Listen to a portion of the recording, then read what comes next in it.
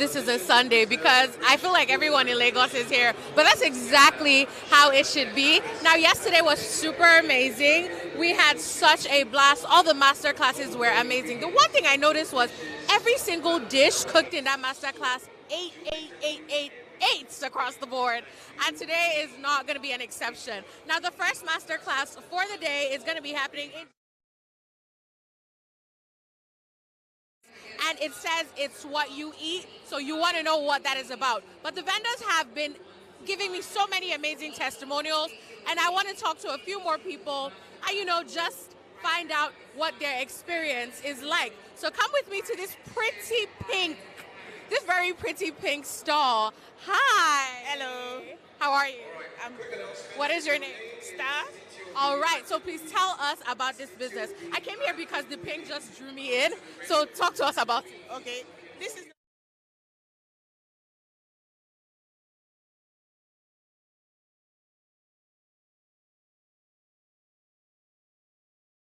Is this your first time at GTCO Food?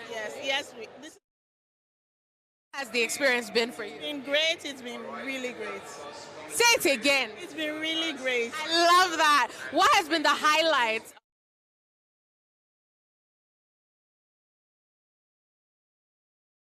New customers who returned. We had people who came on Friday and they returned today.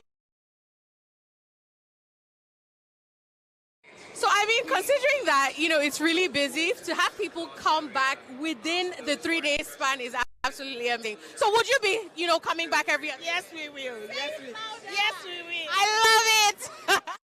Thank you so much. So you've heard from, say, Latatin Patisserie, and she said they've been having return customers in the 3-day span. That is an absolutely amazing testimonial. Hello. Thank you. How are you? Fine, thank you. Please tell us about the business. Tell us about your experience.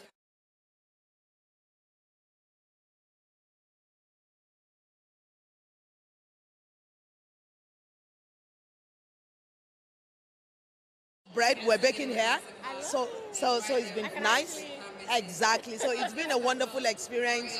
We've had a wonderful customers. We had customers that came from last year. We had customers that have been following us online. We had customers that, it's just been a wonderful experience for us.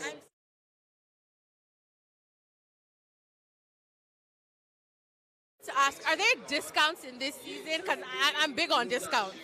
Well, we actually have been giving out, discounts, you understand?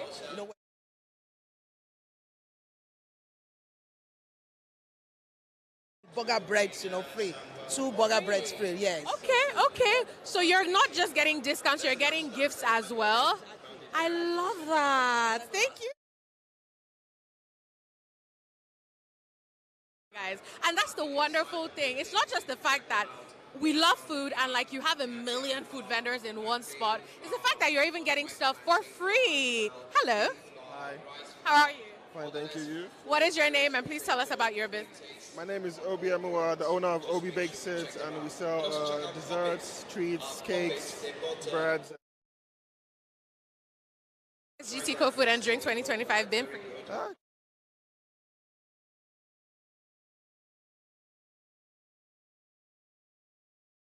So yesterday was really good. Had a lot of sales, sold out everything. So it was really fun yesterday. Yeah. All right. So is this your first time? Yes, this is my first time. Yes.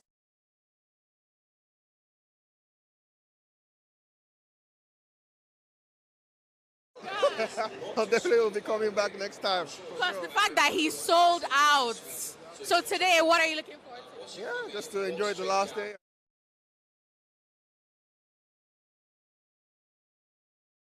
You. So I'm spoken to about 3 vendors now. They're talking about selling out. Okay, so that's the amazing thing. It's not just the fact that, everything is good, the environment is amazing, there's too much to eat, there's too much to drink. You can actually meet people here. People are coming back because they had such amazing food, and they're coming back have it again here in the 3.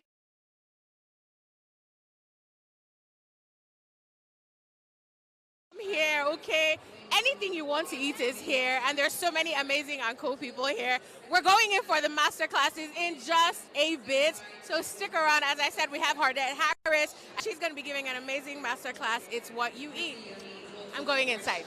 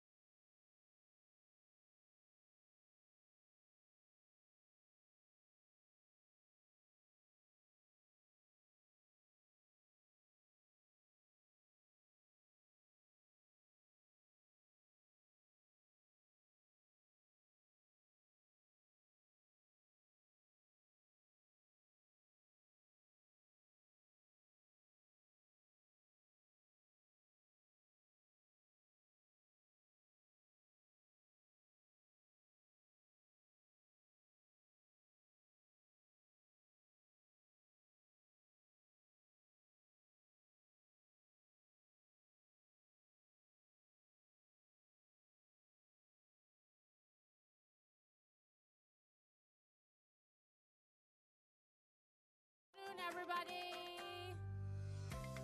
I'm not feeling the energy. Good afternoon, everybody.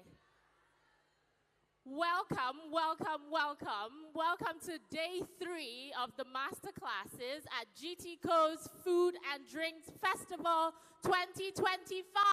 Can I get a woo? Can I get a GTCO, GTCO, GTCO, GTCO, GTCO?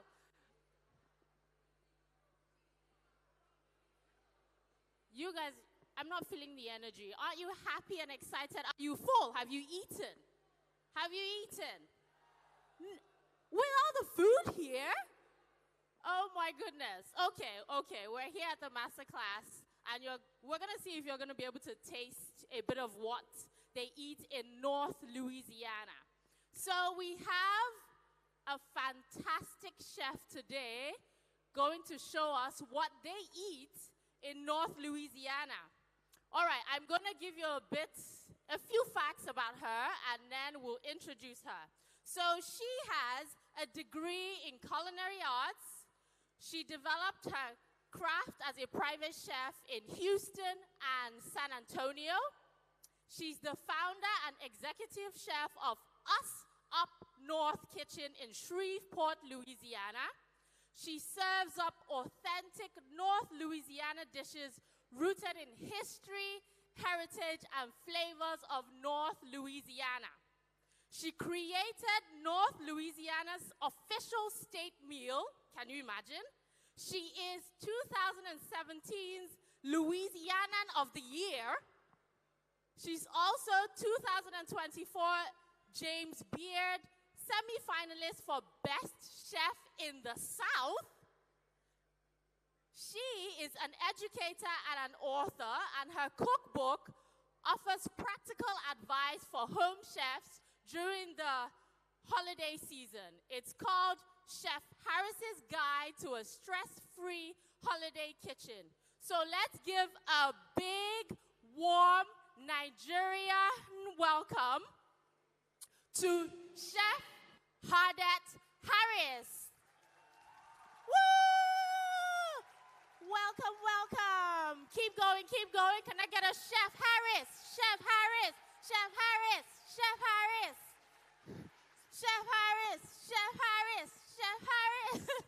Welcome. Thank you. I'm so happy to be here. Aww. I'm never leaving. Yes, stay. Stay. I will stay. Yeah. That's all I need. Just somebody to ask me. Just stay. I hear that you were able to trace your roots back to... I did. It's like 70% Nigerian. See? So there's no need for you to leave. There's no need for you to leave. I know, exactly. I finally made it. Thank you for coming, and thank you for being here. We are very excited to see what you're going to make for us today. What are you making today? I'm going to make, first of all, hot water cornbread. Ooh. I think it's like gari here. It's kind of. They said it looks that way. But it's simply cornmeal, boiling hot water, and just a little salt, a few spices. Ooh. And it's fried. Then we're going to do we're doing black-eyed peas, and you can do this with any peas. It's just like we cook southern greens, boiled with smoked meats, onions and garlic, and we just eat it with the cornbread. Fantastic. Then we're going to do rice and gravy, smothered chicken, and peach cobbler. Peach cobbler? I'm so excited to taste it. I love peach cobbler, so it's going to be great. It's going to be great. So first off, what are you going to do? First, I'm going to... So with our hot water cornbread, the water has to be boiling hot. It can't be tap water. It has to be a rolling boil. And so all this is cornmeal. It's just a little bit of cornmeal. And, however much you need to make what you need is how much you need to put in there. So we put a little salt, a little all-purpose seasoning. What type of seasoning are you using? I'm using salt. I'm using garlic powder, a little bit of onion powder, but just a little bit because it's really a bread. It's not something you would eat by itself as a snack. Interesting. So we can't just sit there, watch TV, and eat fried cornbread? Yes. So my mom makes really good hot water cornbread before she passed away. Oh. And she'd make a whole batch, and then we're sneaking from the side and getting some, so she's, making some because she knows that. So that's the snack part. And then there's some for dinner. But hot water cornbread is an extremely Southern thing. It's not like regular baked cornbread. It's not like a hush puppy because it's just cornmeal boiling hot water. And everything I do here is based on the authenticity of our heritage and our ancestors in Louisiana, in the northern part, because our ancestors were slaves, then sharecroppers, and then just left to make it. So they lived up in the country, in the woods, and I always say up in the woods, there's no grocery stores. What do you have? They only had wild hogs, chickens, and vegetables.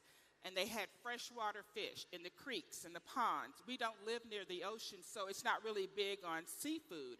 And so southern Louisiana is French cuisine based on, and it's Cajun Creole, which you've heard of before.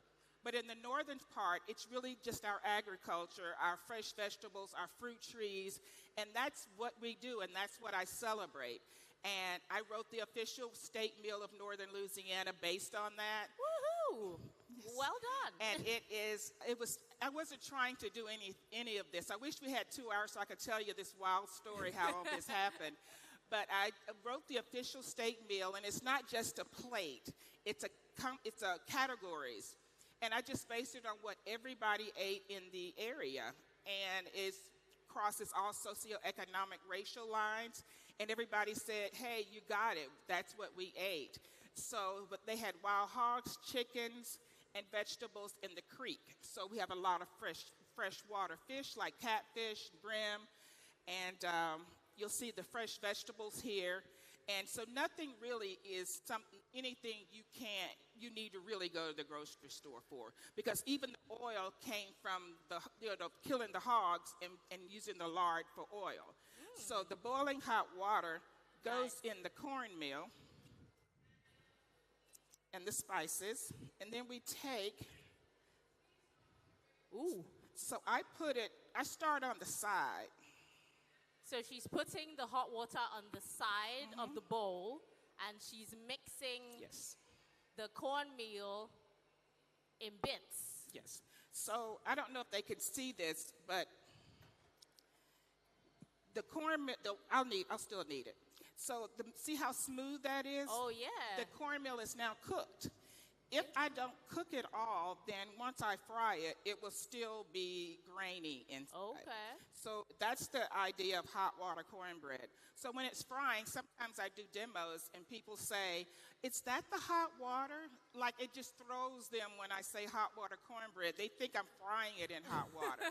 And it happens all the time because they can't get, what that is. So you don't want it too sloshy. Interesting. Can we all say interesting? It is, isn't it? So it won't cook it if it's just a little bit hot. It looks a little bit like yellow Gary. It does? It does. I've been researching, and they said, I think it's like... yellow Gary is from cassava, but this is corn. Okay, but that's what she told me. This is exactly the color. And then we need a little, so what you do is you have a little bowl of cold water or something. It's not really to cool your hands, but traditionally you stick your hands in a little water, and that keeps it from sticking. And so you can make these any way you want. So you'll see them round. And this is something, if you Google hot water cornbread, you will see all sizes. So we make ours into a cone like this. And you got to put your fingerprints on it, or, we're going to say you didn't know what you were doing. She says you have to make sure that your fingerprints are on it so that people know that you know exactly what you're doing. Like when you're that's making my hot water cornbread piece. And then you can make them round like so, but we always do ours. Growing up, my grandmother made them really big, like the size of my hand. They were always big. And so my assumption was that, you have beans or greens or something. It was just more to, fill up, sustain, add more to the meal. Our oil is just a little hot, but, so here's another thing. This usually doesn't burn unless you forget it. Okay. So it can go as long as how brown you want it, because remember the cornmeal is already cooked. Yeah. So once it comes out, it'll seem a little mushy, but as it cools, it'll be more crunchy bread-like. Interesting. Ooh, nice. And we have just a little bit more.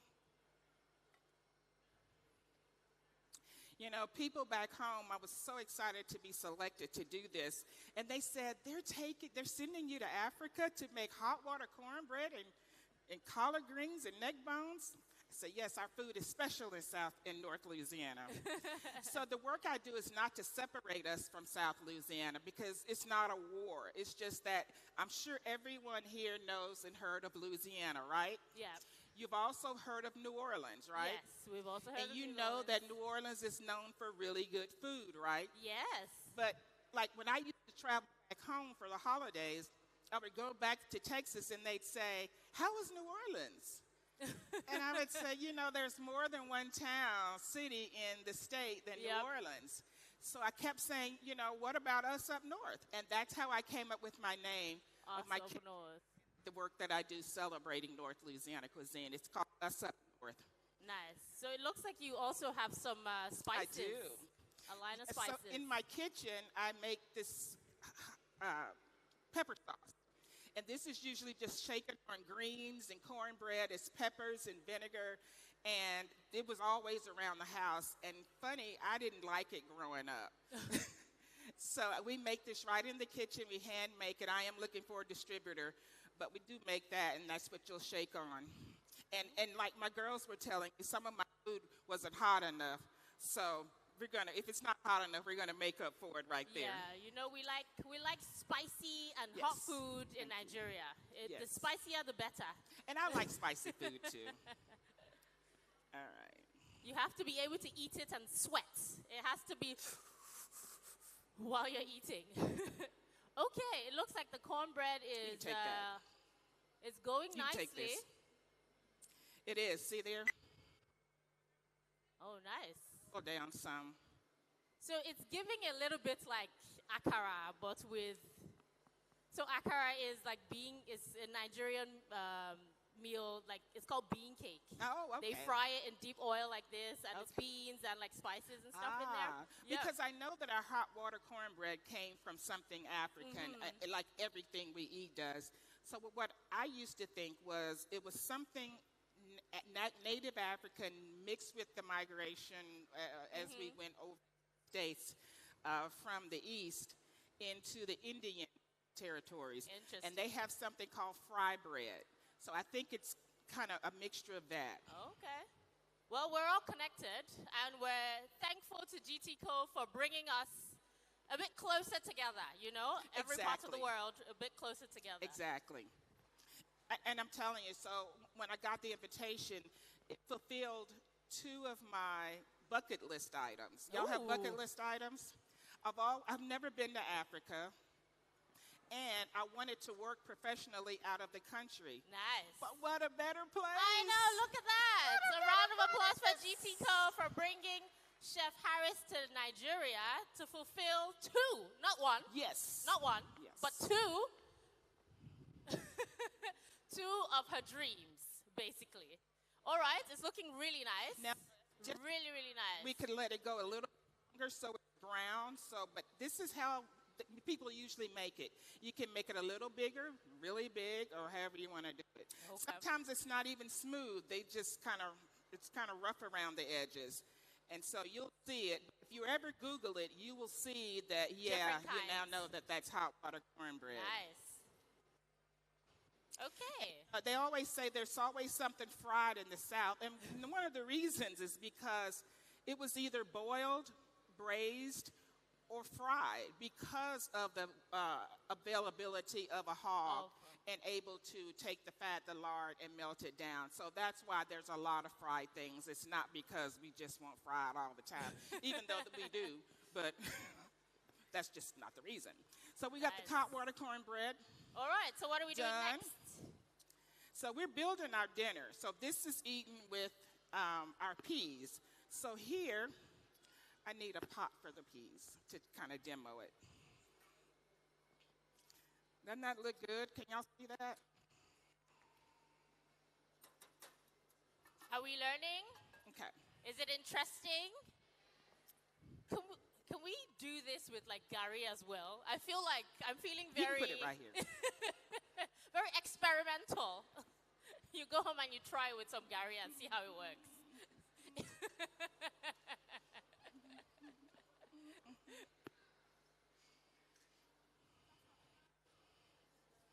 That one won't work. Okay, that's fine. So have you guys been having a good day so far? Yes? Okay. Have you gone round? All right, so what are we doing next? So we eat peas and beans, which I know that's a lot of what you all eat here too. So somebody said, you don't really want to do peas and beans. They already know about that. But this is something we eat just like you eat collard greens, and you've heard of that old southern dish. To do collard greens, and I was going to have to bring them, and I couldn't bring them in the country. Yes. Or I'd still be at the airport kind of waiting around. But so with the peas, we have black-eyed peas for you to sample, but I'm going to show you with these sweet peas here. What do we call them? English peas? Sweet peas? They're just like green peas. Yeah, just yes. green peas.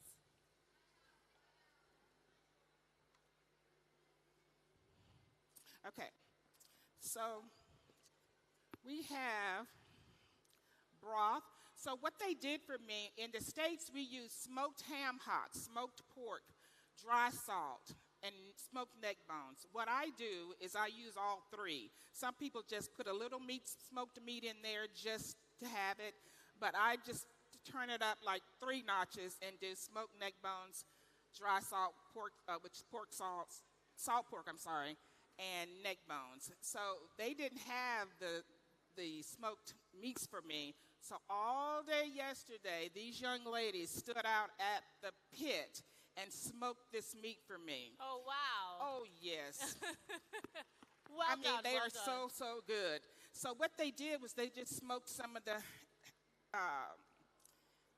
pork, the ham hocks, really the cow leg, I suppose. So we're going to put some of that in there. And so another thing I like to do is put a bone in there because it still has that flavor. And this can be in any order. And so after it was done, we kind of boiled it a little bit, put some broth. Oh. So you're basically just cooking it in its own juices. So this is the broth from boiling the meat. Strained it, kept the meat, and then put the peas in. It's really, really simple. And then we put onions and garlic. Nice. We have garlic. And from here, you just adjust your seasonings. And you let them cook until they're done.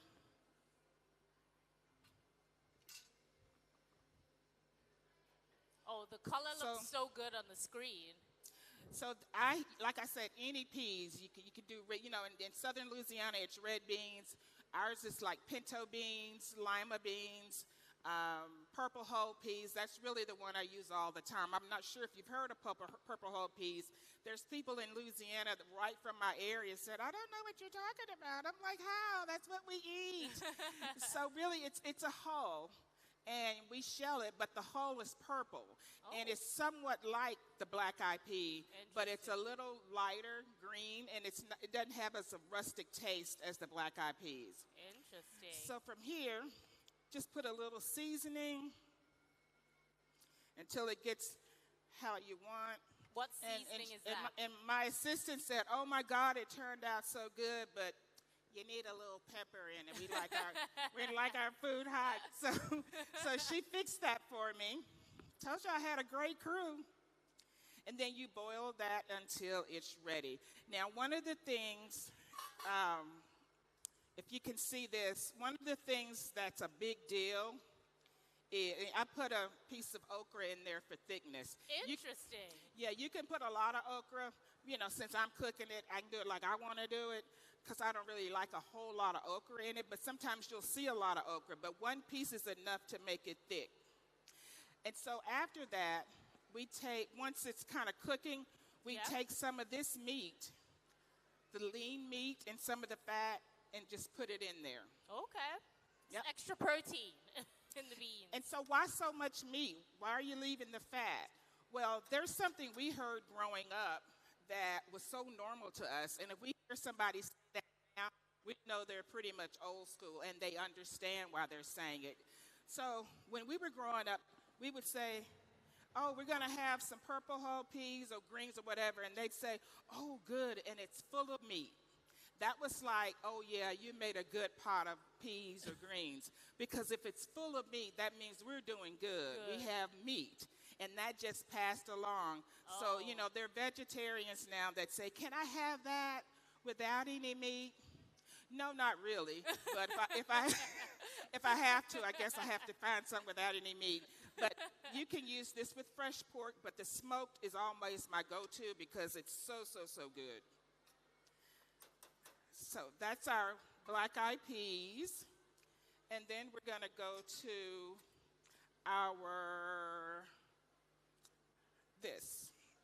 This is our tomato, cucumber, and onion salad. Oh, so it's like a salad-ish? So yes, it's used as a relish side dish, but I do so many presentations, so many culinary experiences, so many dinners. And the two things they ask me about on top of all of the other really good food is, oh my God, what is this? How did you make this? And you know what it is? Y'all already know. What is it? Tell us. It's tomato, cucumbers, and onions. Ooh. But see, that's the thing. That's all. It's tomato, cucumber, and onion salad and a little vinegar. Okay. And so this is used to eat along with it. And I just assumed that everybody from our part of the country ate like this. So it's like eating chow-chow or some type of relish next to your dish. So all that is, I need a little bowl. She needs something. Can I get a bowl? A little bowl. She needs a bowl. Or something to put this in as I chop it. So you have, yes, that's perfect. So we have you can cut any kind of tomatoes. So so they don't have to be cherry tomatoes? No, you don't. Any tomatoes. You can do any, and that's the other thing. That's why you don't see me saying a lot about recipes and amounts, because really Louisiana food and most country food, you just cook till it vibrates. That's the saying, vibration cooking, until it feels right. That's what Vertebrate Reservoir said. So this is high vibration cooking? Is it high vibration? It's a high what? High vibration cooking? Yes, it's high vibration. Yes, I remember. It's high vibration. It's high Nobody vibration. wants that low vibration, right? No. So Only you can high also vibration. just do it in half, because it's just gonna go, unless you're a chef and your cuts gotta be exactly right. I'm a chef and I want my cuts exactly right, but they're not always exactly right. As long as it's chopped, it's fine. That's right. As long as it's chopped. And then if they don't want to chop it, they can put it in like this. Okay. But actually, usually growing up, and sometimes people maybe miss that, it's just usually slices and bigger pieces like a salad. So with the cucumbers, tomatoes, and the onions you'll put in, sometimes I'm asked what kind of onions, whatever what kind of you onions? have. Anyone you have. We're going to use white onions and green onions. And then we'll do the cucumbers. And so I'm just chopping these because that's the size I'm making everything else, right? Okay. So she's making a salad of cucumber. What's the next ingredient? Okay. And what else? Nice. And what type of onion can you use? Whatever you have. That's right. Hey, you're good. So she's my side teacher. That's right. Make sure they remember. Yes, Yes, because this is easy, so you can make it. It's very easy. And like I say, when people come, they ask me, like, what is this? Oh, my, they'll come in the kitchen and say, excuse me, what in the world is this? Like, all that other good stuff. But the thing about it, it's fresh, it's onions, you know, like, I like onions thrown on the side of anything, fresh onions so you can crunch on it, even like fried fish. So I think the freshness of it is not what they're used to. So like in Mexican food, it's pico de gallo. Yes. And so just to have this fresh flavor next to your food, just to crunch on, and then it kind of swims and sleeps in the vinegar. Yeah. So we kind of like a side of onions with stuff as well. We have suya, which is basically barbecued beef or chicken, and they sell it they put it with the meat, and you can have a side of onions. Yes. And there's like a rice cake thing called masa, so it's like a thing. Some people eat it with tomatoes as well. So yes. And so we put the cucumbers in. You can cut these however you want. You can make, like I said, you can make slices. You can leave the seeds. You can take out the seeds. However you're feeling. However you want it. And that's really true. If you make this again for somebody and they say, it's not supposed to be like that, you said, yes, it is. It could be however I want it. Eat it or don't eat it. That's right. But, you know, in Louisiana and the South, we're offended if you don't eat. Yeah. So, you know, and you better eat a lot. Don't come in there and then you have this much left and like, I'm done. Because, see, we do marathon eating. So we're going to kind of say. Finish your food. That's right. Yes, exactly. Because we're seriously going to think you didn't like it or there's something wrong. It's offensive. You didn't want to eat here. And in the Harris family, we just are big eaters. And so my family cooks too. My brother and my sister, my niece. Oh, and nice. my nephew, they are really good cooks. My dad was a big cooker. My dad passed in late 22, and then 1 year later, my mother passed away. They were together 57 years. It's been such a huge blow. But I try to honor them in everything that I do and speak on them because this is, you know, they taught us all of this. So you come from a big, like, food family, basically. Yes. Is that what inspired you to be a chef? Actually, yes, because, you know, especially on my dad's side, they came from the country. So we ate all of these things all of the time. And I remember being at my grandmother's house. I can see, you know, how you can visualize it. And I remember eating cream peas and cornbread. And I remember saying, this is extremely, extremely good food. And I've never forgotten that. I knew that our food was good. So my background is private chefing, where not a personal chef, but private chef, where I work for private individuals. Yeah. I went to culinary school, graduated, and I went to culinary school to become a private chef. That's what I wanted to do. And that was because I wanted that intimate family feel, where I'm cooking just for you.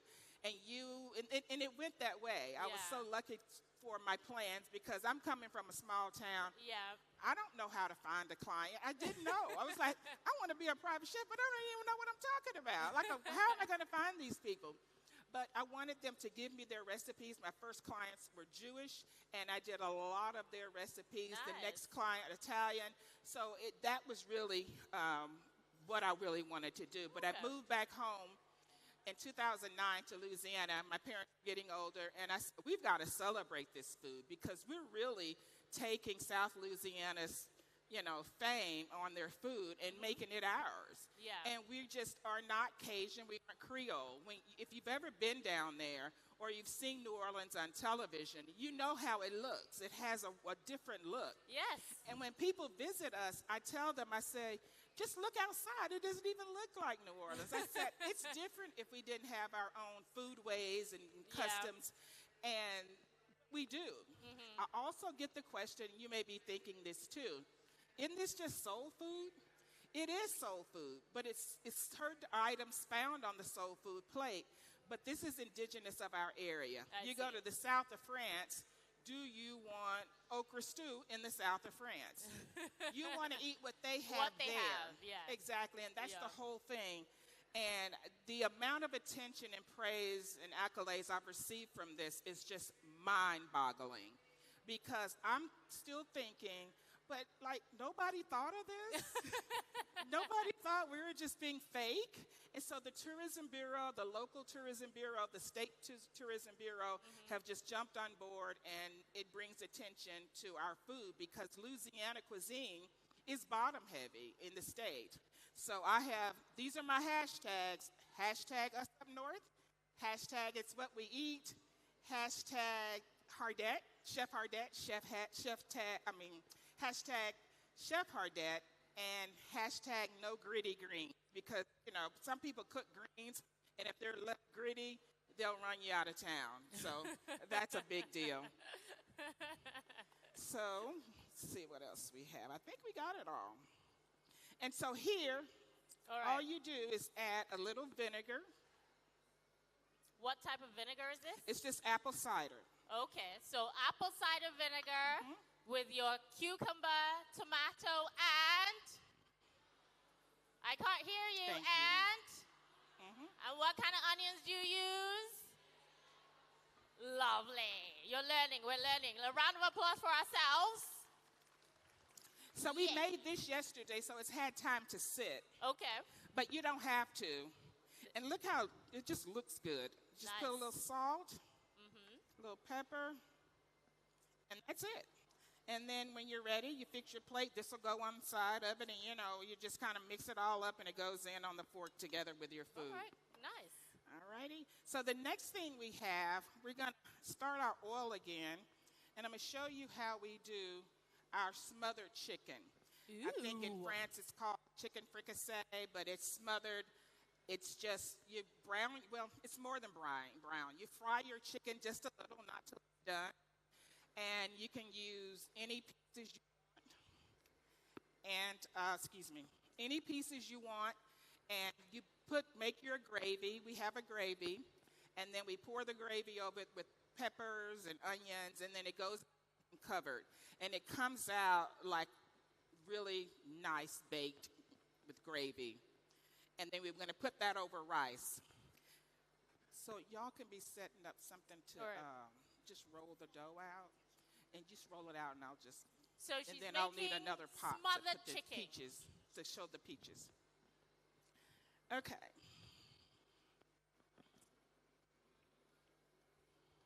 Are we having a good time? Are we having a good time? Are we learning? Are we going to cook something like this at home? So are y'all cookers? Am I telling y'all stuff y'all already know? Or y'all learning? Because, sometimes I'm talking to people and they really are good cooks at home. But, you can always learn a little more. Yes. Especially when it's a different type of food. Because, like I say, I'm sure people are saying, isn't this just soul food? But it's food that's cooked with love. And you probably can't tell yet that I love what I do. I mean, I really love what I do. They say you don't make money when you love what you do too much. That might be true. That might be true.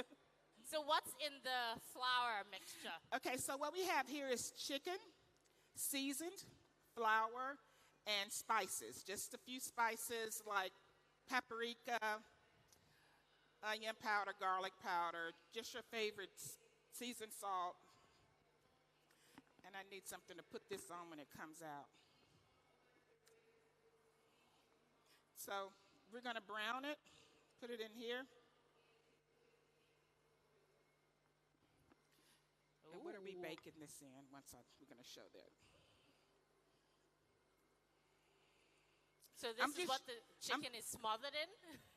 This is why you call it smothered chicken? Right, because we're going to smother it in gravy. Okay. And so I'm using these little pieces for the sake of samples, but this can be a whole chicken leg, and you just put it in your dish and cover it. We also do this with chops. Oh, okay. Oh, that's another hashtag. Hashtag smother pork chops. Hashtag top of the boot.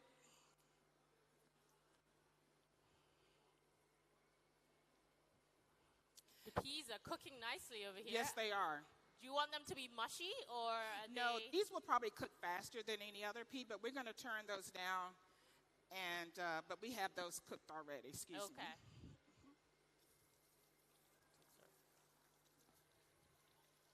Y'all learning anything so far? Okay.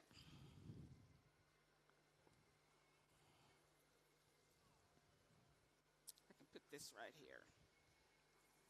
I can't wait for how everything is going to come together. It's looking really good.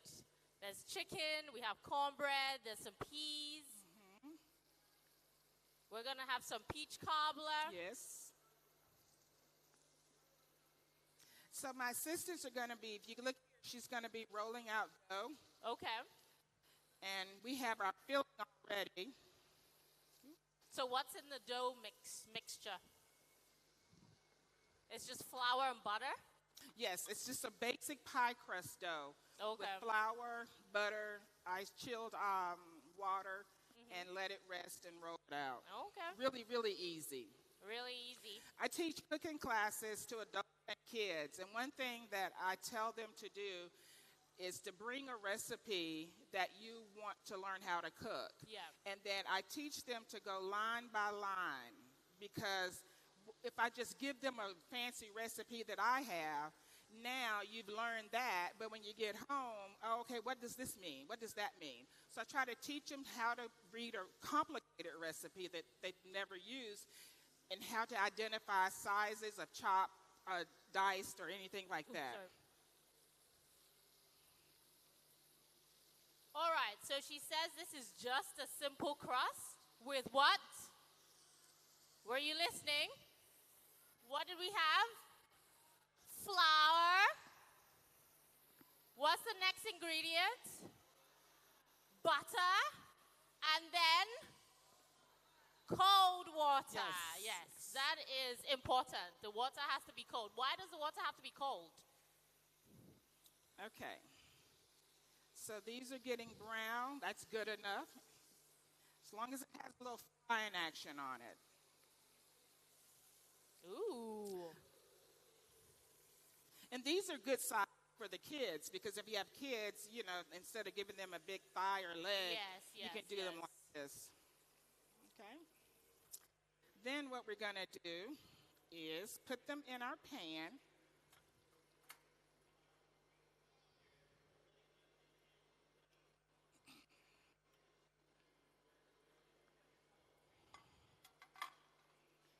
We're going to put these here. You'll have a baking dish with it's sprayed or something like that. Or put butter in it. And then we're going to have our bell peppers and onions. It can be whatever you want, any flavor, any color. Put this over it. And a little garlic. Very colorful. Nice. Yeah. It's very, very easy, but it's so, so, so good. And then you make gravy in advance. So we have gravy here. Can you move that for me? That pan, just move it. Thank you. What's in the gravy? So the gravy starts with a roux, a dark brown roux, which my assistants made perfectly. Like, I really need to take them back with me, seriously. Because when she brought it to me, I was like, it's perfect, perfect. You know, you could beat them out in South Louisiana with your roux, a dark roux. Please don't go, don't leave us. She's going to take you back with her, but yes, fight to she stay. Is here, yeah. So you're going to start with a roux, and then a roux, and then we're going to put boiling hot water or broth. I used a bouillon, and just keep bringing it up. But also, when you do something's burning. Something is burning. No, Smell like something's burning, like some paper or something. Okay, but anyway, we have this in your roux. Maybe something's on the bottom. In your roux, you're gonna put this in, and then add your broth, and let it thicken. And see how this looks? Got your chicken, your fried chicken. Don't fry it all the way. Your peppers, onions, and you just put this over it. Ooh.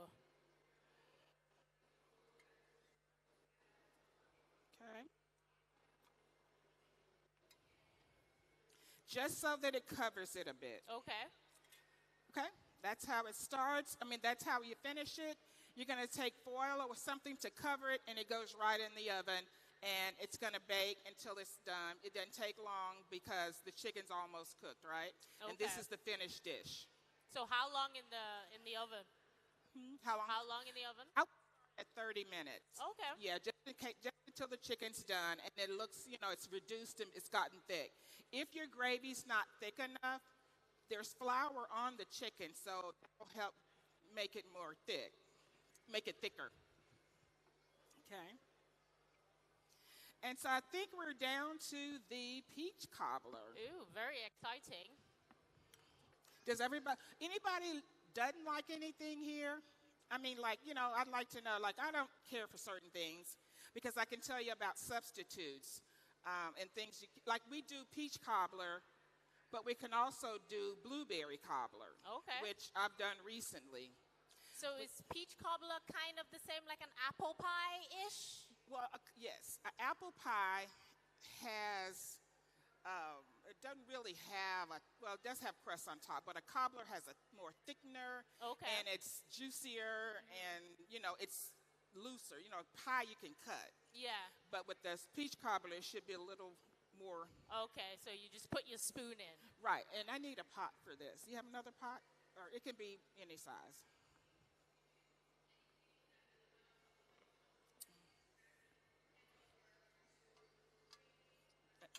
The small one.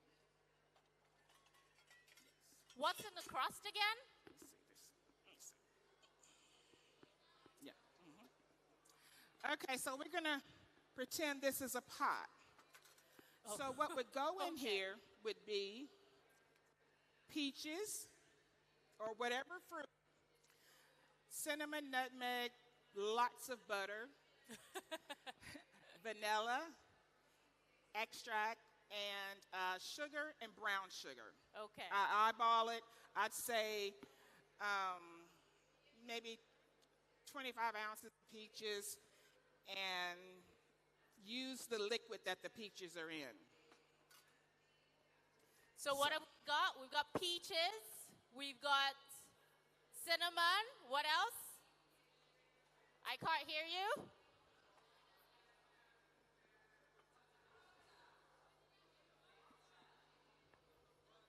Lots of butter. Lots of butter.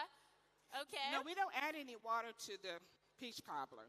So in your pot, this is what you're going to have. Dump the peaches, sugar, white sugar, brown sugar, the spices, cinnamon, nutmeg, vanilla extract, and lots of butter. Okay. I usually do about 2 sticks of butter per recipe for just a regular normal recipe. She's rolled out the dough for me. Yep. And so we're going to put this in here. Let me see this. So white sugar, brown sugar, peaches, cinnamon, We have the brush. Did we bring and the lots brush? of butter.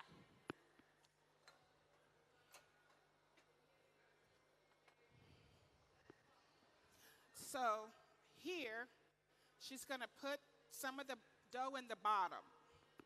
I'm telling y'all my secret recipe because I love y'all. I would not be telling all this in the States. I'd be throwing you off with all kind of other stuff. But I love y'all. We love you too, Chef Hardette. Thank you. So what she's going to do is put this in the bottom, right? We're going to have some butter, lots of butter. That's what makes it good. And we're going to melt it. Got that? Oh, I don't think that one works well. Use that one. You can take that off. Yeah, just take that off. While she's Try prepping to up the warm rest of whatever the they're food. going to eat up. All the right. best you can. Like you can stick those in the oven for a few seconds Okay, if I you see. can. There's a few hands. Questions. And then if we're Microphone for questions. sampling, let's get that Okay, stuff somebody's out. over here. Yeah. So we're going to put the butter on the top, same way. Okay.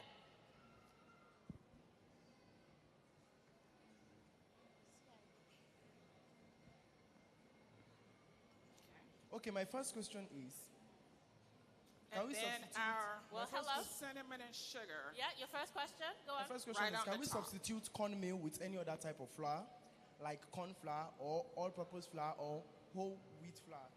Okay.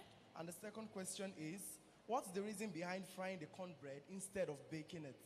Okay, so he has two questions. He's asking if you can substitute corn flour with any other like wholemeal grain, and why are you frying the cornbread instead of baking it? So he's talking about the cornmeal for the cornbread. Yes, for the cornbread. So the cornmeal, the answer to usually of why it's all, or can you use, it's based on what you have. Remember, it's all what my grandmother and ancestors had. So they had corn, and the only thing that worked in that area was a cornmeal, a grist mill, where they ground the corn. So quite naturally, they'll use cornmeal. Some people put flour in their hot water cornbread. That's not unusual. They put a pinch of sugar. And so frying is because they could fry it easily in lard. You know, you can make an oven, but back then they just fried everything. Yeah. They just fried everything. Okay. And this is very quick. If you find yourself with a pot of something and you say, dang, I didn't make the cornbread. Well, then you got to get out the eggs and make the cornbread and milk. Yep. But this, boiling hot water here, now you got your cornbread. So quick. Nice. Okay, who else has a question? Can we get a question over here? Cutting board to cut. So here's your peach cobbler. Goes right in the oven. Nice. Just like that. Yes, so instead of the pork, in Nigeria, some people forbid pork. Okay. Muslim or other regions, Muslims. Yeah. Can we substitute that for something else? Okay, so because some people have religious inclinations of pork. So can you substitute the pork with something else? Yes, you can. I mean, like, even though I made that about vegetarians, I do make, I do make this without meat. You can like saute, my thing is to saute mushrooms, onions, and get that little earthiness, and then build on top of that without using any type of meat or smoked meat.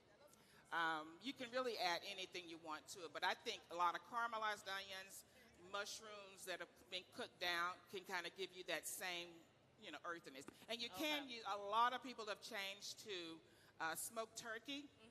I use the traditional only because I'm presenting it in a traditional way. I see. Because it shows what they had. Okay. So, and you can use smoked chicken, whatever you want. But that's why it's like a pot meal. It's just like a gumbo or any stew. You put whatever you want in it. Okay, we have time for one more question. And okay, somebody over here. Hi, can we, oh, I'm sorry. The salad. Yes. The salad. Can we use lettuce, like other things for the salad? Maybe we can be creative with it. Okay. Is this kind of warm? A little bit. She's asking if she can be more creative with the salad and use like lettuce and different things. Yes. So sometimes with this tomato cucumber, now you can cut it bigger, and you can also marinate this in the apple cider vinegar the same way and serve it like that. Okay, cool. Excuse me. All right.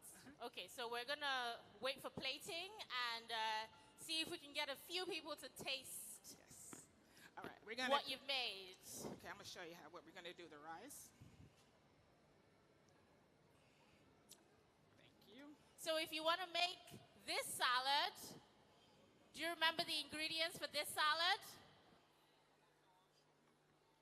What are the ingredients for this salad? So get your plates Cucumber. ready so you can follow me and make them like this. Where's Cucumber, the chicken? tomatoes, and onions. The Okay, chicken great. is still And in if the you oven? wanted to make the crust let's go for ahead. We're the gonna peach put it right here cobbler, what would you use? Flour, butter, and very cold water. Well done, everybody. Okay, we're gonna maybe take one more question, and then we will get to try some of the stuff. Sorry, hold on. Let's get a microphone. So I hope we warmed this up enough, but you'll get the gist of it. Just one more. Isn't that pretty? Ooh, love it.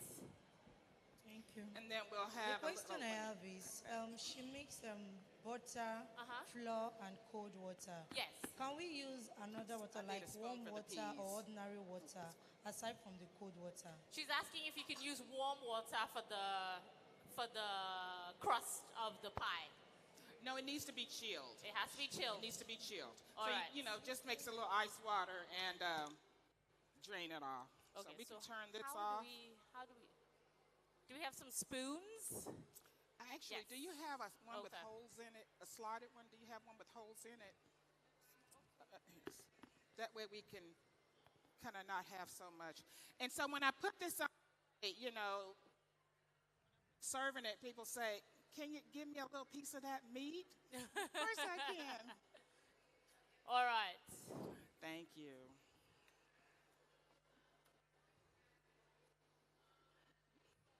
So we're going to get 5 people And to I'm gonna cut try the cornbread. food. Hold on.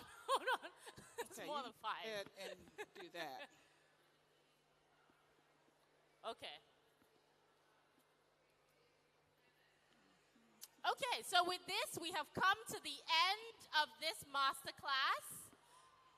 Was it interesting? Did you learn a lot? What do we say to GTCO? And what do we say to Chef Hardette? Can we get a Chef Hardette? Chef Hardette? Chef Hardette? All right, thank you so much. Were they saying stay, Chef Hardette? Please stay? Yeah, they were saying stay. They said stay.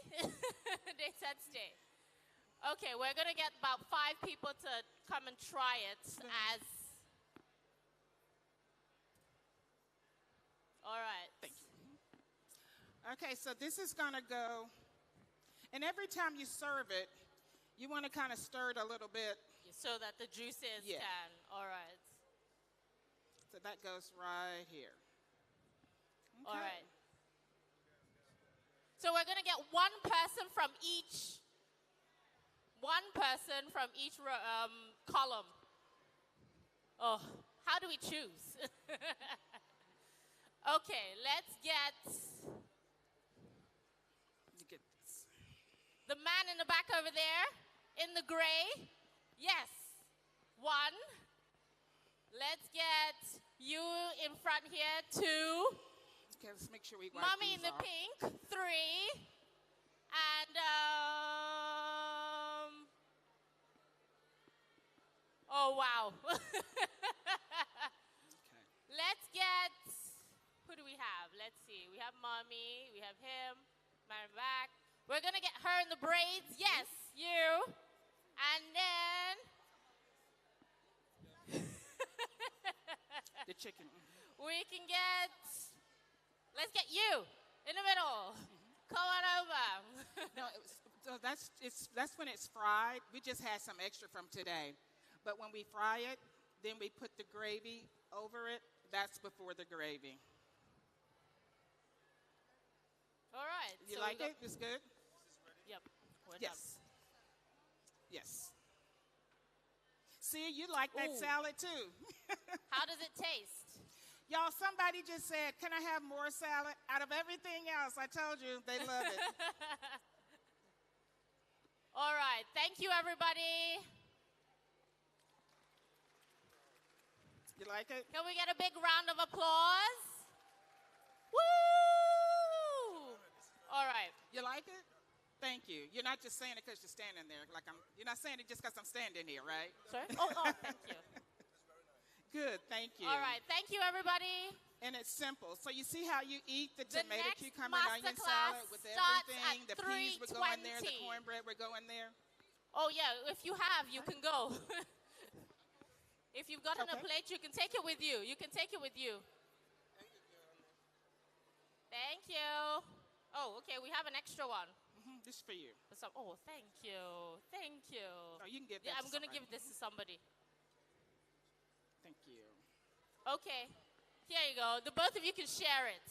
All right. I'll just Our make, next let's make masterclass one is big starting plate, at put it on the end 3:20, for so we pictures or need to something. clear the hall, please, so we can get ready for the next masterclass. Thank you so much, Chef Thank Harris. you. Stay, please. Don't go. Okay, I'm going to stay. They said they wanted me to stay, so I got to stay.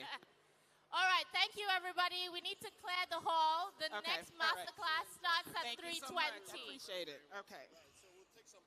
Okay. Oh, yes, please. Let's take some okay. photos. You need to take this off? Okay. How did it go? Thank you. Thank you.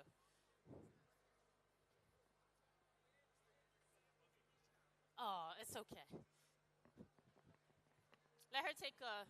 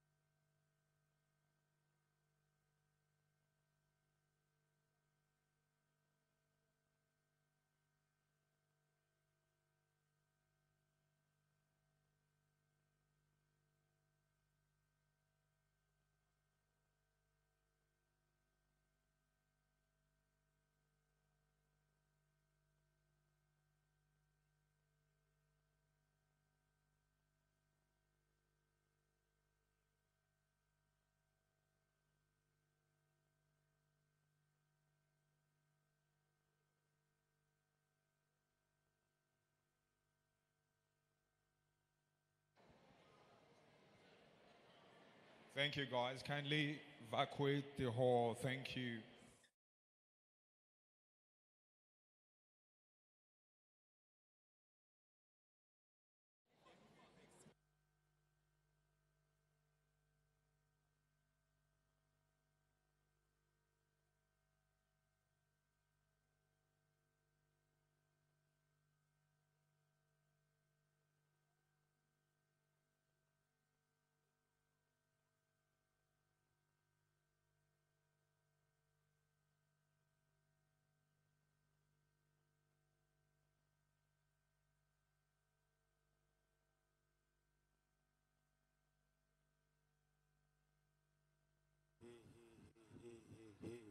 Check 1, 2. Check. Hey. Okay. Mic check. Mic check. 1, 2. Okay. Mic check 1, 2. Okay. Mic check.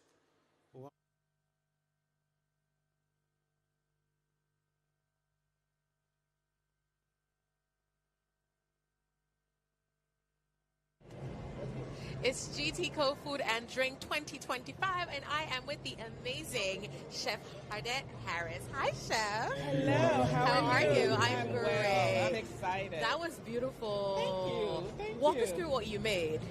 What did I make? Yes. I made black eyed peas, the southern way, with smoked ham hock, smoked neck bones. Ooh. Yes, and throw in a little okra. We made rice and gravy and smothered chicken. We made peach cobbler, and we made tomato, cucumber, and onion salad to go with it. That is so much for 1 hour. It was. I just heard myself. I did all that. Wait. With But a that great just goes team. to show your prowess, and obviously big ups to your team. Now, Thank you. Your cooking, your journey is like, you're bridging the gap between tradition and innovation. Yes. And obviously you are Southern, you come from Louisiana. Yes. There's so much rich culture, Yes, and it you have is. so many influences Yes, we do. in that. You're thinking French, Creole, all of that. Right. And now you're telling me this is your first time in Africa. Can you find any connections between your roots and, how we are here? And that's one of the reasons I've always wanted to come to Africa, and I've always wanted to cook professionally out of the country. And to be asked to come to Africa, for, to do both of those, because the peas and the rice and the pork and even the okra and the okra and the cornbread, all of that, I've already known that it came from my ancestors. Yeah. So to just circle back, I'm just so happy to be here, and I'm happy to be asked to show what we do in North Louisiana at the top of the boot. I love it. Honestly, Louisiana is always one of those places that I've always related to as an African, because it just really has that home feel. It really does. When you eat Cajun food, it feels really good. Right. And it's nice to see that. Have you thought of maybe opening something, Southern style here in Nigeria? Because Nigeria has so many restaurants, but we don't have anything like that here. So it would be very wonderful knowing who you are. Right. It's going to be. So how soon? First trip. When are you making the next one? I know, right? So that's the first thing. This is my first trip, and then one of your questions in my interview is, when am I coming back to open us up north?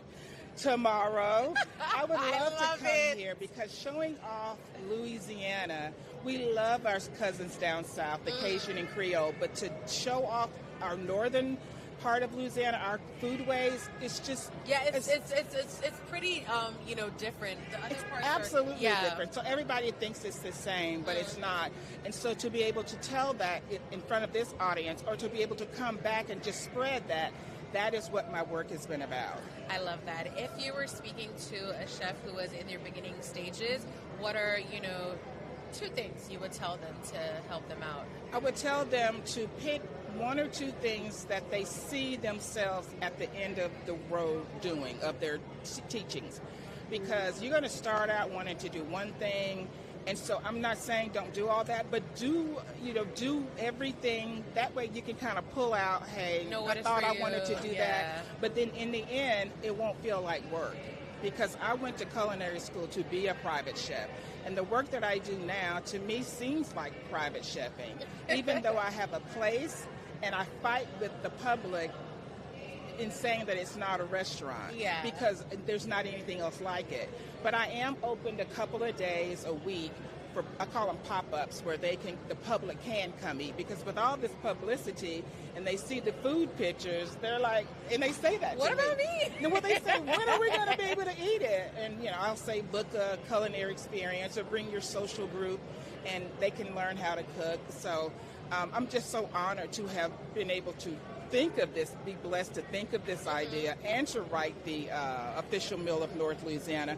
That's such a big deal. And it was passed unanimously by the legislative session in 2015. Amazing. Only the second official state meal in the United States. Okay. I had no right. Okay. All right. I had no idea. So, yeah, I love what I do. I love it as honored. well, and it's absolutely inspirational. Thank you so much Thank for you. all that you do. I absolutely love this interview. All right, guys. Yeah.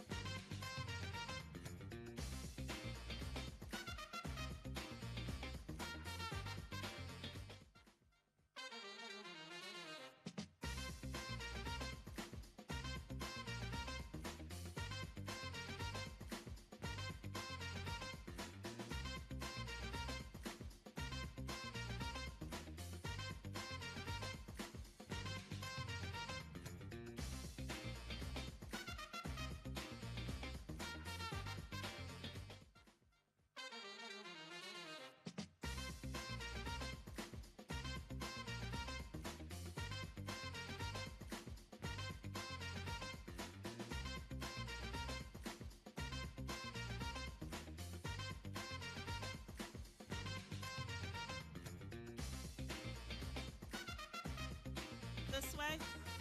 And lift up. Okay. Can I just start with the bowl?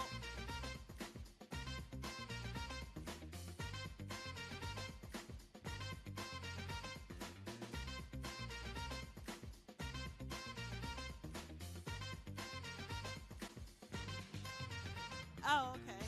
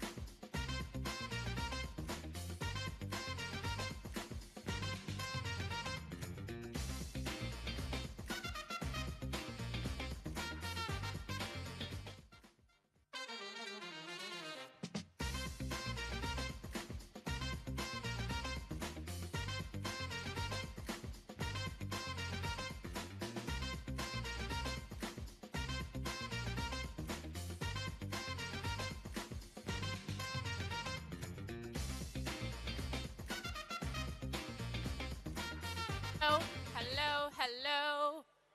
Hello, hello, hello. Hello. Good afternoon, everybody. Good afternoon, everybody. Good afternoon, everybody. We're getting there, we're getting there. Welcome, welcome. Good afternoon, everybody. This is day 3 of the masterclasses at GTCO Food and Drinks Festival 2025. Can I get a woo? Can I get a woo, woo, woo, woo? Can I get a thank you, GTCO? You boy are giving me the energy that I'm looking for. Lovely. Okay, so this is the Pachue masterclass.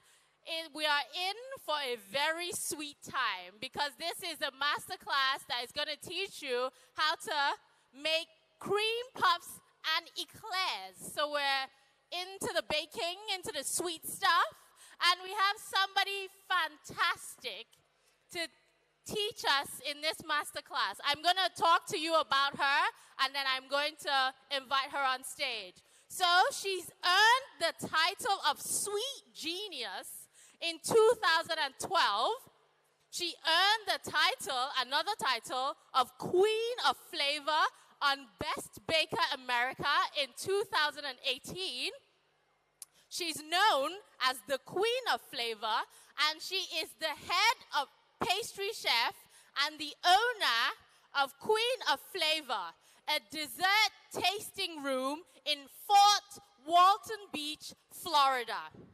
She's been featured on Craig Laban's prestigious 4-Bell Finest list, The Atlantan, Pastry Arts Magazine, and the Food Network's magazine. You might have seen her on the Food Network, on Netflix, but she's here today. She's also served as the executive pastry chef at the Four Seasons in Atlanta and the Beverly Wilshire. So she's got, you know, lots of things on her resume. She believes that there's always room for something sweet. And we are talking about none other than Miss Lasheeda Perry. Woo! Can we get a Lasheeda? Lasheeda, Lasheeda, Lasheeda, Lasheeda, Lasheeda. Yay! Welcome. Thank you. Welcome to Lagos. Thank you for having me. Thanks for Hello, coming. everyone. Good afternoon. Thank you for having me. Are you getting the energy? Is this, oh, is yeah. this the energy that you I'm need? getting the Do you energy. need a little bit more? Yeah, a little bit more. A little bit more energy, you guys. Thank you. Thank you. Welcome. Thank you for having me. How's everything going? Good, good. My first time. It's her first time in Lagos. Can we give her a big Nigeria welcome? I hear the Queen of Flavor has turned 1, so congratulations. Thank you.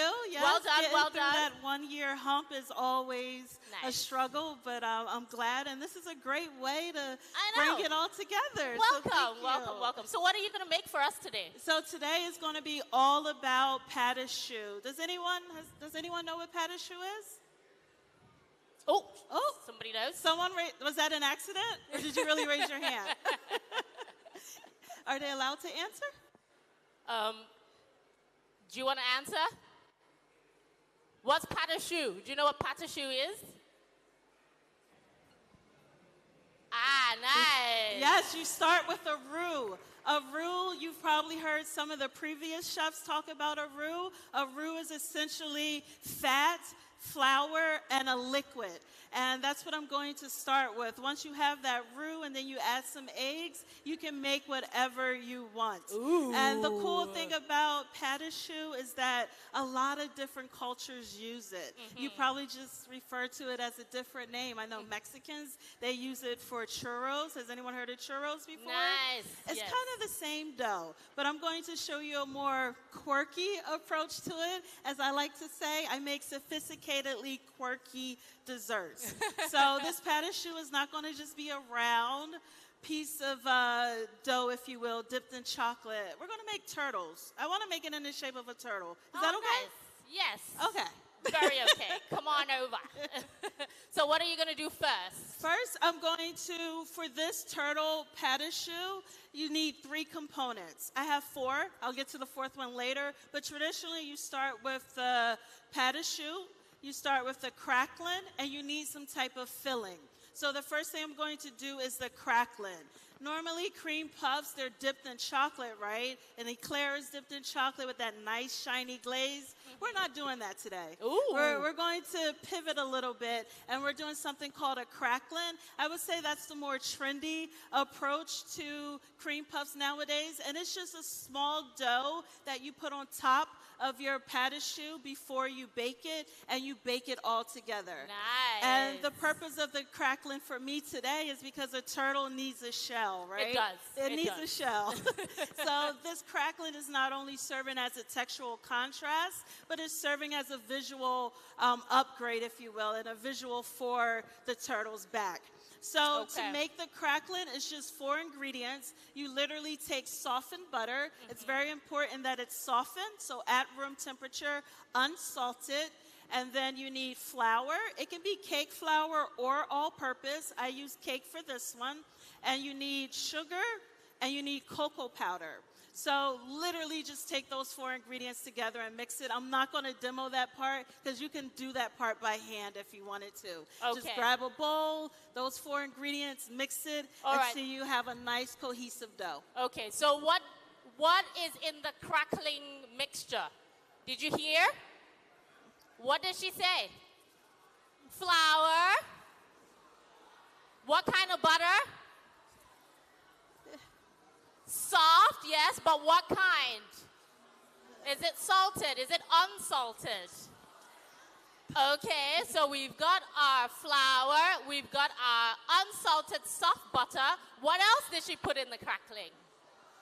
Cocoa powder, okay. Have they got it? Is there anything else? No, just those 4. See, there you go. See, we're learning, everybody. And if you did not want this to be chocolate-based, you can definitely omit that cocoa powder, replace that with your flour, because you still need that dry ingredient, and then it would be a nice neutral color. And you can color it if you want by adding some liquid food coloring gel. That can be purple, you can do yellow. I've done it all. So do know that you can change the color. Nice. Okay. So once you have that dough, while it's nice and soft, put it between some parchment paper. Using a rolling pin, go ahead and roll out that dough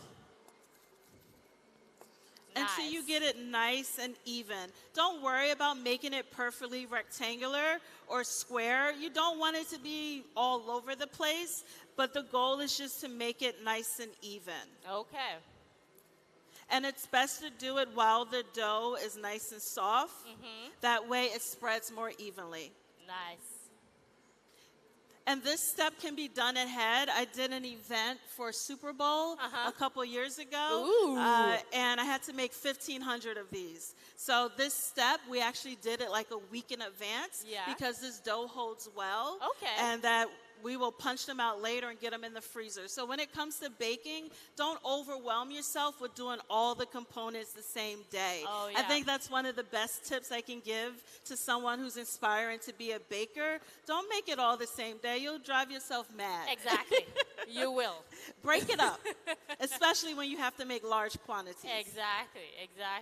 Okay, I think this is looking good. I like to rub my hands over it just to fill it, make sure it's filling even. If you need to thin it out on another area, you can.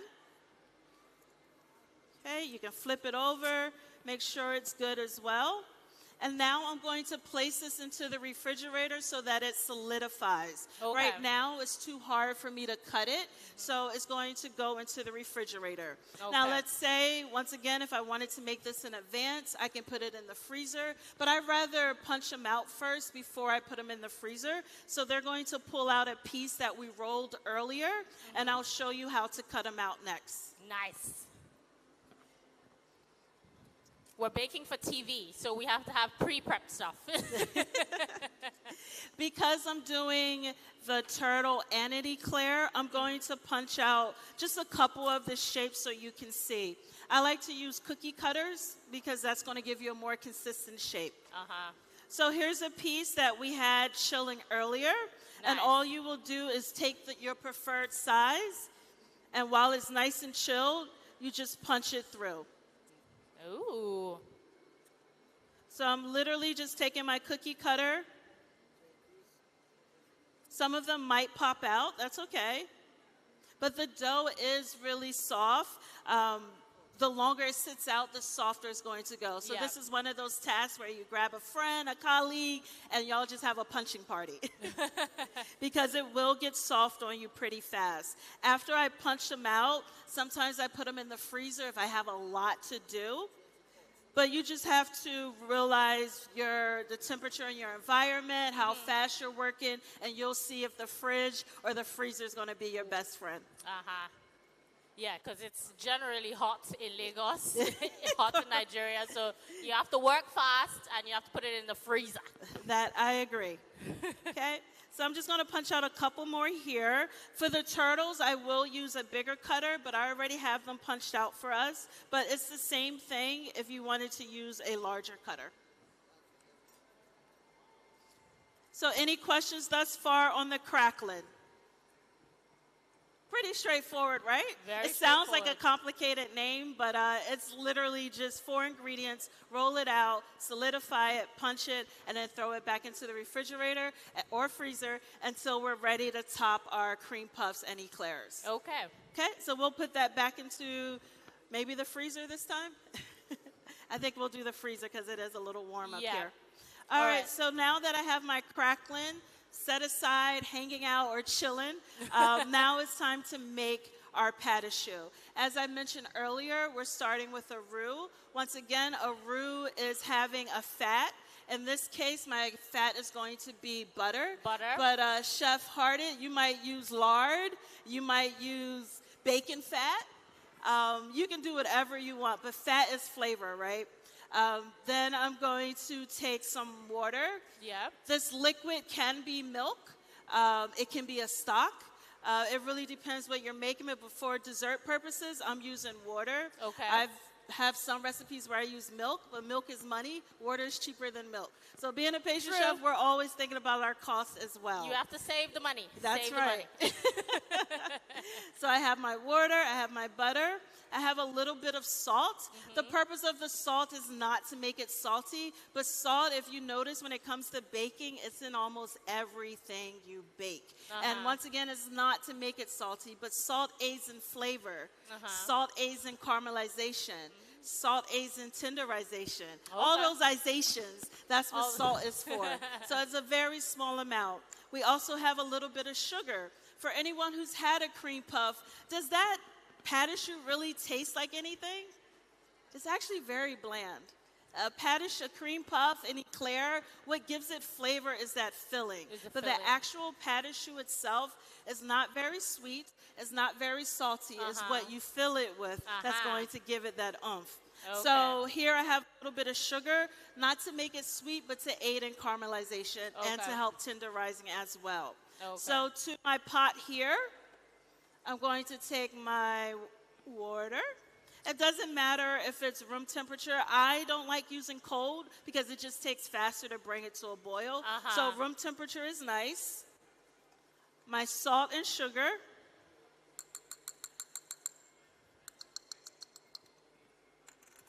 Unsalted butter. It's very important that you use unsalted butter. You'll hear me say that several times. Most baking recipes call for unsalted butter because you're adding salt already. So if you add salt on top of salt, too much salt. Correct.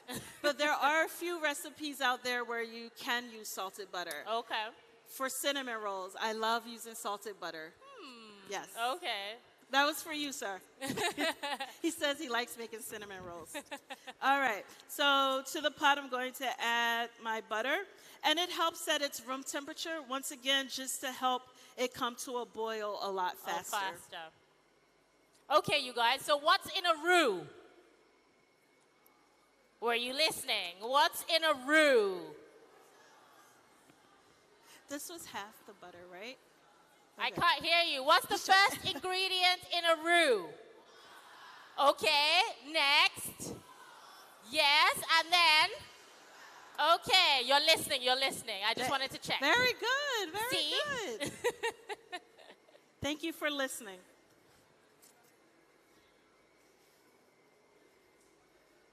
All right. So once I have the water, the butter, the salt, and sugar, I'm going to bring this to a boil, making sure that all of the butter has completely melted. That's very, very important because this can come to a boil, but there can still be chunks of butter in it. Interesting. So is it going to be like a low heat type situation? Come again? A low heat. Is it a low heat type situation? For sake of time, I'm going to do medium. But I like to start with medium. Okay. Yep. Once I add in my flour mixture, though, then I reduce the heat. Okay. Okay. All right. So while that's melting, doing its thing, the next step to making a roux is adding your flour. In this case, it's going to be flour and matcha. Has anyone heard of matcha before? Oh, yeah. Matcha, the matcha craze is everywhere. It is. And my thing with matcha, it actually started out as a way of using a natural food coloring. My love for matcha wasn't, I'll be transparent, it wasn't for its flavor. I was challenged. I was working at LinkedIn. Everyone heard of LinkedIn before? Oh, yeah. I was their executive pastry chef for 3 years. Oh, wow. Well done. Yeah, in Silicon Valley in California. And I was challenged to come up with natural food coloring because that was very important to some of the engineers there. Yeah. So I was like, okay, what ingredients do we have lying around? And matcha is a great natural food coloring because it's green already. Turmeric is good. Because it's freeze-dried ingredients like raspberries, strawberries, purple sweet potato. I want to find a purple sweet potato before I leave. Or do you have purple yams? You don't have purple? Oh, okay. It might be a little bit difficult, but this is Lagos. Whatever you need, we can find it, okay? But, whatever you need in Lagos, we can get it for you. But this is a great natural food color, and obviously it has great flavor as well. So what I'm going to do is combine, I have all-purpose flour here, and I have some matcha powder here as well. The thing with matcha, though, is depending on the brand, the green intensity changes. Sometimes it's nice and vibrant, like Japanese matchas. Those are my favorites, but they're the most expensive ones as well. But their color stays true, meaning that if I put it into whatever, it's going to maintain that color. Can we reduce the heat there? So if we don't have matcha, what can we use? Gel food coloring. Okay. But you will add it at the end. You will not add it now, with the flour. I would add it at the end with the eggs, but if you're using a dry, freeze-dried or whatever, you should add it with your flour. Okay. So I'm going to use only half of this because after making a batch yesterday, I realized the color changes a bit because of the brand I have. So I'm only going to use a little bit of my matcha here. I'm going to give it a nice whisk. How much flour is in there? This is about 120 grams of flour. Okay. And for the matcha, it was, I believe, 8 grams. Okay. Okay. So you need a scale. Is that your best friend? Absolutely. If you're serious about baking, pastry, desserts, I would highly suggest investing in a scale. We work in grams. In the States, we work in ounces and pounds as well. But using a measuring cup, I don't recommend that for someone who's really into baking. It's a more precise measurement when you're using grams. Okay. Or pounds and ounces. All right. So now that I have my dry mixture, my liquid has come to a boil, that butter has melted completely. Nice. Now I'm going to stir in. What are we making, everybody? What are we making? This is a roux. I'm going to turn this off. So we've got butter, we've got water, we've got flour, and there's matcha in there for some coloring. And a little bit of flavor as well. And a bit of flavor, okay, and a bit of flavor. So once I have that, I like to turn my flame off, especially since I'm not used to this stove. I'm just going to reduce that. Well, I turned it off for a second, but now we can turn it back on. Because at this point, you want to cook out all of that starch. This step is very, very important. This is where I get my workout from, if you haven't seen my muscles. This is from making a lot of pastry. So you have to cook out all of that liquid. And you're also getting those starches fully emulsified as well. So you want to make a nice cohesive roux here. Okay. I don't want any lumps of flour. I don't want any lumps of matcha. It should be a nice green looking mass of dough. Nice. So can we turn this back So on if we were using low? gel food coloring, would we put the coloring in now? No. Oh, we will wait till we put the eggs in. Aha, okay. Because although it is gel and it's thick, it's still a liquid. Okay. And as you can see, all of our liquid has evaporated here. So by me adding gel food coloring, I can mess up this here. So it's best to add it with the eggs. Correct. Okay.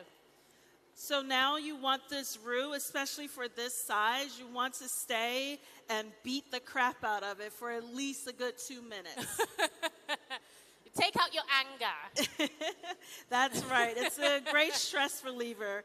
And the bigger the batch you have, like remember I was telling you I had to make 1,500. We broke it up into several batches. But those students that were helping me, they were not happy by the end. They were upset. So they had to beat it. Yes. But it's worth it.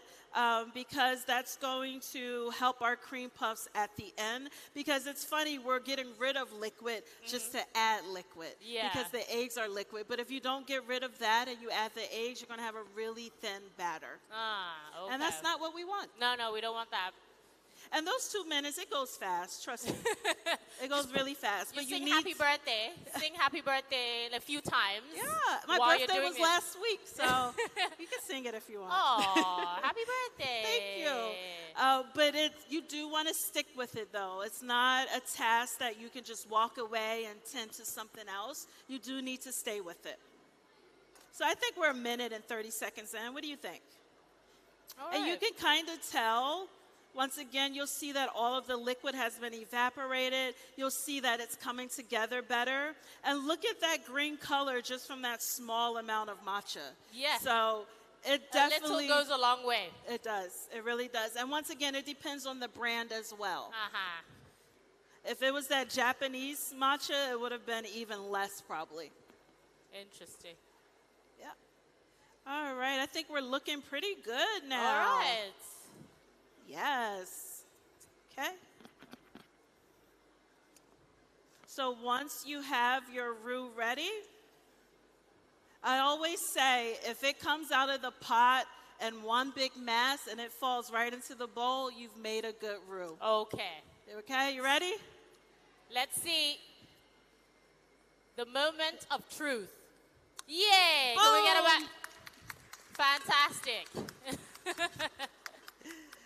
So that's always very important that your roux, because if you mess this step up, then you can forget about the rest. If this doesn't come out right, then you should just start over. And that's the thing with baking, unlike some of my savory counterparts, there's not a lot of room for mistake.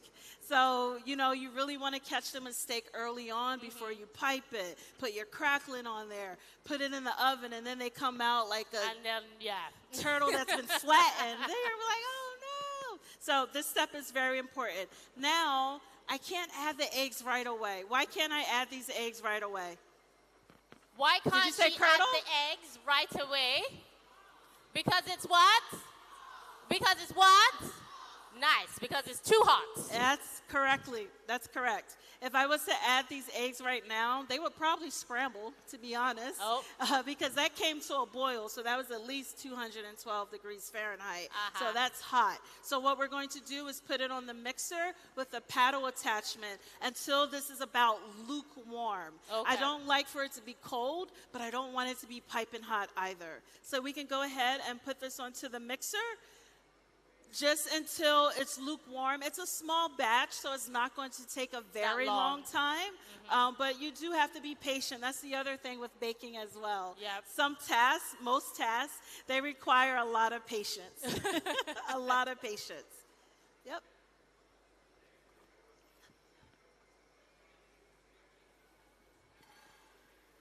Okay, just to recap, our roux, what are the ingredients in the roux? Water, butter,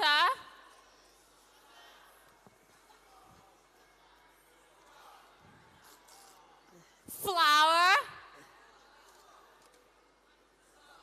salt. Correct. And once you add the eggs, it's no longer a roux, it becomes a pastry. My eggs here are room temperature. Please do not use cold eggs. You'll hear me use the word room temperature a lot because room temperature ingredients, it allows your dough or batter, whatever you're making, to become more cohesive and emulsified.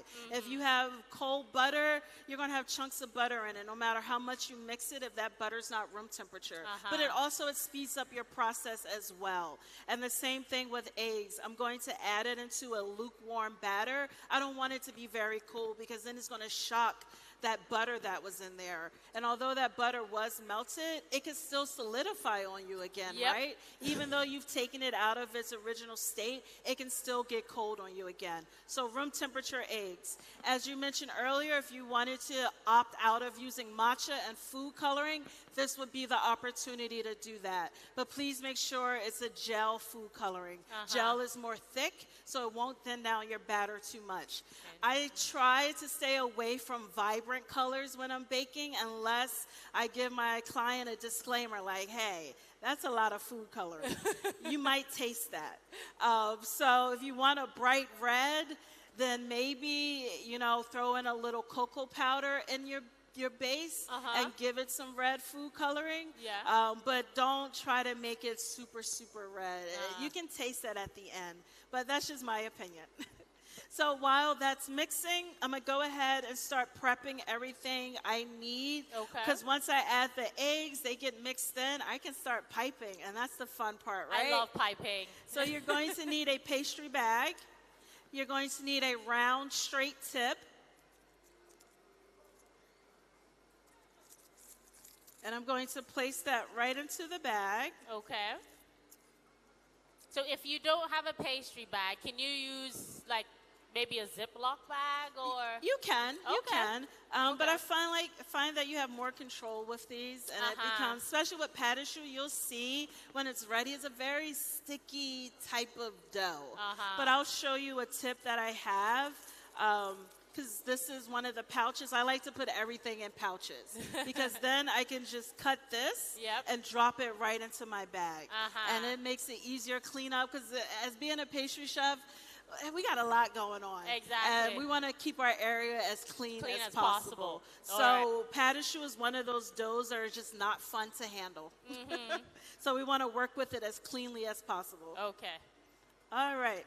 We're going to need a silk pat, as well as a baking mat, a baking sheet pan. If you don't have a silk pad, you can definitely use parchment paper. Okay. But one tip I have, if you use parchment paper, take some of your shoe and put it in each corners so that it can stick. Correct. Nice. You've done that before. No. No, okay. Because when it comes to baking, you'll find 5 million ways to make pastry, 5 million ways to make pastry cream. But at the end of the day, it comes to how efficiently you can do it. All right, so get my area ready. Thank you. Yep,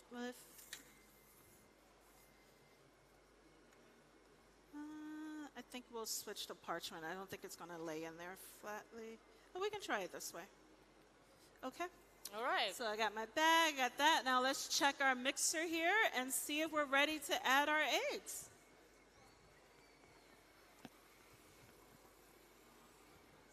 So right now, it kind of doesn't look like much. It still looks like the roux. It's starting to come apart, but that's A-okay. That's natural. Maybe like another 30 seconds. Okay. Because it's still a little warm. So why did she put the roux in the mixer?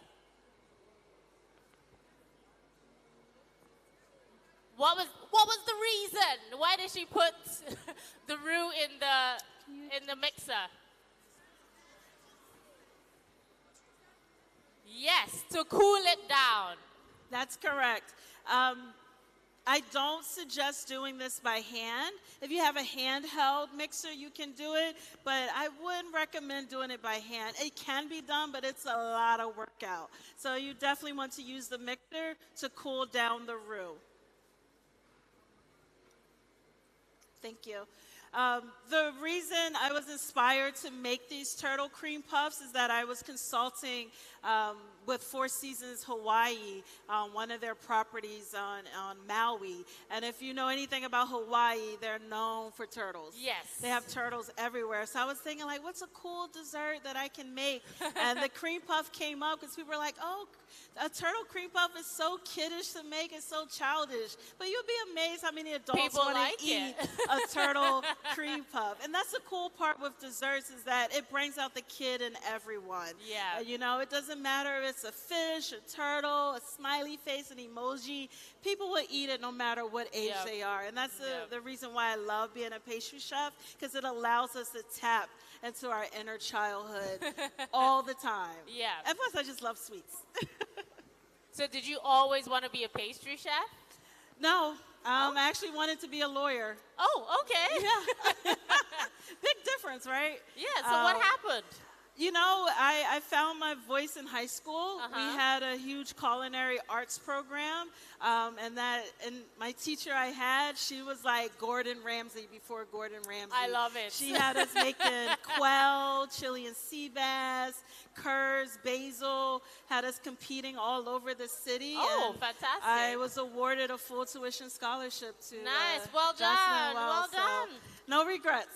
No regrets. Very good. All right, I think we're good now, so I'm going to lower the speed. When you add the eggs, always reduce your speed.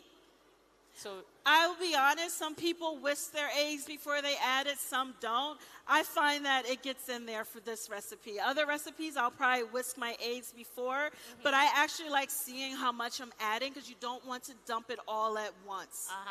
So I'm going to gradually add it. In the beginning, it's going to look like nothing. You're probably like, oh man, I ruined this recipe. Lasheeda told me it would work. It works. Just be patient because it's going to look separated and broken at first, but that's quite normal. Also, do know that flour here is different than flour in the States. Yes. Flours have different protein in them. So I say that to say that you might have to add a little more egg or you might have to take egg away depending on the flour you're using. All-purpose flour, they're not all the same across the board. Even in the States, different brands, they react a little differently. So just keep that in mind. So how would you know? How would you know if you need to add more egg? Great question. You would see that it's too thick. It's way too thick. If it's way too thick where you just can't, if it's still looking like a roux, then that's way too thick. Okay, then you just But add if it's more egg. runny and it's not holding its shape, then that's way too thin. But this recipe here, I've kind of got it where it tends to work. I've made it in Mexico, I've made it in Hawaii, and now I've made it here. Here in Lagos. It's an international recipe. Correct. All right, so I'm going to just adjust the speed a little bit. Then I'm going to take a spatula. And I want to scrape down the sides and make sure you get in the bottom of that bowl. Even with the mixer, you want to make sure you scrape all the time and get in the bottom as well. So once again, it's going to look separated and broken. That's quite normal. I'm just going to scrape these items off the paddle. Make sure I get in the bottom of the bowl because those ingredients, for some odd reason, they just always get down there. And then you forget about it until you're ready to clean out your bowl. So do yourself a favor and just get all the way down to the bottom and the sides. Ooh, fun fact for you guys. Did you know that Miss Lasheeda is a twin? Surprise! Surprise! There's another one of her in in the world. Can you imagine? She's not a pastry chef. I get that all the time, all the time. But yes, I do have a twin. Any other twins in here? Do we have twins? Yay! Yay! Oh, Nice. I see they're together. Yeah, I love seeing other twins. I love seeing other twins. Yep. A little higher, please. So once all of the eggs are in, you stop and scrape, and then you can crank up the speed, and you want to mix until it all comes together. You might have to stop and scrape 1 or 2 more times, depending on how big your batch is, but you'll see that it'll come together. You won't see any streaks of eggs anywhere. You should just have a nice cohesive dough. And as you can see, it's still green as well. Yep, it's still green. And because this is such a small batch, it'll come together relatively fast. Can you over-mix it at this stage? Absolutely. Oh, so okay. just be mindful of that. It shouldn't take no more than a minute. If it's taking more time than that, then either something's off with the recipe or you need to adjust your liquid and or flour. Okay. Okay. I'm going to scrape it one more time and then just let it go for like 10 seconds, not even.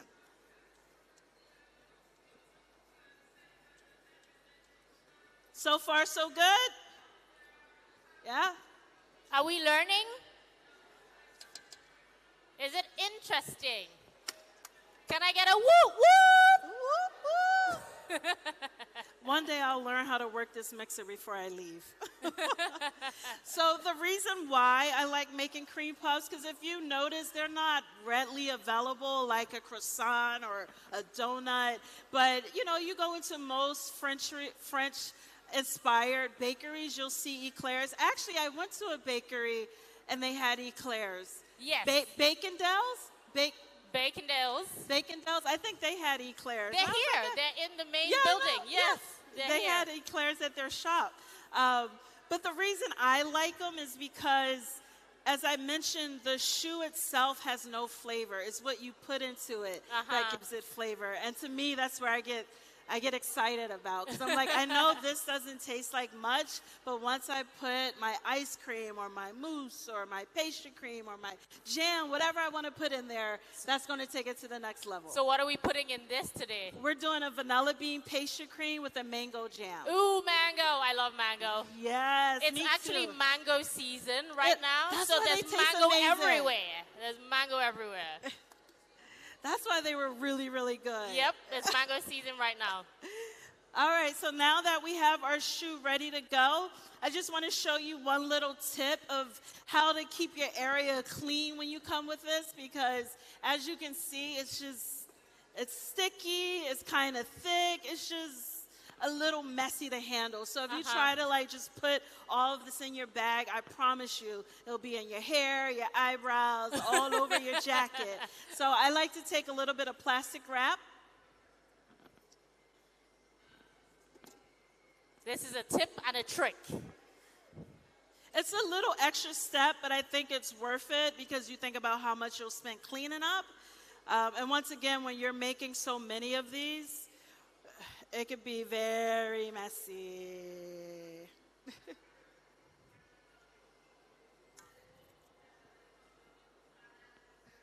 Thank you.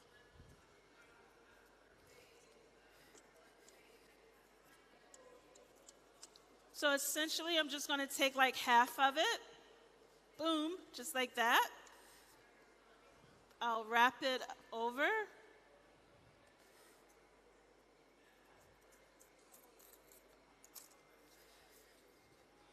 And you just make like a little pouch, if you will. Then I'll do that again with the other half. Okay. And then I'll have all of them ready to go.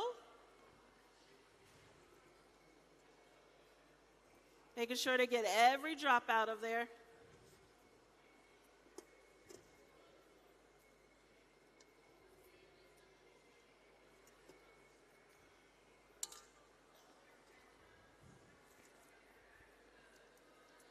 All right, so this is going to be the body of the turtle? You got it. Nice.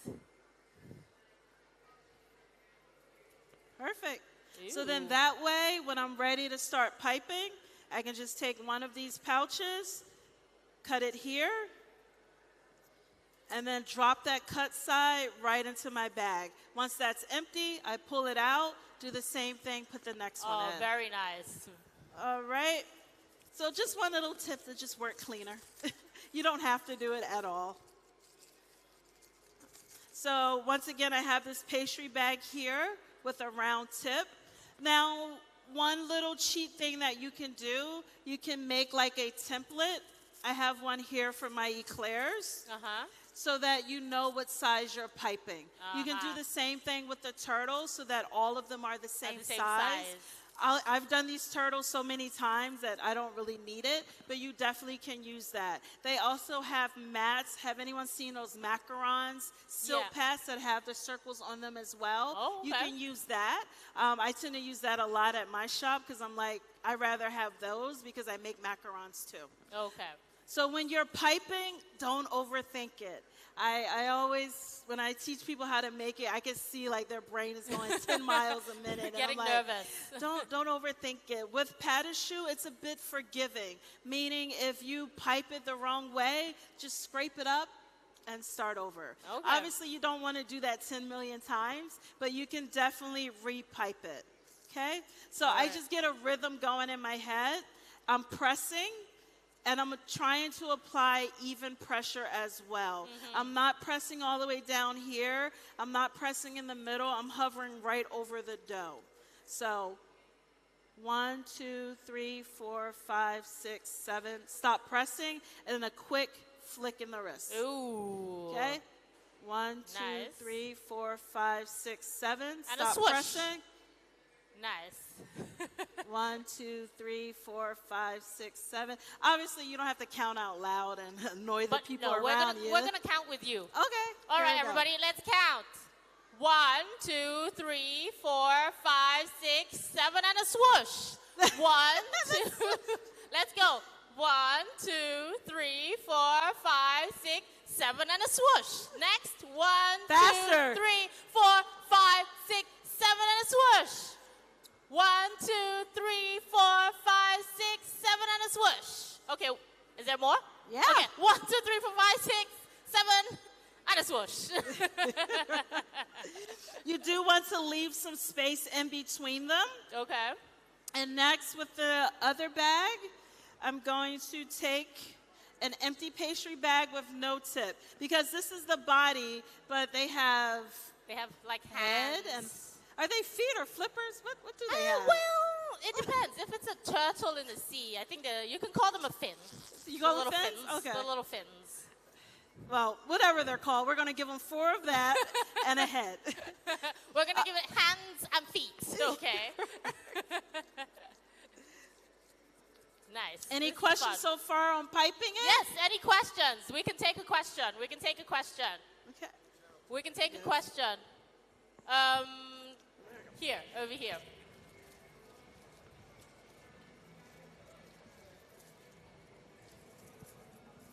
Good afternoon, Chef. I What thought type you- of Then cut it? Oh, yes, cut it. what type of flour did you use?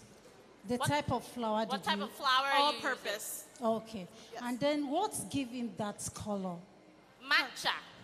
Matcha. Okay. What type of matcha? Green tea. Okay. Yep. Pretty much matcha is the powder form of green tea. Okay. And when it comes to, because you have ceremonial grade matcha and you have culinary grade matcha, I tend to use culinary grade for baking and cooking. baking. Whereas though the ceremonial matcha is more for drinking. Thank you. Okay. Any more questions? Good question. Any more questions? Okay, a question over here. Good afternoon, everyone. Hi, good afternoon. Okay, my name is Elizabeth. So I have a special need child who is a hearing impaired. Okay. She loves to cook, use everything to do cooking in the house. Okay. So one day she left the house that she wants to go and learn to become a chef. Then she likes to keep her head open.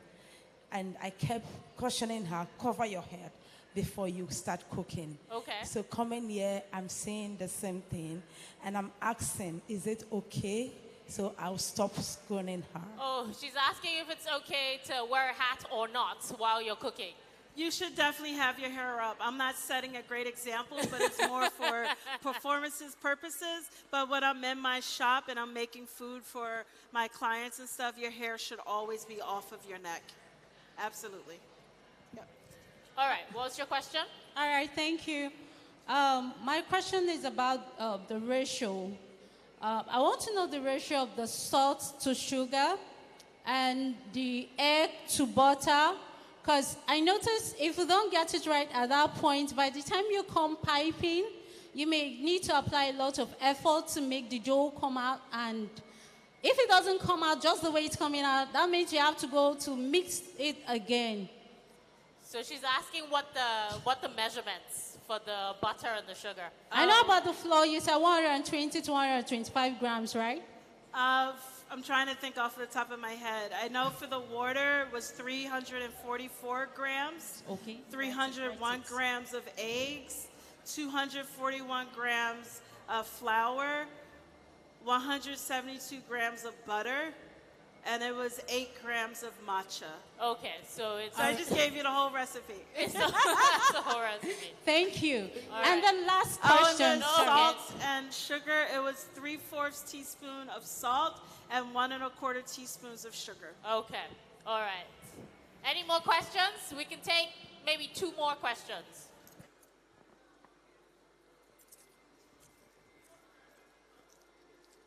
Okay, let's go here.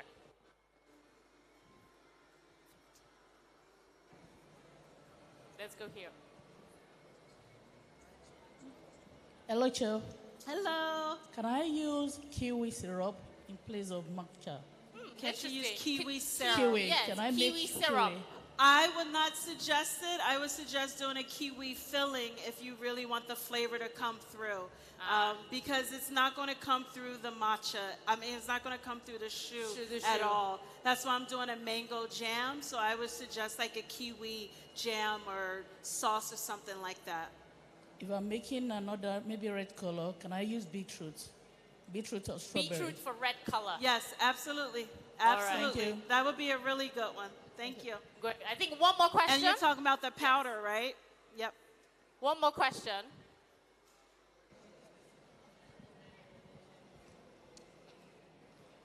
Good afternoon. My name is Deborah. Hi, Deborah. Yes.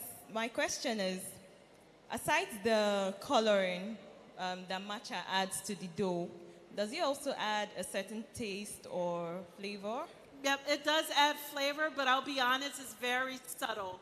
It's very subtle, especially once you put the crackling on top. You put the filling. So if you want more matcha filling, more matcha flavor, then I would suggest your filling be in matcha as well. So most of my clients don't like matcha, so I kind of just slide it in there, but then I do vanilla or some other flavor.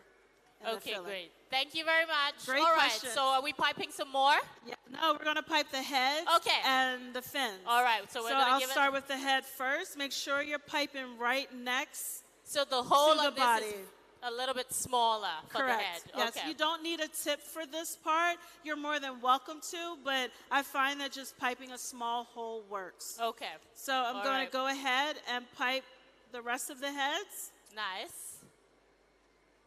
Don't worry about the peaks right now. We're going to go and smooth them out in a second. Okay. Oh no! Okay. That happens.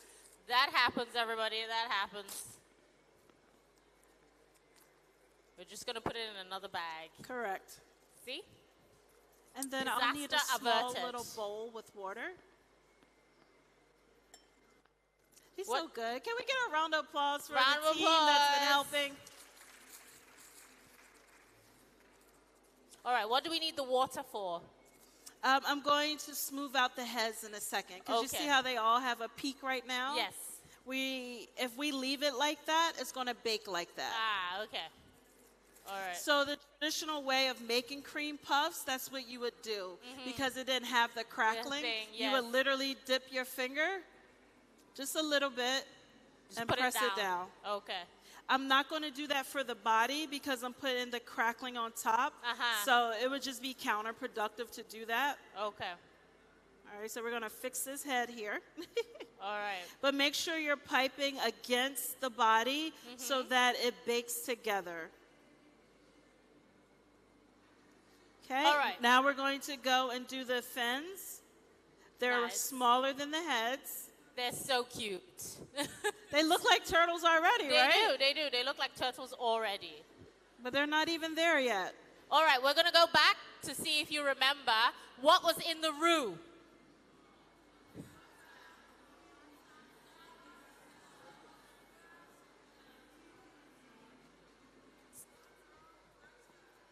What was in the roux? Butter, salt, sugar, flour, and matcha. And why is she using matcha? For the color. So if you don't want to use matcha, you can use, what else can you use if you don't have matcha?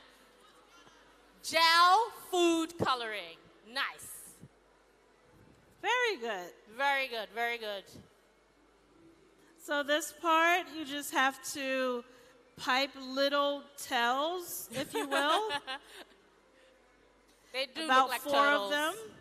But once again, making sure that it's touching the body of the shoe.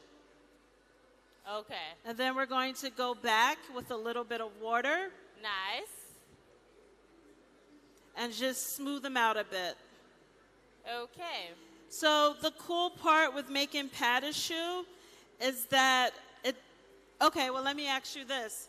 What leaveners are out there? There's 3 types of leaveners for when it comes to baking. Oh, Because wow. baking is nothing but math and science. It's edible math and science. Exactly. That's why I love it. So there's 3 chemical leaveners for baked goods. Yep, that's called chemical. Baking powder and baking soda are chemical leaveners because one causes, baking powder is for it to puff. Yes. Baking soda is for it to spread. So that's chemical leaveners. There's 2 more type of leaveners. We have yeast.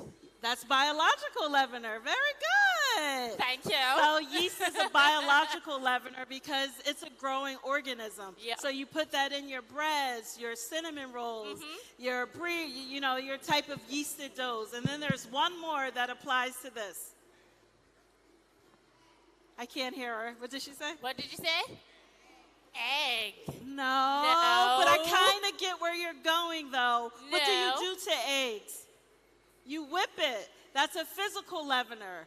So we're relying on physical leavening for this to puff up, but also the oven is what's going to cause them to puff up. There's no baking powder in here. Yes, there isn't. There's no yeast in here. Yep. So we're relying on physical leavening and some of the moisture from the oven to cause them to puff. All right, all right. All right. So now that I got the tails going, I'm just going to gently shape them a little bit, Okay, get rid so of that peak on the head.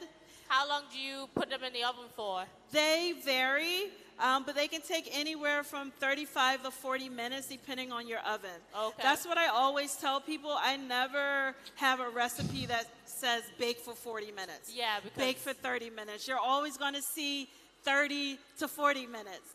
40 to 50 minutes. Depending on your type of oven. Yeah, I my see. oven varies from your oven varies from their oven. Okay. So what you're looking for is for them to be very light and hollow, and the bottoms of them should be done where you can touch it and it shouldn't feel heavy at all. Okay. But the thing with pastry and cream puffs is that you can't open that oven door until they're about 90% done.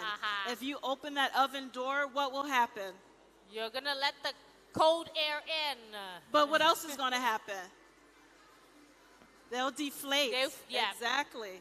So I'll take the crackling topping for these now. All now right. that I have them piped, we have to put that crackling topping on there.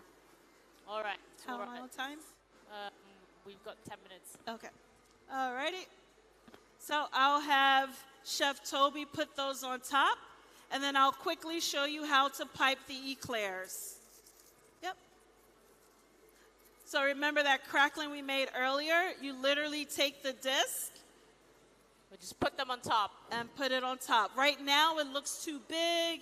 You're probably like, oh my God, what's going to happen? But I promise you, once you bake them, that crackling is going to start forming on the side. The body's going to puff up. The feet, fins, whatever we're calling them, they're going to puff up. The head's going to puff up. Nice. And it'll all come together. Okay. All right, so let's do the eclairs. Yep, we'll do that one quickly. Yep. And then we can start pulling out the fillings and the finished products. Nice. So just as I did with the matcha, I made another roux minus the matcha. Okay, yeah. So it's the same exact recipe, I just omitted the matcha.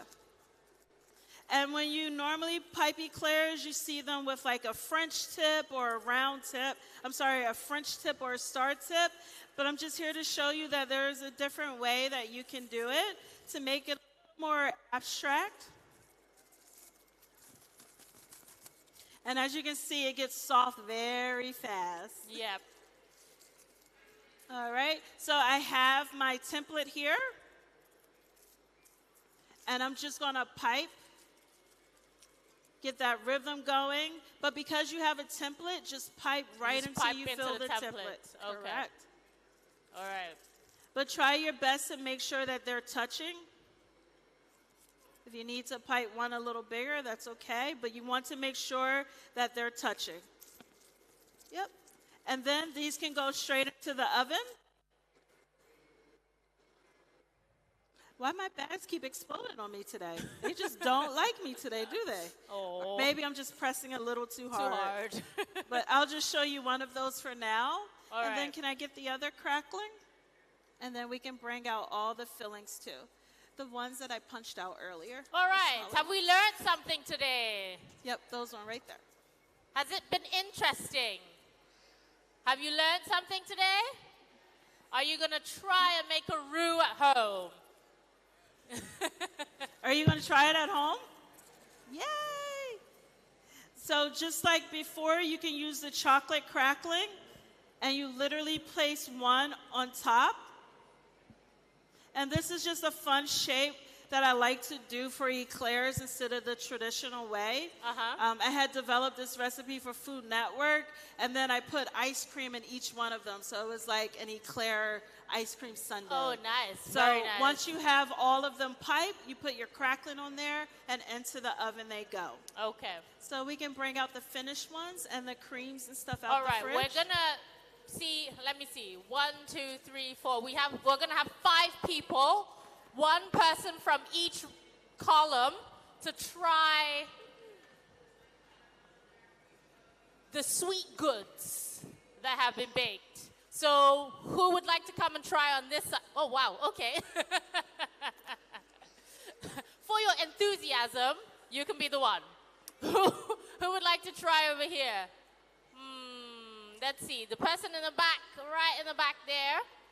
And then we need one more person from here. Let's see. You can bring the tray up. The guy over there. We need the yes, turtles that's too. you. And then, oh, okay. Yeah, we He's need got the turtles matcha too. colors on. And then one over here. Let's see.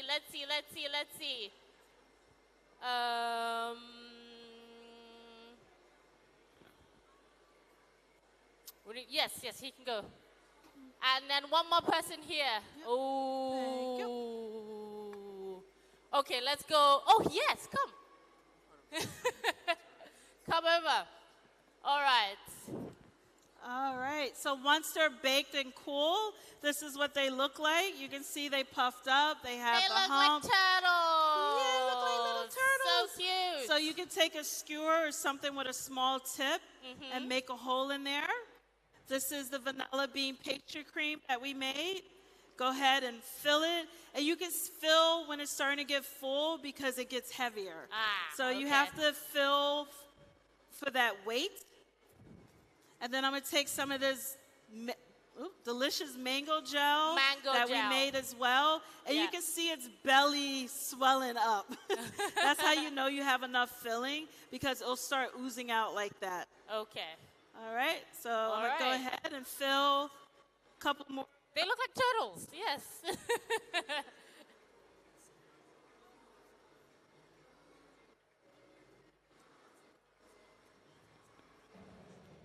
Sorry?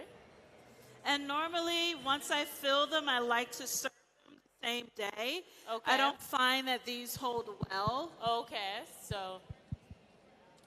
Okay. That's just my opinion. Say that you make the turtles in advance and they're not filled, you can do that. But you would just need to refresh them in the oven for like a minute or so. Okay. All right. Okay, and with that, we have come to the end of this Thank you guys Pachue so much. This has been a lot of fun. masterclass. Can we give a resounding round of applause for Chef Lasheeda Perry? And a resounding round of applause for GTCO Food and Drink. What do we say? We say thank you to Chef Lasheeda, and we say thank you to GTCO. Thank you very much, everybody.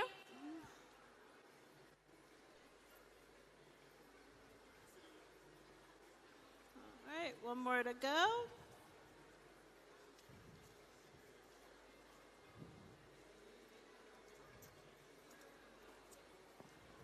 What was it, sir? Thank you so much. Oops, sorry.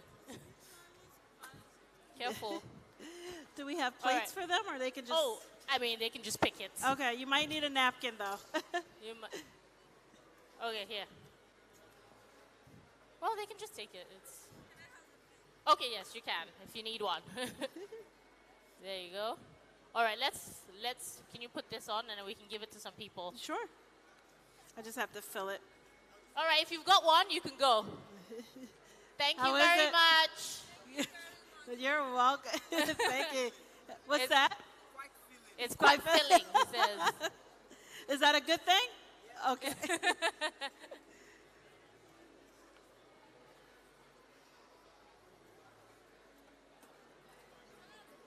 Oh, yes. Here you go. Good job. All right. Bye. Have a fun time.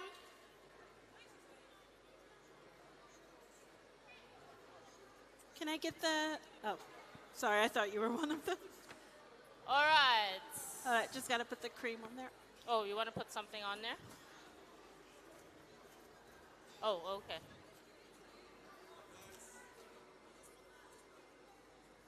Please exit the hall because we have to get ready for the next masterclass. Oh, there's another one. Oh, that's very nice. Okay, let's give it to somebody. All right. Okay, we have to take photos. All right, here, just here.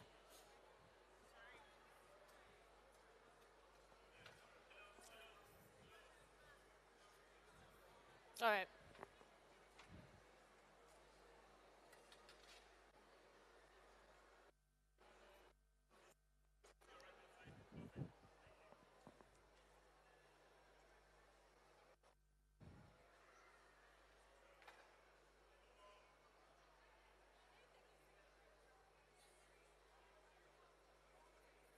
All right, let's take one by yourself.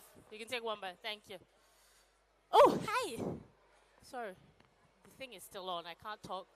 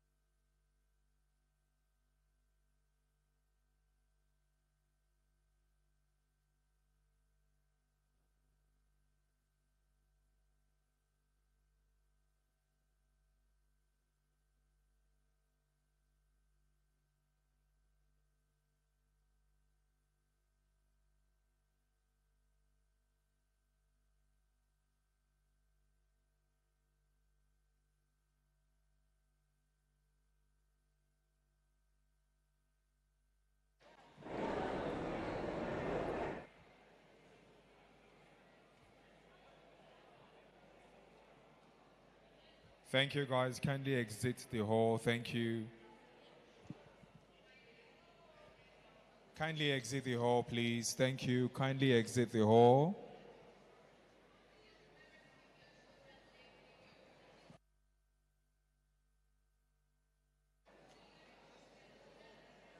Thank you for attending the class. Kindly exit the hall.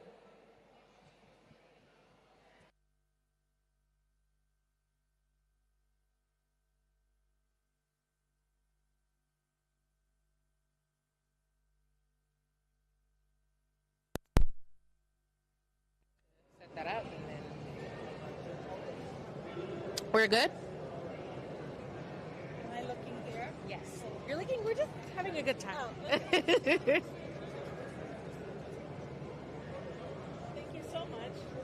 I want to be on there looking crazy. Thank you.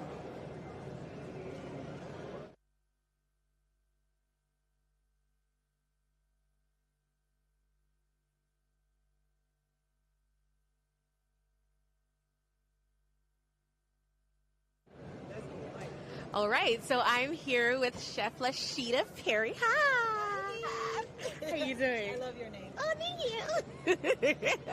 Oh my God, I love dessert. I can't even start to explain. Dinner is never complete without dessert, and more than even loving dessert is the fact that when I see innovation with dessert, mind blown. And I feel like you surpass innovation when it comes to dessert. You've talked about, dessert being like edible heirlooms. Is there a memory? Is there a person behind your love for pastry? What's the inspiration? My mom, she had a small candy store. Okay. And if we ate our meal, we always had a little treat, even if it was a candy bar we were sharing, a scoop of ice cream. So just as you said, it's part of the meal. It's part of the course. I love that. It's nostalgic for me. Oh my God, that is such a sweet story. See what I did there? I see that. But like, honestly, you made, I listened and I was like, matcha? Yes. So explain how you're able to bring items that are not proverbially dessert-like and, create stuff that's absolutely mind-blowing. Is it just you being experimental and saying, you know what, I want to do that? It's a combination of that, but it's traveling and meeting people from over the world, around the world. Other cultures. Just as when I leave here, I'm going to pick up something inspirational. It could be a savory spice. It could be a fruit, a vegetable. So that's where most of my inspiration comes. It's just traveling and meeting with people from all different cultures. Experimenting as well. Okay, so humor me. If you were to go wild and fill an eclair with anything, what would it be? Something with alcohol. Ah! Yay! Put some whiskey in there. Because it's always 5 p.m. somewhere in the world. Yes. And not to the point where you get drunk, but alcohol and desserts go hand in hand. Mm-hmm. You think about rum raisin ice cream. You think about bourbon pecan ice cream. It goes hand in hand. So Okay, I like it. Some type of whiskey, nutty type of vibe. I like that. I like how that sounds. Is this your first time in Nigeria? My first time in Africa, yes. Oh, wow. How's that been for you? Amazing. What have you eaten since you got here? I'm always asking that. I ate too much when I got here. Oh my God. I had a lot of seafood. I love that. During the pandemic, I was so into how you guys, specifically Nigeria. Yeah. I was watching how you prepare your marinades for your fish. Okay. You cook it beforehand. Yes. Pull it, spread it, cut it. And go to town. Yeah, so I had that already. I had a whole croaker. Okay. Which I've never had croaker before. Was it roasted? Was it the roasted ones It or? was grilled with like Yeah. I ate most of it. They said it was for a couple people, but I ate most of that. I love it. I have the fufu, pepper soup, some other fish dishes. So I love that. I love that. So do you think incorporating like Nigerian cuisine into what you do is something that you're looking forward to? yes, because I don't know why, but I had this preconceived notion that Nigerians wasn't really big on sweets. We are. I know. I have to come here and see it. I guess most of the Nigerian friends I have, most of them, they'll eat it, but they don't get like overly excited about it. So when I first came here, I was like, they have red velvet here. They have everything. They have a sweet tooth. Right? Yeah, and we have infusions. So there's this place called Hans and Renee, and they have something called an agbalumo sorbet. An agbalumo is like a cherry, but like it's a local cherry. I don't know how to explain it to you. How do you pronounce it again? Agbalumo. Okay, if someone here has it? There should be. Maybe they're here. Yeah, but it's amazing. But your hibiscus ice cream is really good. So you see, yes, exactly. Zobo. We call it Zobo. Yes, purple. Exactly. So those kinds of infusions. That's what we're looking. Definitely taking that back. I cannot wait to see what that is like. Go ahead.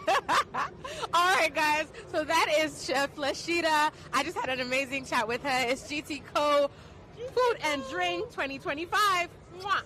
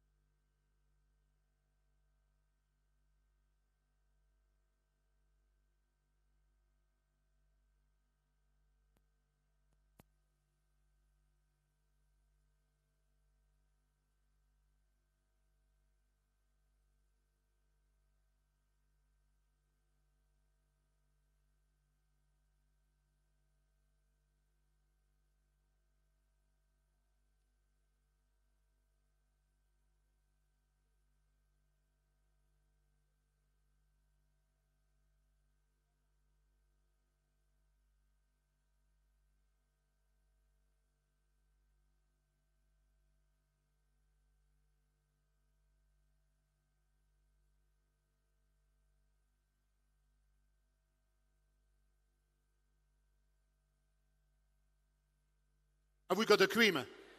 Creamer. Yeah.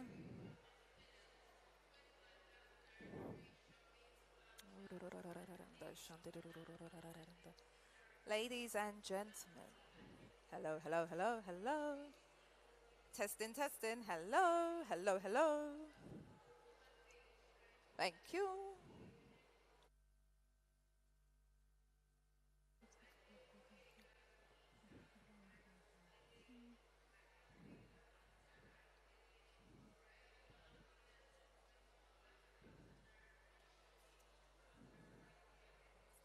Hello, hello, hello, hello, hello.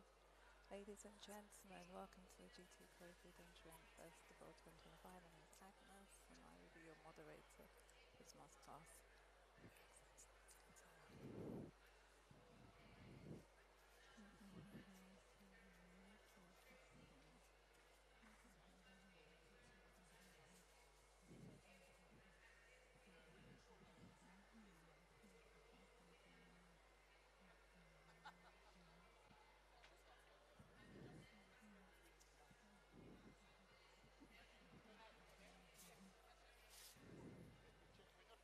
Do you want?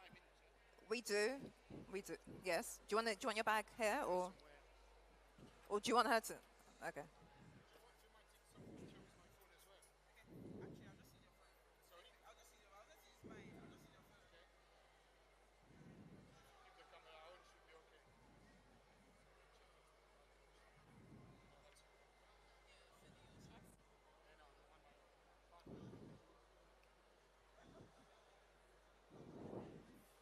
She'd be a bit pissed off otherwise.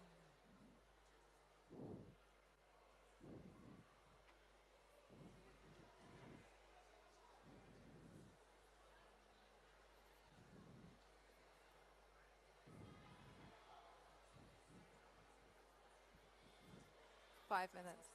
Yeah, that's fine. Ladies and gentlemen, welcome to GTCO Food and Drink Festival 2025.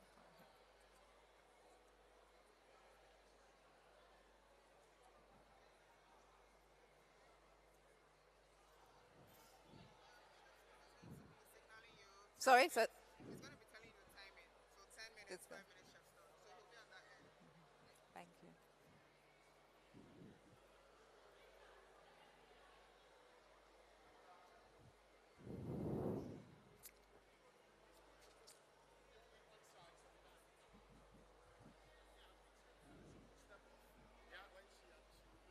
Introduction.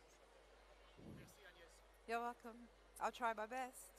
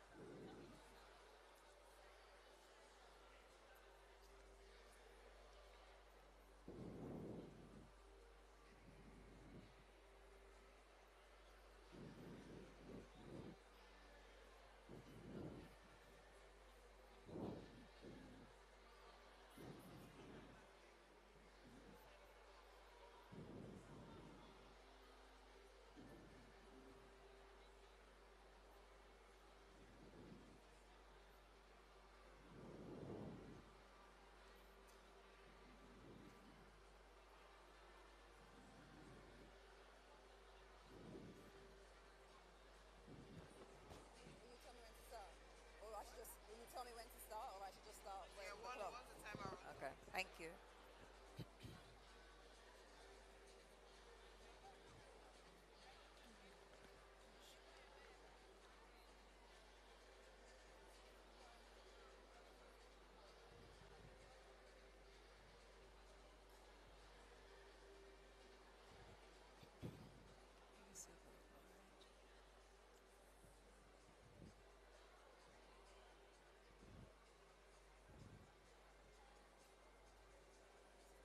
Hello, hello, hello. Hello, everybody. Good afternoon. I hope everyone's doing well. I hope everyone's having a great day, a great time so far. Wonderful, wonderful. So welcome to the GTCO Food and Drink Festival 2025. My name is Agnes, and I will be moderating this masterclass for you lovely people. I'm really, really excited. I'm sure we're going to have an amazing time together. So the next chef gracing this stage is a celebrated French chef who goes by the name of Chef Daniel Galmiche. He comes from France. He is basically known for creating masterpieces in French and Mediterranean cuisine. He's been awarded 4 Michelin stars so far, and we're really, really excited to have him here. He's worked across notable kitchens across the world, from the UK and Europe and Asia, and we're really, really excited to have him here in Lagos, Nigeria today. So he's going to be taking us on a masterclass entitled Flavour with Purpose. So it's very exciting. Ladies and gentlemen, kindly welcome to the stage Chef Daniel Galmiche.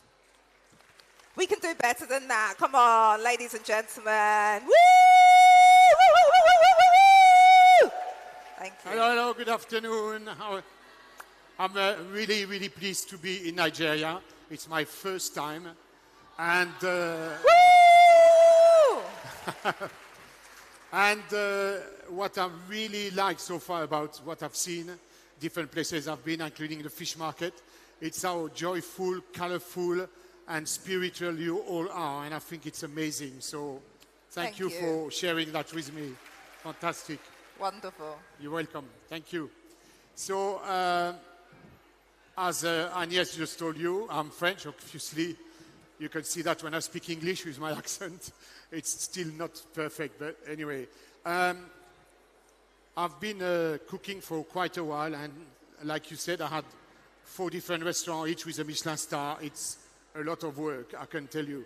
Now I do a little bit different stuff. I do television, demonstration, and cookbook, and etc. Yep. And the recipe I'm doing today, it's come from my book, called Chez Moi. So the reason I call it Chez Moi, because when we go home, when you go home, we cook the recipe of mother, grandmother, whatever, and we're hoping our sons and daughter will do the same with their son and daughter. So we keep passing on the message of what we love the most, which is our home cooking. So hopefully you will enjoy what I'm doing today. Yep. So in a recipe, I use pollock and cod, but in here, I went to your markets this morning, which was amazing. I really loved it.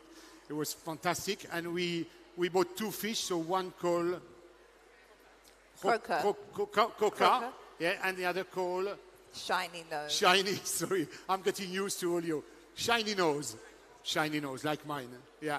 So we're going to make the recipe with Coca, but I'm going to show you the way we have filleted the fish in case you don't know and people do it for you when you go to the market instead of you doing it perhaps, or you're all very good and you do your own fish. So anyway, and the recipe I'm doing is not as spicy as your food. I do apologize. I struggle with spice, and I had some gorgeous food this morning and yesterday and the day before.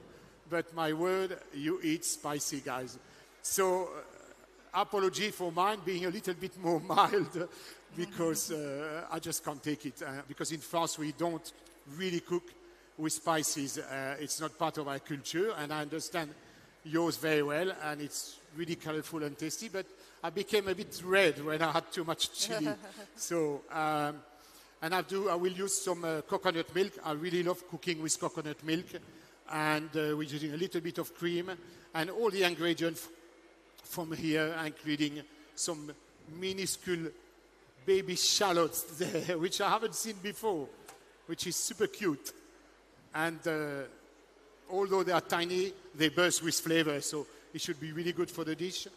And we've got a little bit of chili, so I will use a bit of spice, and different kind of herbs and fresh coriander, and lime. I love lime. Lime, a bit of lemon, a bit of curry powder, a bit of coriander seed, correct, chef? Yeah. And also, something which I really love is fresh lemongrass. It gives this beautiful fragrance of freshness in a dish. So that's why. First, I'm going to do a fillet of fish and show you what we've done. Chef, we're going to put a little bit of cream and a little bit of coconut. And we will be sharing some information later more about Chef's book and how you can get hold of it if you would like. So stay tuned for that. So it's two fish I haven't used before, which is quite interesting. But I love working with fish. It's my favorite food, probably over beef or over even lamb. So So I would say fish and chicken is probably what I love the most. Yeah. And here it's good because there was plenty of chicken. Plenty, yes. A bit spicy, but all good. So shiny nose. So what we've done this morning, we bought the fish from fresh in market. I guess he was alive a couple of hours before I came, and we just scaled it, and after that we're just going to really open the fish like that, follow the bone structure, and a good thing with fish when you do fish, it's really good to know a little bit the structure of the fish, so your knives go down quite easy and along the bone, and you don't leave too much on the bone. And you notice I don't take the first fillet off. The reason I don't do that is because suddenly when you take the first fillet, there is an off balance because the head obviously is higher. So if you don't have a good knife skill, you take half of the flesh out. So I tend to keep that way. And you do the same on the other side. Maybe I make it look easy, but it's doable with a good knife. So that's it, like that. And we try not to leave too much flesh on the bone. That's a key when you do fish. And after that, you open in here too. And you go down the cage bone in here down, like this.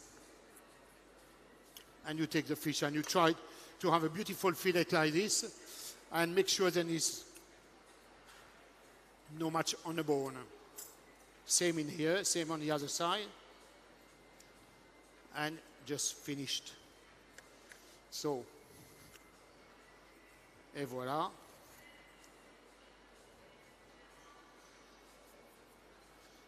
So that's what we've done. So you got a beautiful fillet in here. So after that you just trim a little bit. And we normally, so you got the fillet really nice. But like I said, if you don't do it, you ask someone to do it for you, it's much easier. So you can see, beautiful fillet. And that's why we went to get this morning for the demo this afternoon there. And you trim, and obviously if you make your own sauce like we've done this morning, we use all the bone carcass and that part in here and left the head on a side. But what was interesting, when I was in a Seychelles years and years back, I had a fish head curry, and it's one of the most beautiful curry I ever had. And you don't realize how much meat there is in a head and in a cheek. So when we fish sometime cod, the big one, we keep the head and we use a cheek and we pan fry, and it's absolutely amazing. Really cool, yeah. And obviously when you do the fish like that, we remove the bone. Sometimes we use the tweezers like this, but some of the fish you can't do it, so you just have to go down a little bit there on the side and pick up the bone and make sure, well, there is none, so I use. So that's what we've done. The same this on the other side. So okay. Just to show you a little bit how to debone a fish, okay? Yeah. So you've made that look very easy, but I'm sure it takes lots of years of practice. I try to, yeah. Wow. Okay, so now we're going to slowly, you can, by the way, ask any question you want while I'm doing the dish. It doesn't matter, I guess I can do both. If not, I tell you to stop and I carry on. Thank you. So yeah, if anybody does have any questions during the class, feel free to raise your hands up. So, no, what I was going to say as well, okay. Earlier, I spoke a little bit about Michelin star. It's a really hard work. I had 4 times, like I said, in 4 different restaurants. And I never looked for it, actually. Because when you cook, as you know, because you all cook at home, when we cook to share with friends and family, for example. Yeah. And that's why you try to do all the time and be consistent across the board to make sure every day you do the same. But although the Michelin star comes to the chef name, it should be kind of split for the whole team. Yeah. Because without the team, we are 0. And people tend to forget that some of the big Michelin star chef guys just think me, but actually it's down to all the people around us. Yeah. And but the discipline is just incredible. I mean, and after a while, it's tiring because we do 90 to 100 hours a week. Wow. Of super consistent work. So now I'm much more relaxed than I used to be. I used to be not stressed, but completely super focused, you know. And now I enjoy. I think now I enjoy much more what I do. Enjoy it. And very important. My book was made at home, in my own environment, which is home cooking, which is what we're doing today, and I love that. I think there's no, and I think also the food comes out. You can feel the mood. Definitely. And what you want to share, if you know what I mean. Instead of sometimes I don't feel anything in your food because you're cooking for, not the guide because you shouldn't, but if you know what I mean, you're not as relaxed. Yeah. Yeah. So just That's wanted beautiful. to say. Yes. Thank you for sharing that. And it's all about passion as well, which we can see. Does anybody Sorry? have, I said it's all about passion as well. Have we got another bigger pan Okay. than Does that? anybody have questions at this stage? Any questions for Chef? About the fish, filleted? Not yet. Okay. They're enjoying. So I'm going to do the portion of that fish first as well. I know I can wash my hand, but I still want to use that. So we're going to get to the cooking of the fish now. Yeah, we're going to prepare slowly. Wonderful. But surely. Yeah. So I'm going to do what we call in French we call that a papillote. In your language you call that a parcel. So it's the reason we call it a papillote because when in France there's some sweet and at the end of both sweets there's a twist like this and it does look like almost a butterfly thing and it's called a papillote. So we have the same name for. So this one is coquin. Yeah. So I keep. This is a very tender fish, and you can see it's beautiful flesh in here. And when we cook fish, sometimes we look for the freshness, and there is a kind of a shine and a rainbow almost on the fish when it's very, very fresh. And that's what we're looking for, and that's why we wanted to wait today to go to the beautiful live market. It was fantastic.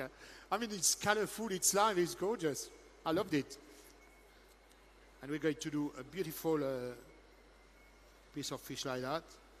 And we're going to score it slightly, just in case the mussel itself, when we pan-fried it, is a bit... so we're going to do a double there, like that. So Chef, the slicing that you're doing now, can I'm you just talk us through? slightly do that, so when it's cooked, it's relaxed the muscle, because sometimes when it's really fresh, the skin you pan fry, the fish just curled up like that. Okay. So we generally, in Michelin star environment, when we pan fry it, we put a weight on it, so we've got all the color consistent across the fish. So we might do that if we feel it's too much. So I'm going to use, we're keeping that, we're not going, don't you worry, it's not going to be wasting. Okay. We can do a lovely fish chowder or something like that. But for now, just collect all the two best part there. Questions?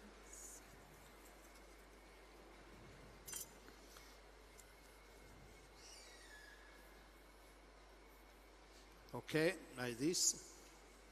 So the fish has been scaled and gutted and pin bone, so there's no bone in a fish as well, yeah? Just in case. So we're going to season it slightly now, so I can take that off. Sorry. Thank you so much. By the way, just in case you don't know, when we prepped the mise en place today, Daphne and her team have helped me to set up everything. And Daphne is also a lady who looks after a cookery school of this gentleman over there, which is hiding in a corner. So it's not only me, so if you can please give a clap for all these people helping. It's very important, we're never alone, so I just wanted to say that. Thank you, guys. So this one. Do we have any questions at this point? Anyone? Okay, we have a question from the gentleman just here. Can we get a microphone? So a bit of seasoning there. and Where are the microphones? We're using a lovely curry. I love curry. There's obviously so many different curry powder and mix already made, but I do a little bit just on the fish there. And we've done some fresh cumin this morning, which we roasted. And after that, we grounded. And after that, we with a mortar, we just made it as a small, beautiful dust like this as well. So we don't want too much of that because I want the curry to come through and not too much of coriander. And as we know, coriander is very powerful. So we need to make sure yeah. So that's, keep it a bit on the side there. I'm going to pan fry the fish. Okay, we just have one question at the moment, Chef. Would you... Any question, please? Huh? Yeah, go ahead. Is that for the oven? Yeah, later on. Yeah, I need. Yeah, thank you. Put a nut of butter there. So in France, as you know, we use a lot of garlic, loads of garlic. Curry. And I think that's the first time in a recipe I don't use garlic. So if my mom was here, she would say, no, this is not good enough. But I still will use some butter. Is that okay, guys? Yeah. Okay.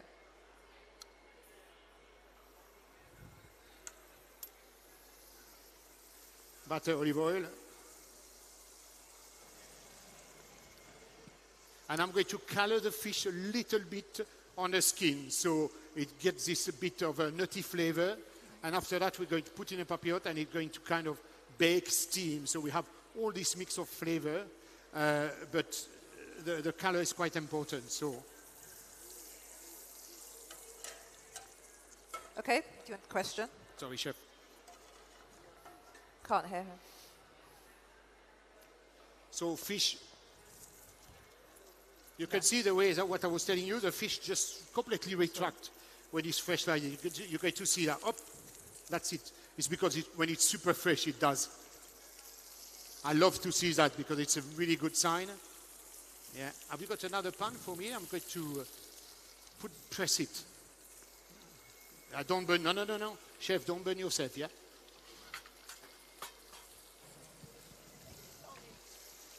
That's what I'm going to do, Chef. Is that okay for you?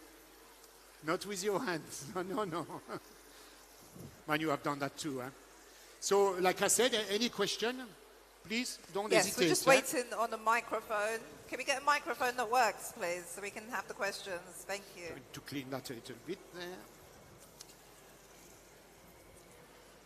Can we just a little bit wipe the board and put the fish with the Okay, other? so we've got a question now. Hello. Hello. Yeah, Mr. Chef. What I want to ask, I can see the fish. I don't know whether it's croaker or tilapia. It looks so clean, and I didn't see the refish inside. The head of the fish and the other part of the body, I didn't see any dirty on it. So it looked very clean. I don't know how you do it because I'm a chef also. I think he's... So, sorry, so tell me. It's okay. He's amazed by your skills with the filleting. Yes. He's saying that he didn't see the insides and the head and the other areas because you were able to fillet it really well. So I guess I think he's just saying that you did a really great job. Thank you so much. Yeah. No, I mean... Is that what... No, how? But you saw how. Okay, they want to know how. So, Chef, they'd like to know how you were able to... Well, the thing is, that's what I learned. I work, when I was young, I worked in a very famous restaurant in London, 2 Michelin stars called the Gavroche. And I was in a fish section. And, and I was taught to do every single fish. The thing is with fish, you need to know the shape of the fish. So by knowing the shape of the fish, when you do your knife follows your memory of the fish. So you know that some of them got a big cage, very rounded, but at the end of the round there's a kind of V thing, so you don't leave any flesh because we get told off when we leave too much flesh on a fish. Okay. So we tend to know all the shape of the fish, so it's much easier. That's all. Does that answer your question? Thank you so much. Thank you. We've got a lady here who has a question as well, just so that's in front. ready. Thank you. It's smelling really amazing. I don't know if you guys can smell it from there, but... So I need, when the board is ready, we get to Thank you very much. tomato. Please, can we get the list of ingredients for the recipe. So I've got Yes, a plate to put the fish. Have I? Can I? Chef, they would love to get the list of So it doesn't ingredients for the overcook. recipe. Just one is enough, yeah. So, sorry. The ingredients I'm going to is coming. take that I know off. that this recipe is featured in his book, so I'm sure he stealing will your be able paper, to yeah. share the full list, but we'll come back to you on that. He's focused at the moment. So we'll what come I back was on going to show you, it's that color. So when you press and you put a weight on a color, you get this lovely caramelized a little bit, and it's very beautiful. So I put it in here just for now while I'm preparing the garnish.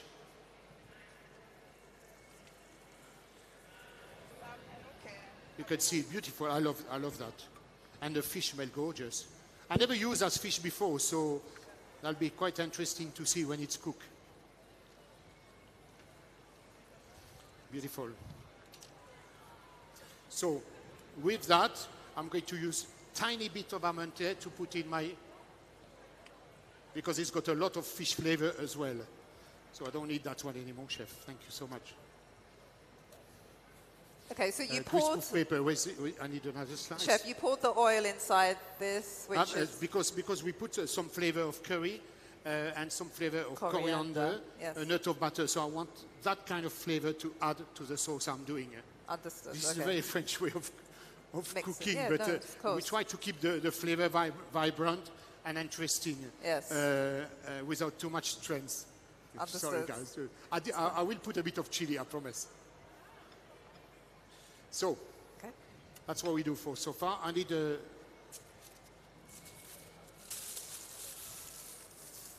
I'm not throwing that in a bin.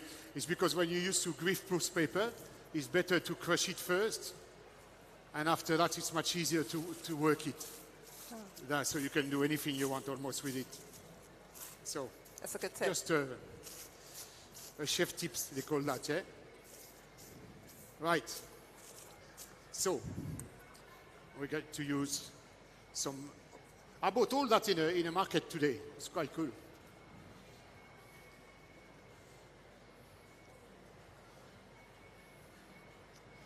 I'm going to use some tomato to put at the base. Okay, so that's going to put that per fish. We keep that one. And this. Wow. This one is a bit soft, but that's okay. Yeah.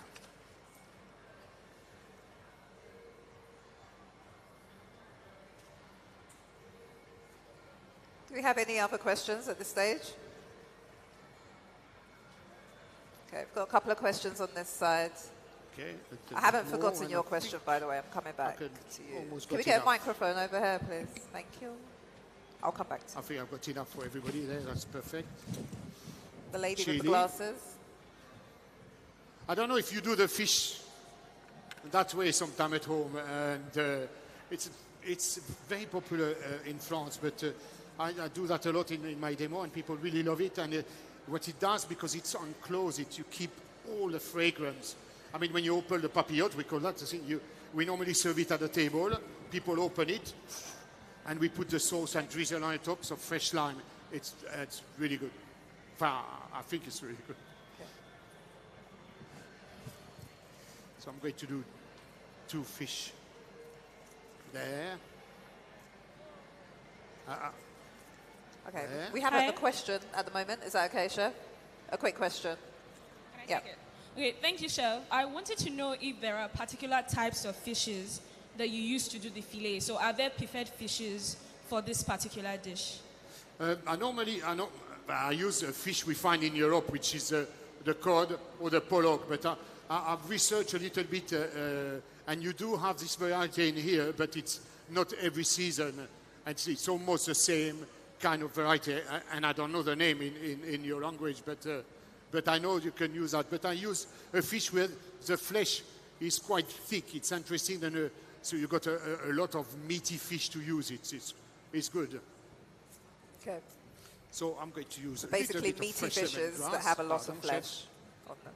I try to remember the photo and a bit of onion, yeah.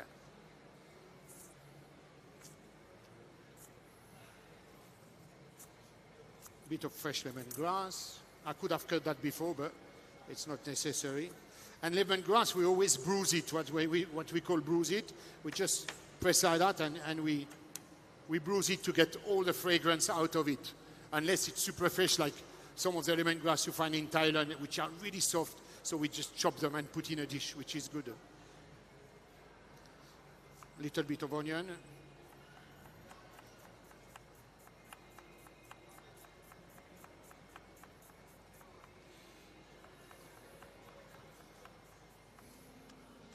I need a little bit more.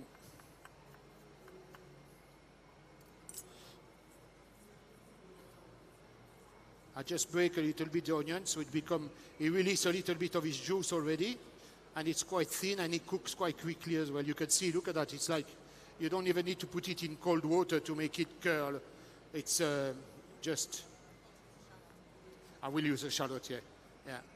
So that's a pink onion. I love those onions because they are a little bit sweet, so it's quite interesting. And I'm going to use these gorgeous guys there. So I'm going to put, look at that, how minuscule is that, we call that shallot. In France, we use much more shallot than we use onion, except for two big varieties of onion which are protected in France, because we do protect the appellation of our food. And thank you. At least you got nailed to do that, I can see. I do have, but yeah. Thank you.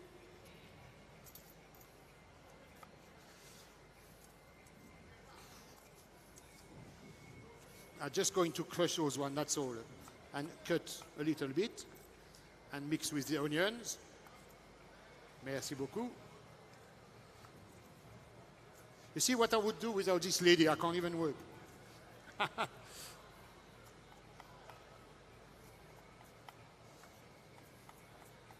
So that will add a little bit more flavor, but you don't want really too much of, we can mix it together anyway, so voila, that's lovely. And what we're going to do as well on that, we're going to add a tiny bit of curry powder, like that, and a tiny bit of these guys. Perfect. Beautiful, thank you. So I'm going to put a little bit of lemongrass in here. Just there. I love lemongrass. I lived in Southeast Asia for about 4 years, and when I used to go to the market in Thailand, what I love is the way it's vibrant and colorful and fresh, and it's not fully cooked and give you so many flavors. And I just brought that with me, and I love lime, and I love all this kind of stuff. So that was quite interesting. Bit of the onion there. There it is. And now we're going to put each of the fish on the top of it. And we're going to slowly bake this. So that's when you can ask questions while all this is cooking. I need to wash my hand.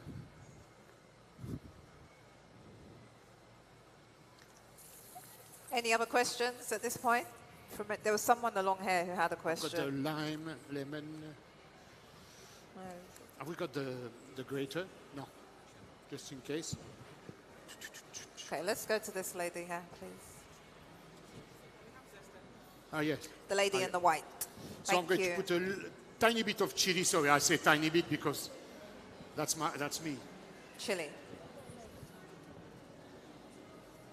Okay. You have a microphone? Okay. A little bit of lime zest.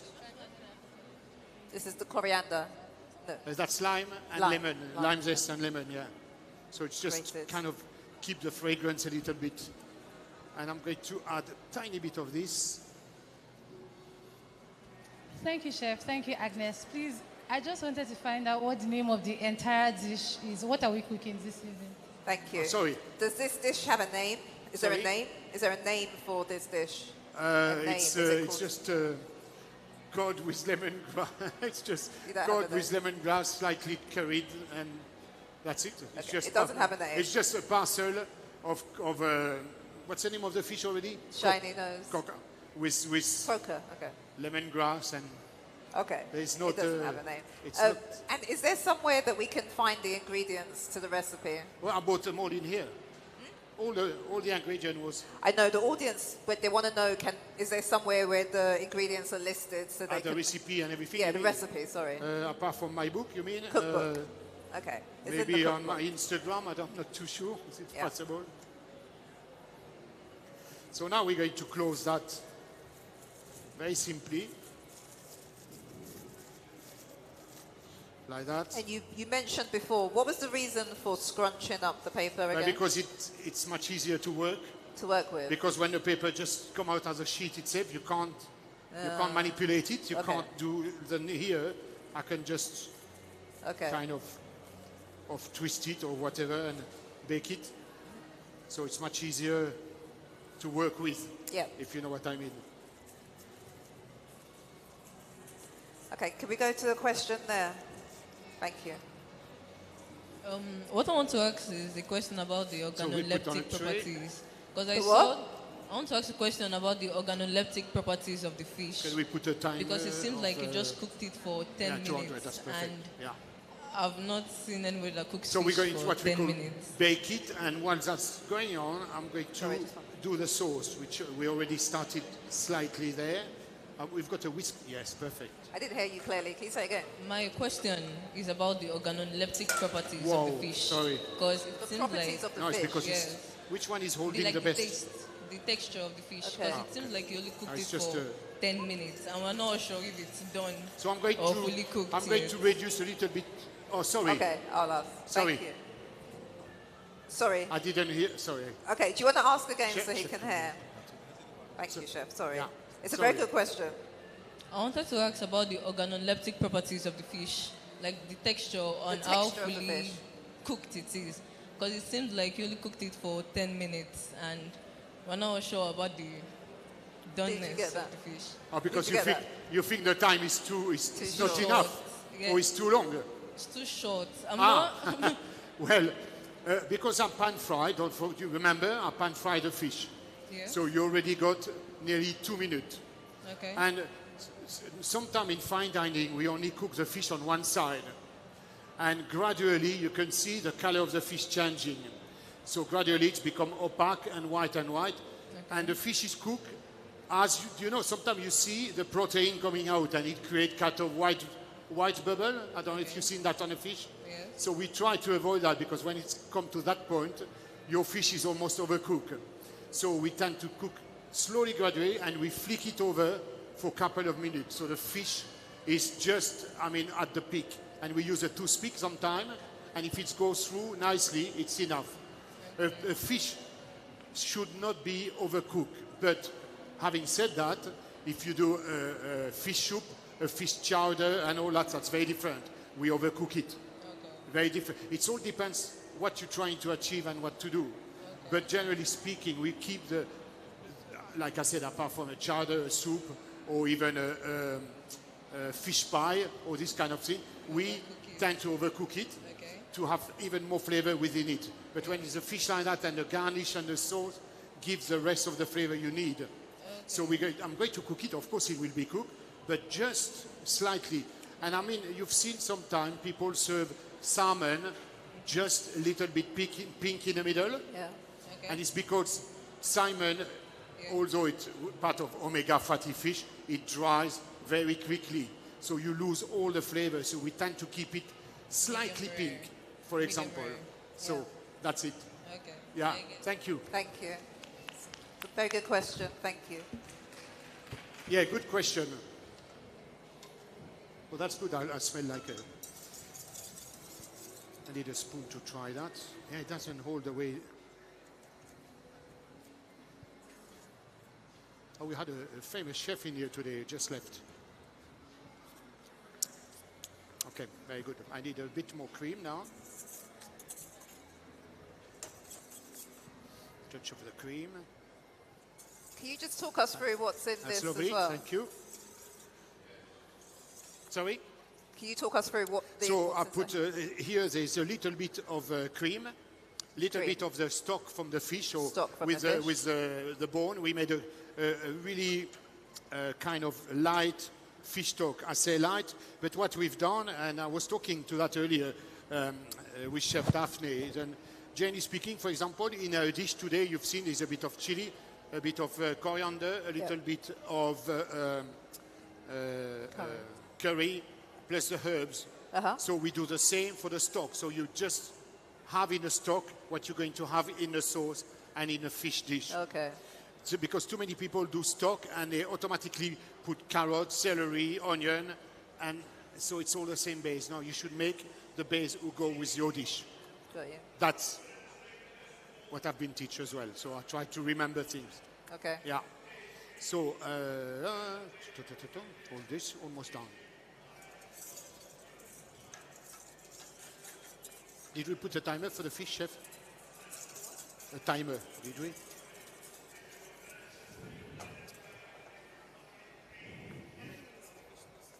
About 8. Yeah. Any other questions that we can line up? And it's seasoning. I'll come to you. There's a lady at the front here who has a question. If we could get a microphone, please. Hello. Tell me. Yes, please. This lady here. Yeah, thank you. I need a bit of that. Could we chop a tiny Hello? bit of that one? So I was and wondering that one? at what temperature should the fish be in the oven? Sorry. What temperature should the oven be on? Good question. Yeah, I forgot to mention. Thank you for that. Between 180 and 200, it depends the type of fish. But it shouldn't be over that because otherwise, not only go too far, but you need the time for everything to cook nicely and get all the fragrance. Because what we're going to do, which is the most interesting, we're going to collect the juice to finish the sauce. And that's where all the fragrance will come out as well, of it as well. So although we do a base sauce, which is what we put within the fish, we need a little bit more flavor. So it's just kind of give you so much boost. Perfect, thank you. Power and all this. Thank you. Yeah. Thank you. Thank you. And then there was someone there who had a question at the back. Who's the person towards the back? Or was it here? Can you put your hand up if you had a question? Yeah, a little bit, yeah. Oh, okay, it was her, and then we'll come to you. Yeah. Okay, can we go to the lady in the corner there with the, just there, with the orange T-shirt?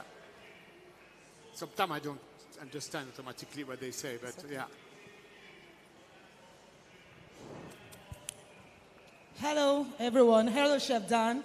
I must say I commend you for the great job you're doing. But I have a question.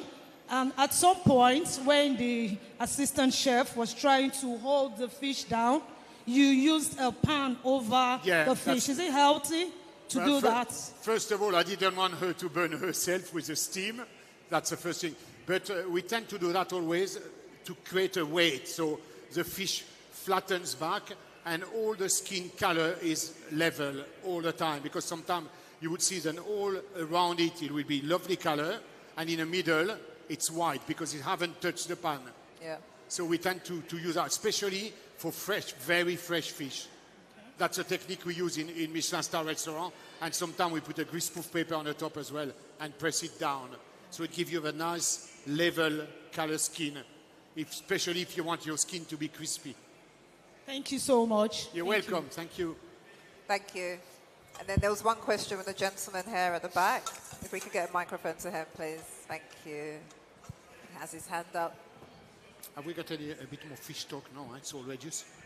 Yeah, I use, yeah. Okay. There.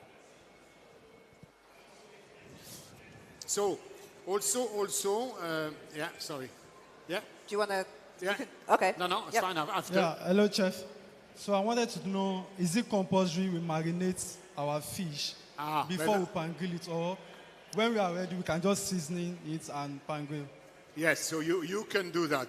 First of all, it depends. It depends the freshness of the fish. It depends the size of the fish and what you're going to do with it. When you do a marinade, or sometimes even we do a kind of what we call a salt solution, where, for example, we put water with 5 or 6% of salt. It's to keep the muscle and clean the fish, and the muscle retract and the flesh change a little bit.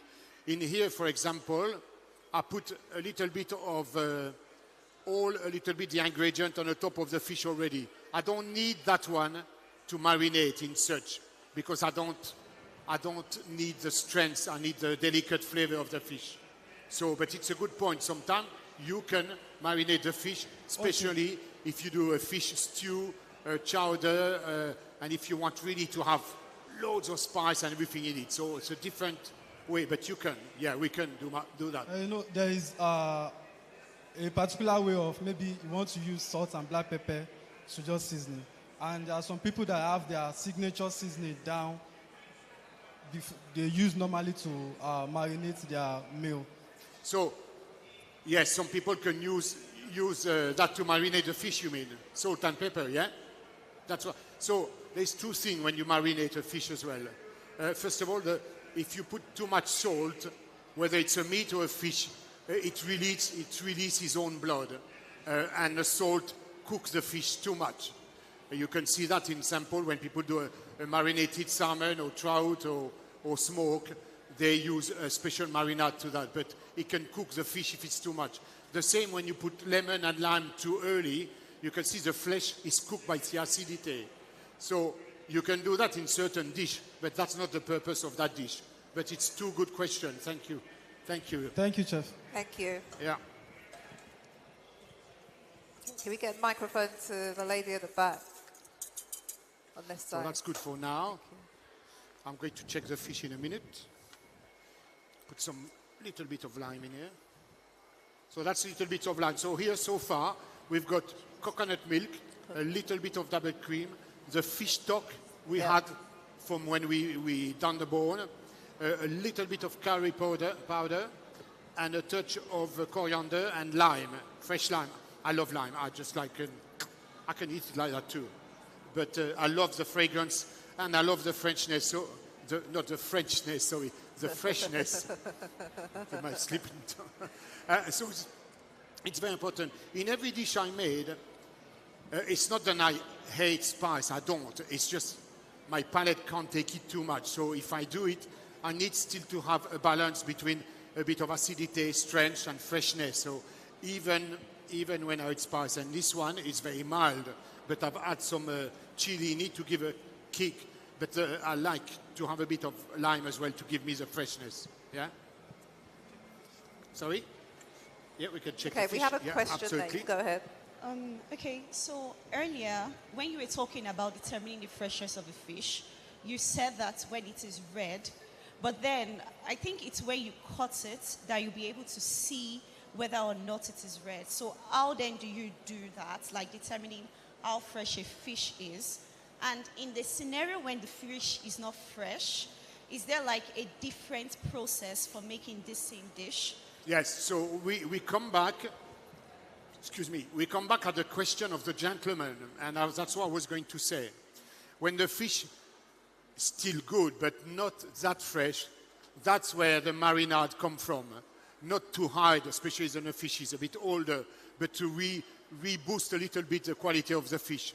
Not overpowering, because if you eat a dish like a delicate fish and the power is only the strength of your spices, it's not kind of the point. You still have the delicacy, but yes, if the fish is, for example, not today super fresh, tomorrow or the day after, you can add a little bit more to kick and give some back, not life to the fish, but some flavor.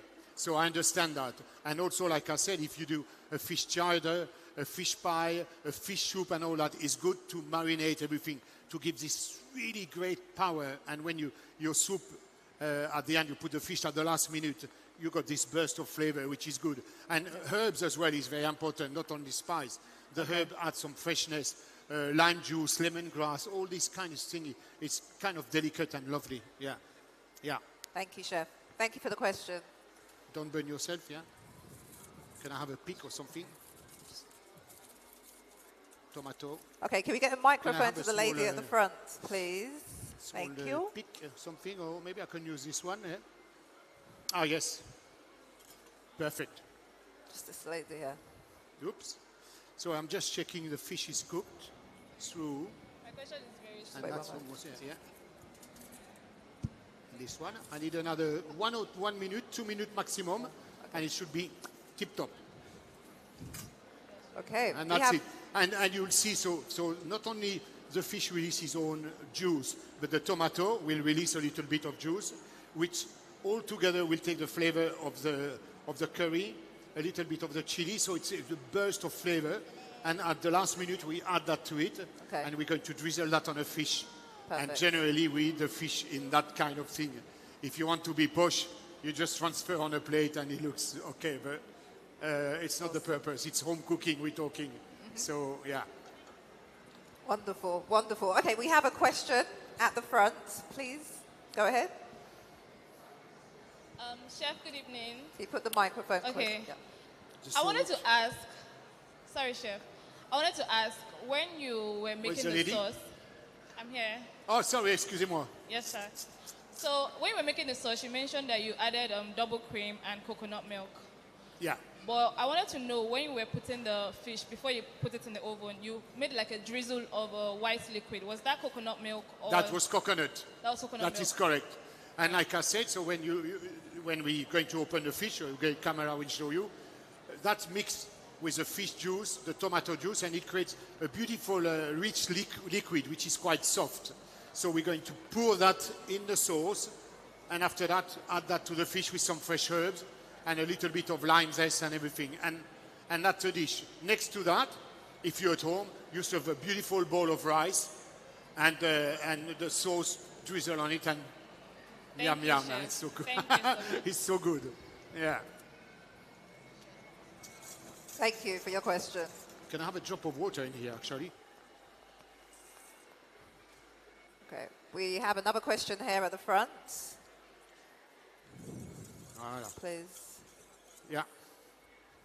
No, I wanted a little bit of more liquid. You have a question. Okay, we'll go to this lady first, please. So the fish is going to be ready. 1 minute. 1 minute and we're going to finish it just in the paper, like that.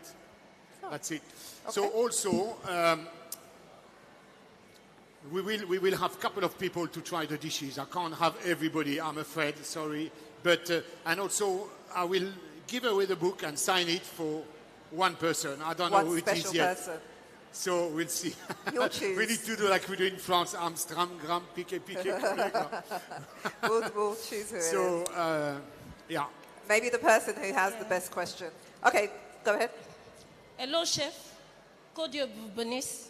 Merci. Hello. Hi. Oui, ça va? I wanted to ask, you didn't put salt when you started? Yes, I did, but a little bit. A little bit? Yeah. Okay, so that it won't burn, right? Yeah. So that it will not burn. Sorry? So that it will not burn. It will not burn. So it won't burn? To avoid... Yeah, sorry, so I put only a little bit of salt, yeah. So the thing with salt, depending on what you do, like we said, if you marinate, if you do a salt solution, there you use it. When you got fresh ingredient like this, I always put a little bit at the beginning, and after I check the sauce. And that's what is interesting for me, is the flavor on the sauce. It doesn't mean I don't want salt on a fish, but sometimes we tend to over-salt things, and we lose some of the flavor. But I also know that some people love salt. So it's a compromise between what you want to achieve, the freshness of the produce, if you want to marinate it, or etc. So a lot of but it's true, I don't put a lot of salt. Generally speaking, I'm, even in my cooking at home, very light. The only time I put salt, it's when I do a beautiful ribeye steak, and at the end of it, I put some sea salt, for example. But yes, I don't really put a lot of salt. Thank you. Okay, we have one quick question at the front, and then we'll go to the... I can never make that full. This lady here. That's perfect, sorry. Yeah. You're a master of making that last, yeah? Hi, Chef Dan. Right, so I'm going to put that in. Okay. Hi, Chef. So how long Chef, it's been there? Right. We've got a question. Should we do this first? Sorry? We have a question. Yeah, it's okay. I can wait for a little bit. It can wait for a little bit. Just 1 minute. Okay, Chef. Please. Hi, Chef. All right. I want to quickly ask, can you suggest the different kinds of pastries that can be used for this kind of fish?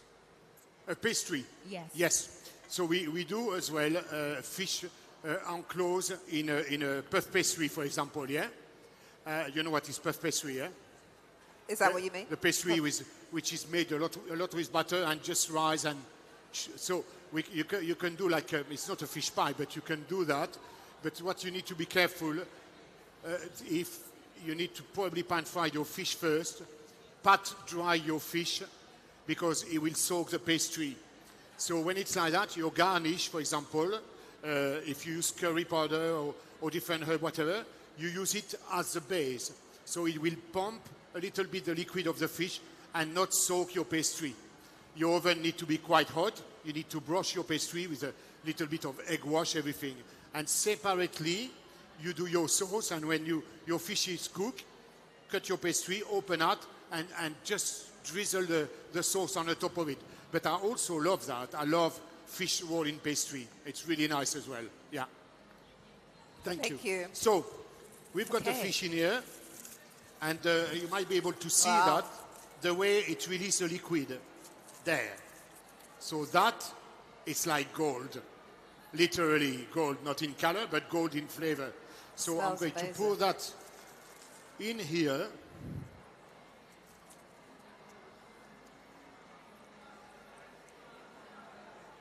Like this. And there's even more that, you see, there's a little bit more. Can you smell the fragrance? It smells amazing. Yeah, with the lemongrass and everything, yeah. Do the same with here. There. And that's...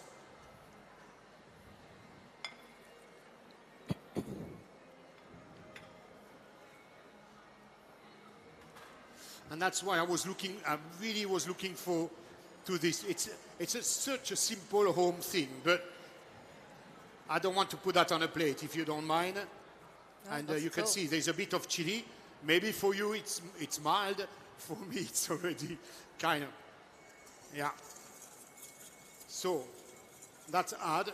Yeah, no, I don't need it. It's perfect. And I'm going to add the herbs we've got on the side there. Sorry. So that gives you this beautiful color there. And the color is down to some of the curry and some of the tomato juice as well. You go away. I don't need you in here. Oh, sorry. Excusez-moi. Yeah, thank you. You're not invited. So I put some of the herbs in it. So we've got coriander, correct? A little bit of dill. I'm going to put a little bit of fresh chili, which we got somewhere left down, and this as well. And can you cut some lovely couple of nice fresh leaves and that as well to put on the top? Thank you. So I hope you can see what we're doing, yeah? Yeah. Voila. So thank you very much. Let me taste the sauce. Sorry. I love this dish. I don't know if I'm going to have people on stage. I might eat it myself. Need a bit of salt. So we were talking about salt with the lady. Now I'm putting the salt I need. Salt. Coriander. Sorry? Chili. Yes, I'm going to put on the top of it. So I put the rest of the chili, fresh. Yep. Fresh in it. And I'm going to add a little bit of this. That's the lime. Yeah. Okay. Lime, yeah. And I'm going to drizzle that on the top of the fish.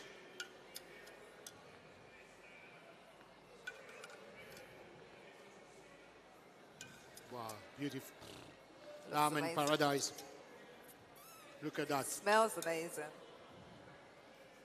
So like I said, serve a beautiful rice with this. And thank you so much. A little bit more zest on the top. Like this. Thank you very much, chef.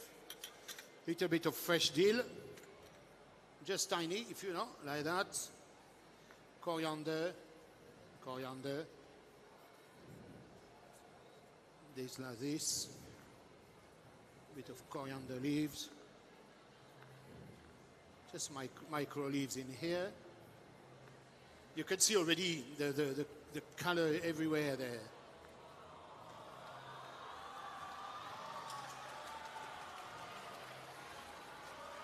Oh, they.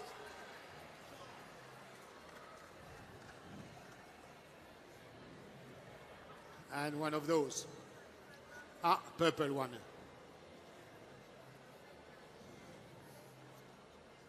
Right. So this is it. This is the dish. It's a pan. What's the name of the fish? Coca. So we've pan-fried a little bit, steam in what we call papillote, but parcel with a little bit of curry, chili, lemongrass, lime, coconut cream, I mean, I think you can. I hope you can see it. Can we get another close-up? It's just simple, delicate, fresh, and I love it. So hopefully, yeah, you will like it, and you can see that. So thank you. Thank you so much. Yeah. It looks amazing. So we have 5 minutes remaining. Right. So taste it. Don't please be disappointed because I can't have everybody. So I love the number 8. So I want people sitting on the 8th seat in here, on the 18th seat in here, on the 28th seat in here, and on the 38th seat in here. How are we going to coming do that? in here? Okay. And the Sorry. 8 seats. 2, 4, 6. And one of you ladies can come and try the fish as well. Sorry. It's okay. Yeah. So please. Yeah, can you count? Because I don't even know. But I want it to be even with women and men. Right. So you, the guy who asked the question, you Okay. can come down, One. please. Sure, Come. go ahead. Yeah. Okay, sure. Yeah, sure. you can come. So one. And then somebody from this side. Okay, you're going to choose. Yeah, go ahead. The gentleman Sorry? who has a question. The lady who has a question. You want to? Yeah. Okay. Oh, okay. Do you And, want to ask one, him? But ask and him. the lady there. I'll tell him that you have a question. Okay, sure, go ahead. So we have 2, So 6 people, 6, which is enough. Okay. So Oh, this is the dish. Did you ask the salt question? So you can try. I don't know if there'll be enough, but you can go And up. shall we need to put in a small thing? No. It's better to put in a small dish or not? Do No? we have Or they can spoons? try direct. It's Okay. So is it just for them to okay. Yeah. So you can. Can you guys? So it's very simple. I mean, but I would serve rice. It's not too spicy. So don't be disappointed. I know you love spice. So don't. So, sorry. It's nice to meet you. Thank you so much. Yeah. So please. So spoons. Can we cut it in half, and. Okay, yeah. so you'll cut Sorry. them. You okay? All good. Targets. Chez moi. Yeah. Can you cut it into 8 pieces, if possible? You are. All yes, of them. Okay, thank you. I made all of them. Well done. Croque monsieur. Mary. Yes. Mary, can I get a comment? This is a coq au vin. I love coq. Thank you. Is it? There is one, but I don't know if it's. But I've croque monsieur. Wow, I love it. Yeah. But you English, are you? Okay, chef. Yeah, because you didn't know the word in English. You said you did. Yeah, no, of course, yeah. It's for him to decide how the books. That's why it's called chez moi. Chez moi. Yeah. That's a good question. Croque monsieur. Well. Croque monsieur, real one. Really? Okay, so we've actually come to the end of the masterclass. Have you tried it? Chef, Do you like? Feedback is that it's so nice from the tasters. Okay. Thank you, everyone, by the way. Thank you, everybody, for coming. If you would like to... Yeah. Okay. Thank you so much.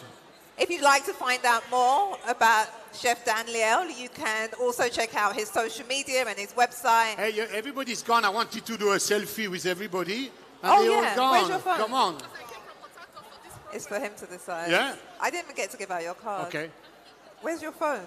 You want to do it on my phone? I don't know where's my phone, but I wanted Mario. to do a selfie with everyone, yeah? Okay, maybe I you can take do on it yours, and then yeah? give it to you. Hey, guys, come on. You just... Your hands are longer than mine. Do you want to... I Like don't know that, how to- yeah? Okay, you do it. Okay. Selfie, everybody. Everybody say Selfie time. cheers. Cheese. Cheers. Come on. Wow, cool. Yeah. Do you want to do another one? Do you want to take his cards? Thank you. Sorry. It's okay. Okay, I'm coming.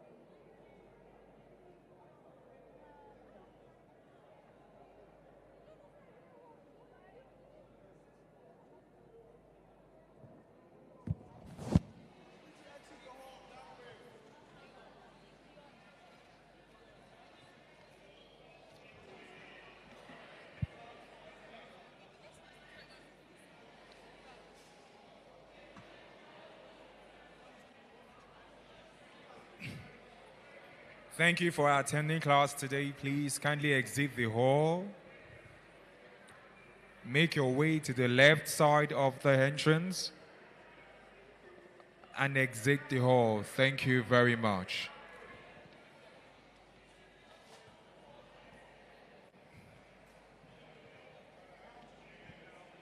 We believe class was awesome, but kindly exit the hall towards your left-hand side.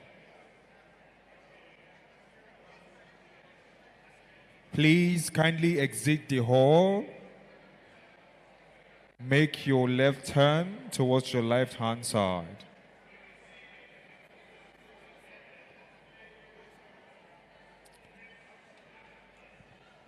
Ladies and gentlemen, thank you for attending class today. We ask that you leave the hall, taking the exit by your left-hand side.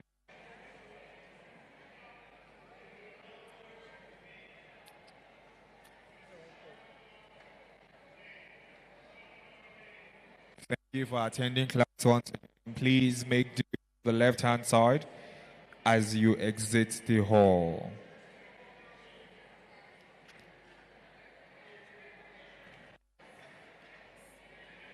Once again, you're having a quick sweep. Please kindly exit the hall.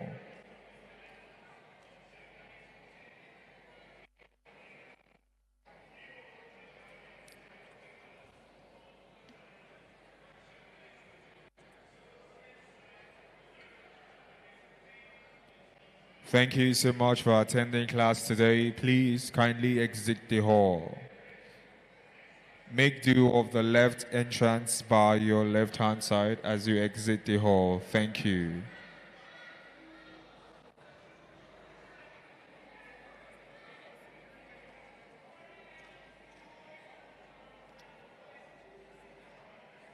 Thank you so much. Kindly exit the hall.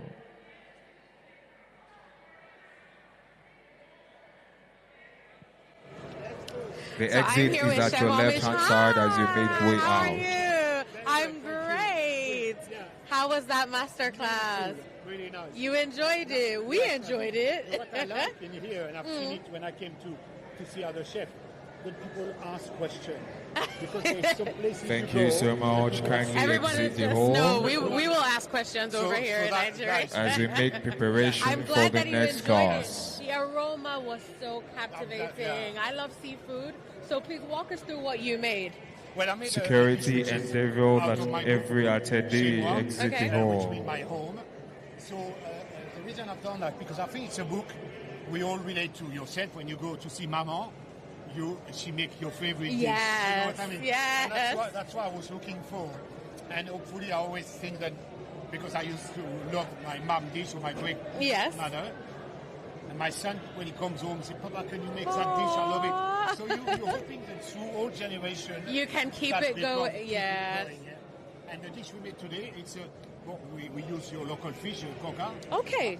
Which is got a flesh a little bit like the cod and the polo, which is what I wanted to kind of find. And we kind of bake the fish. Okay. So, which means all the flavor are close. And the juice released by the fish plus the fragrance of lemongrass and curry and lime and etc. Just add to the juice work of in the it. fish, and after that you finish the sauce with some coconut milk and a little bit of cream. So I could tell that a lot of flavor building went into what you made there. And with flavor building with fish, it's either it's underspiced or it's overspiced. Yeah. So how do you find a good, middle ground? Fish is very delicate. So if a fish is fresh and delicate, the star of your dish will be the fish, ultimately. Yes. Small portion or big portion, depending on what people eat. But the problem of doing a sauce too strong or not strong enough, it doesn't complement the fish, if you know what I mean. So, hopefully, like I said earlier, by nature here you eat very spicy. But if the fish is delicate and you cover it too much, you don't have this fragrance you're looking for. Okay. If you know what I mean. So I always say, not be cautious, but just try to balance it. Then you get more freshness in it, like the lemongrass and the lime zest would bring. That, okay. More kind of creaminess, nuttiness, which with the coconut, fish itself would bring. Okay. Because you pan fried in butter, olive oil, but also, like you said, exactly, coconut and the double cream. Okay. But you don't need to put double cream. It's not a creamy dish. It's a light, creamy sauce. That makes a lot of sense. Now, I'm happy to hear that you use croca. Sorry about that. I'm happy to hear that you use croca. This is your first time in Nigeria? Yes. And how has that been for you? The fish market was amazing. Because not only that, what I really like, it's colorful. Yes. The spirit of people in there. You can feel it. Feel it. Although sometimes they're all day there to sell perhaps not as much as they would like, this kind of thing. But they're still there every day. And the fish come fresh. The fish was amazing. Thank you. Yeah. So have you had any Nigerian cuisine? Yes, I had it a bit. Don't ask me the name. I can't remember. But what was the taste like? What did it have in it? The thing which is, it takes a long time to underpin the flavor. Okay. Because the strength is matching, is masking everything. Everything. That the strength, by the time you pass the level of strength, which can be quite daunting. Yes. You only finally get okay. A bit too late for me. As a chef. I understand that. But I mean, it's interesting the flavor you add to see. Would like to see your take on Nigerian cuisine for sure. But thank you so much, Chef. This was amazing. Yes. Briefly, in the market I booked some really gorgeous spots. Which one? Oh, nice. African nutmeg. Okay, So yes. When I go at home, because I cook online, I'm going to uncover all those things and nice. try to make some lovely new dish with it. I'd love to hear what that is people like. Follow me from here, which is my Of course. and then Galmiche French Kitchen. Okay. On Instagram. And if they want to buy my book, they can do the same, yeah? All right. It's my bio. All right. So hopefully people will see it, and I've brought some nice some of the elements. So it should be amazing. It will be amazing, I'm sure. If it's anything like what we saw today, it will definitely be amazing. Thank you so much, Chef. I really enjoyed this interview. All right, guys, you heard from the chef. That was an amazing fish dish. Stick around. There's still more to come. Bye. Thank you.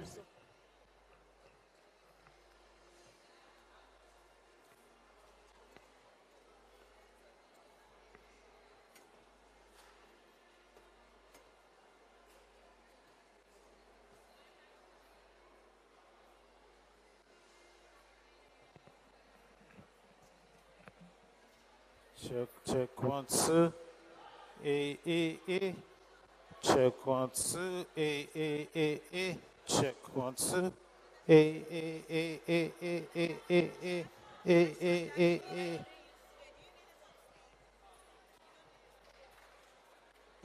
Okay.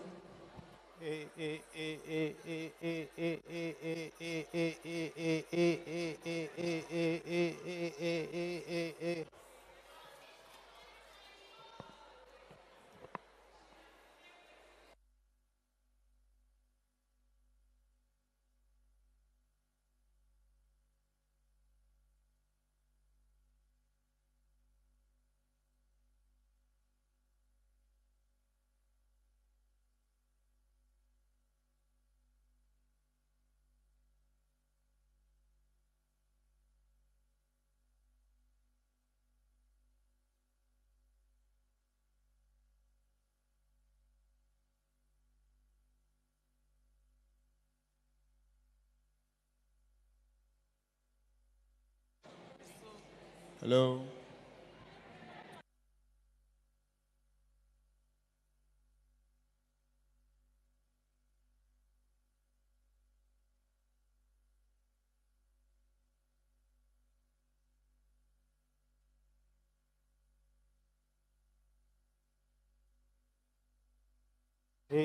Check.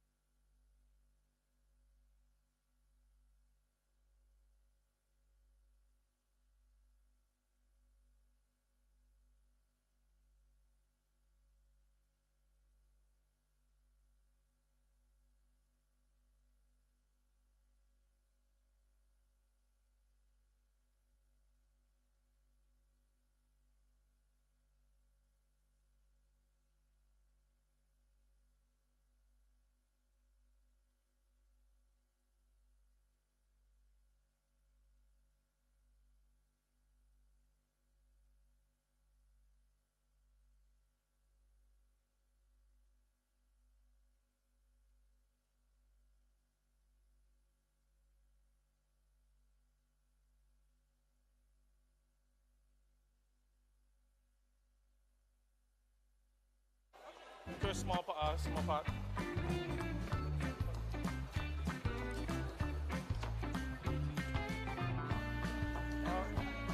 That's probably perfect for frying. Let's do something smaller, yeah. Oh yeah, something like that.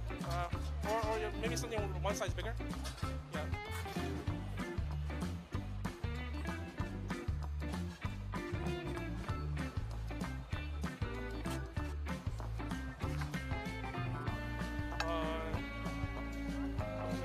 Excuse me. Oh, excuse me. I'm gonna get the rice. Oh, the salmon in the fridge, back in the fridge for now.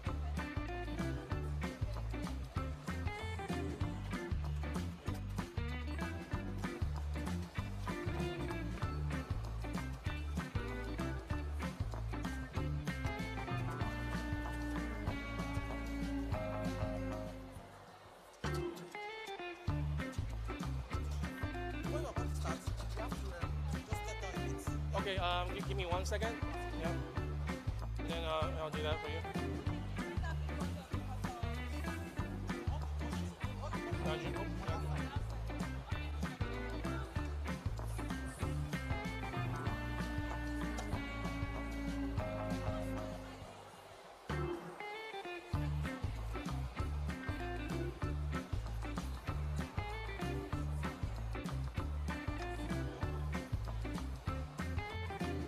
There's a frying oil.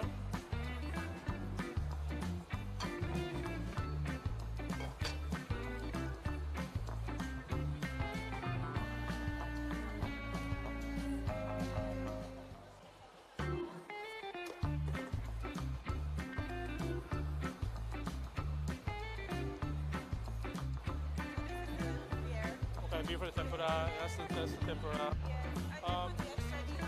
Do you have mixing bowls? Yeah. Okay. And then we're just I just want to make it as pretty as possible for the show. So I just want a little bit here. This is perfect, and this is fine. Yeah, and then this is for the batter.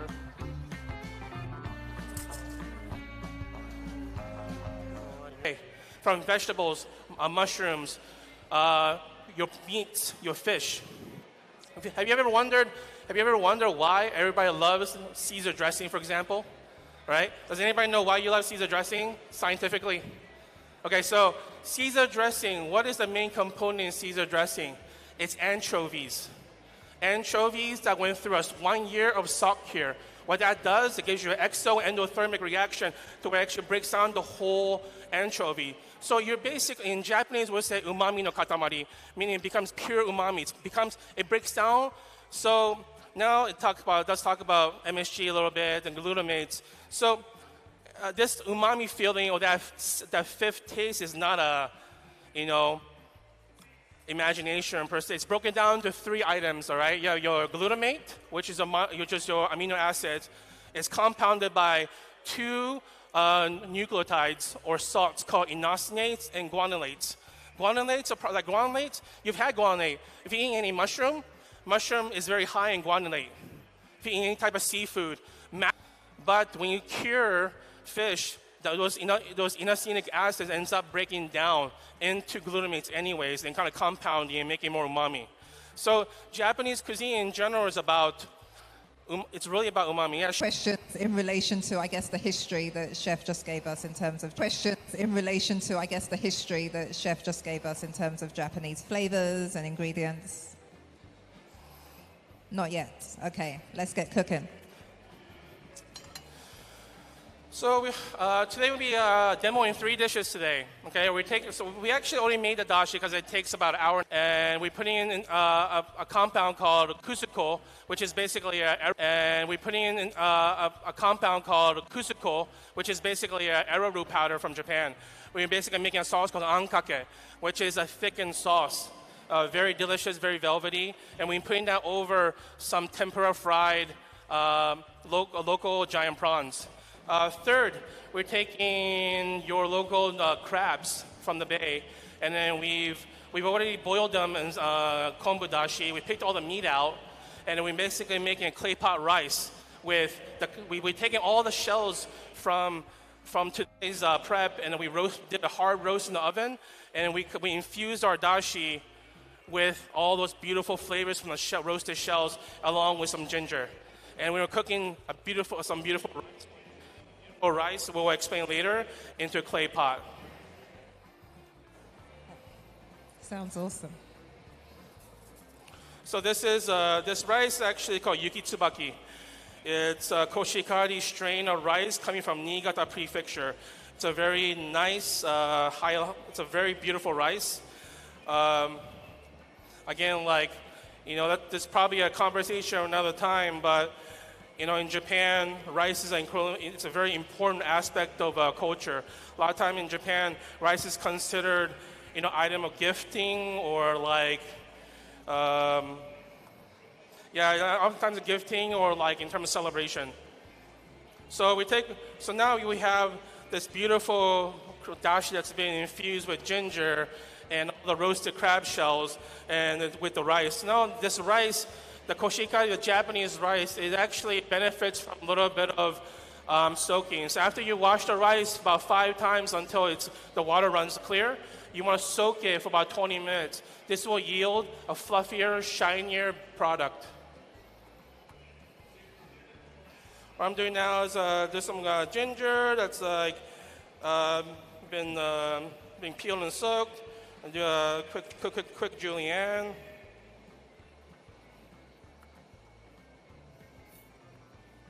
Chef, what is the liquid that you poured into the rice? So that liquid is the crab dashi. So it's basically the dashi number 1 that's being infused with a roasted crab shell along with some ginger. And I'm going to put more ginger into it. And then we'll cover it. And we're just going to cook for about 15 minutes. And then we'll first get it to a boil. Once it gets to a boil, we'll turn it down to a simmer, 15 minutes, and 15-minute rest.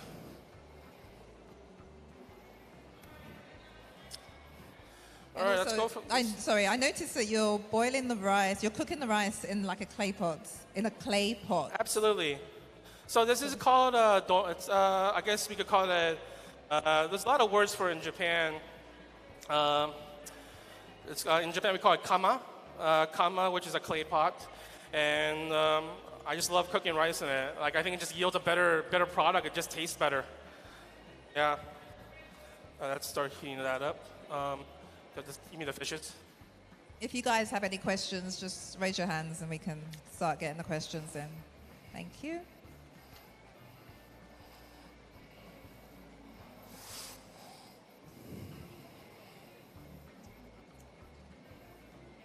Yep, and then the other fish as well. Can you put this over there? Get this, please.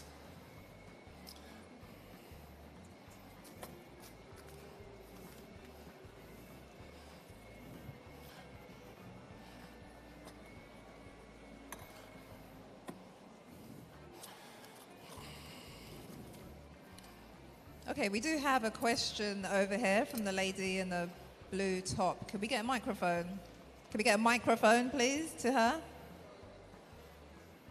Yes. Any microphones on the floor, please?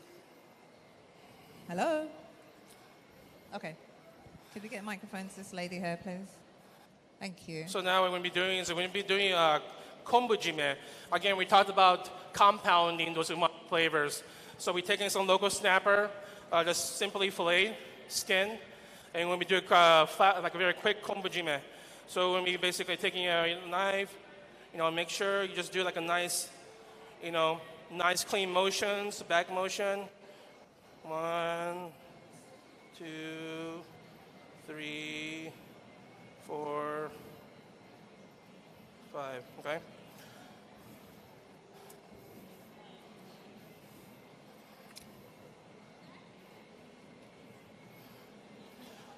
Oftentimes, you'll see Japanese chef actually cure the whole fillet.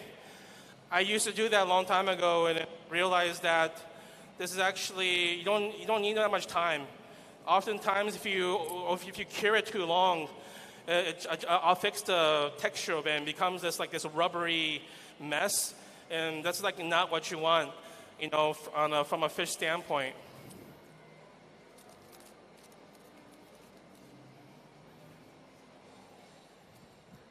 Do you want to ask your question? And that's it. Can I get a plate? Is it on? Okay. Or actually, this is fine. Are you ready for a question, chef? Put that back in the fridge for a minute. Plate over there, and then back in the fridge. All right, and then next.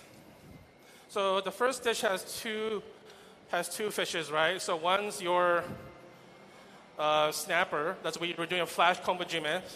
And next, we actually have some beautiful Spanish mackerel. We're taking the Spanish mackerel. This is called shime. in terms of Japanese technique. So after we fillet it, we heavily salt it and put it in the fridge for roughly about 45 to 50 minutes. And once worth, we actually rinse it in ice cold water, and then we put it into this liquid. It's again, this also has dashi.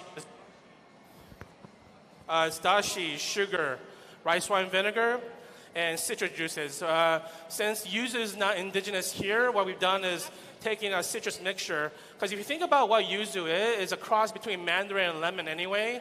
So what we're taking is like take some mandarin juice, combine it with some lemon and lime, all local, and then we put it in here as well.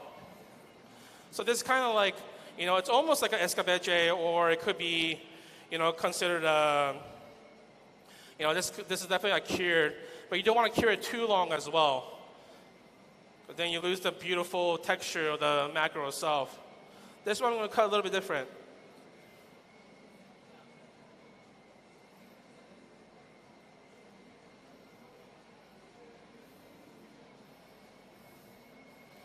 Make sure you have a nice sharp knife.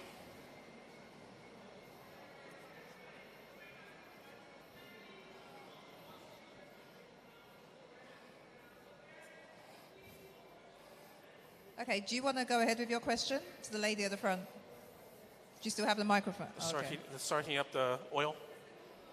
Yep.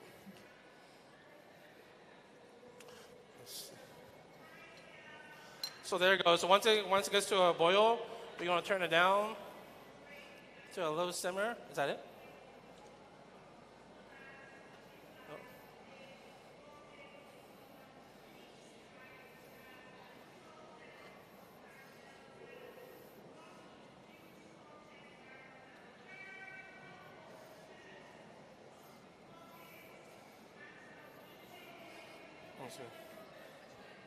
Go ahead.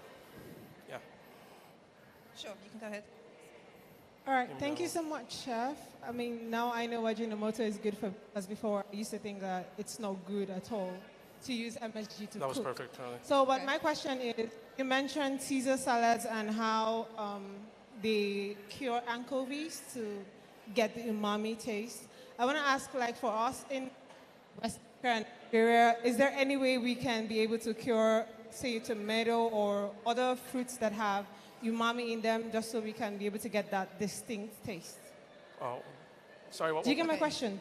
Okay, sorry, you mentioned that they cure anchovies to be able to get the umami taste. For us that maybe we don't eat anchovies a lot, say we eat tomatoes a lot, how do we get that umami taste from tomatoes? Oh, naturally. So the umami itself, you don't have to do anything. You don't have to do anything to it. The umami itself actually comes from the product itself. Okay. Yeah. We can just use it to cook, and then we can have the umami. The funny thing about the umami and things like that is that it's existing in nature.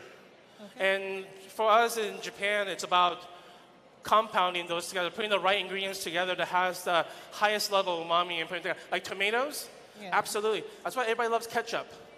Think about it. Everybody loves ketchup. Why?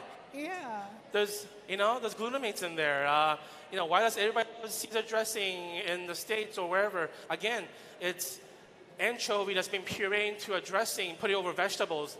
Even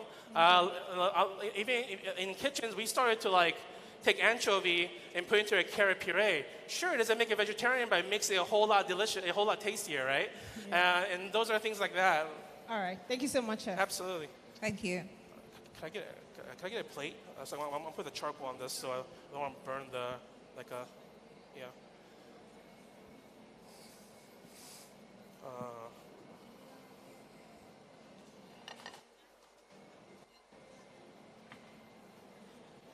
Oh yeah, that was perfect, yeah.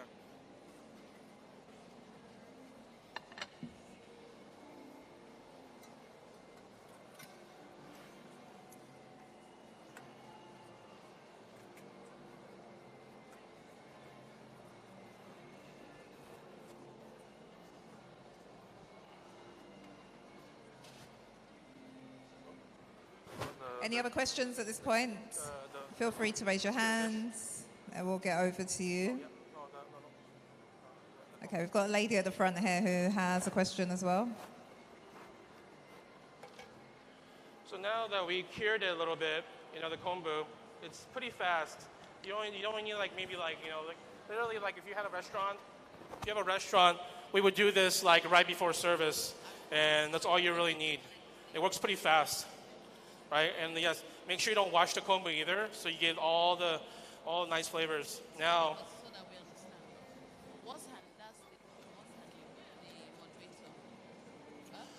Now it's seasoned.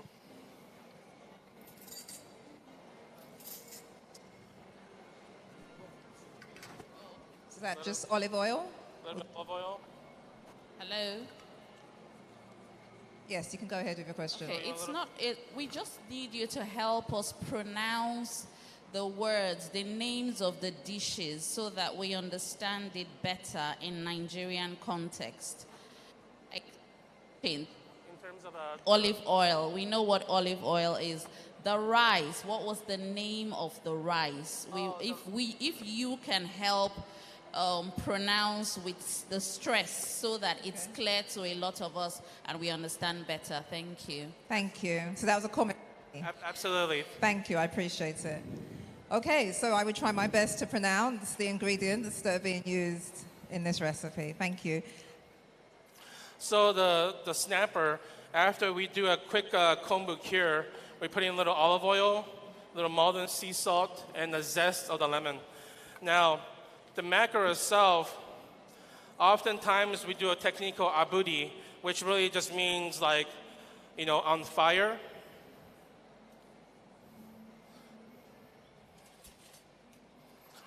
On fire, but we don't have a torch, so what we're going to be doing is after you portion it, skin side, just take some charcoal, and we're just basically going to sear the skin real quick so that way it's more tender.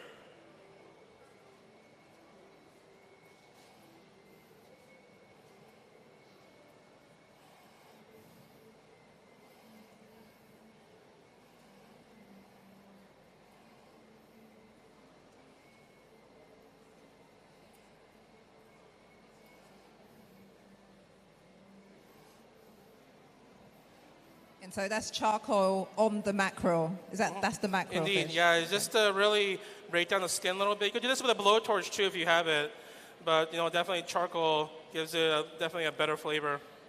Okay.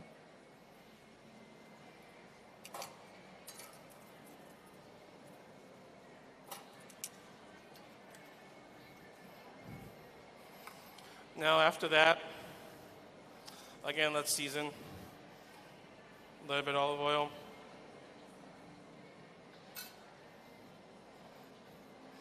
A little Malden sea salt. And a touch of orange zest.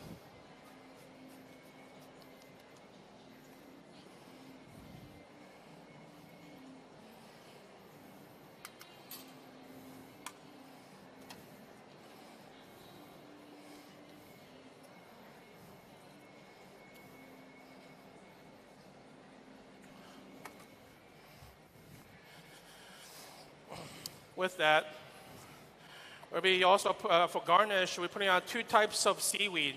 Again, it's all about compounding the umami, right? So the seaweed that the kombu, if you will, that we use to make the dashi, where we're taking it, is braised in a fish sauce gastrique. So fish garum. So we took the fish garum, combined it with apple cider vinegar, sugar, basically almost making into like a lightly caramelized sauce, if you will. So it's like a French gastrique.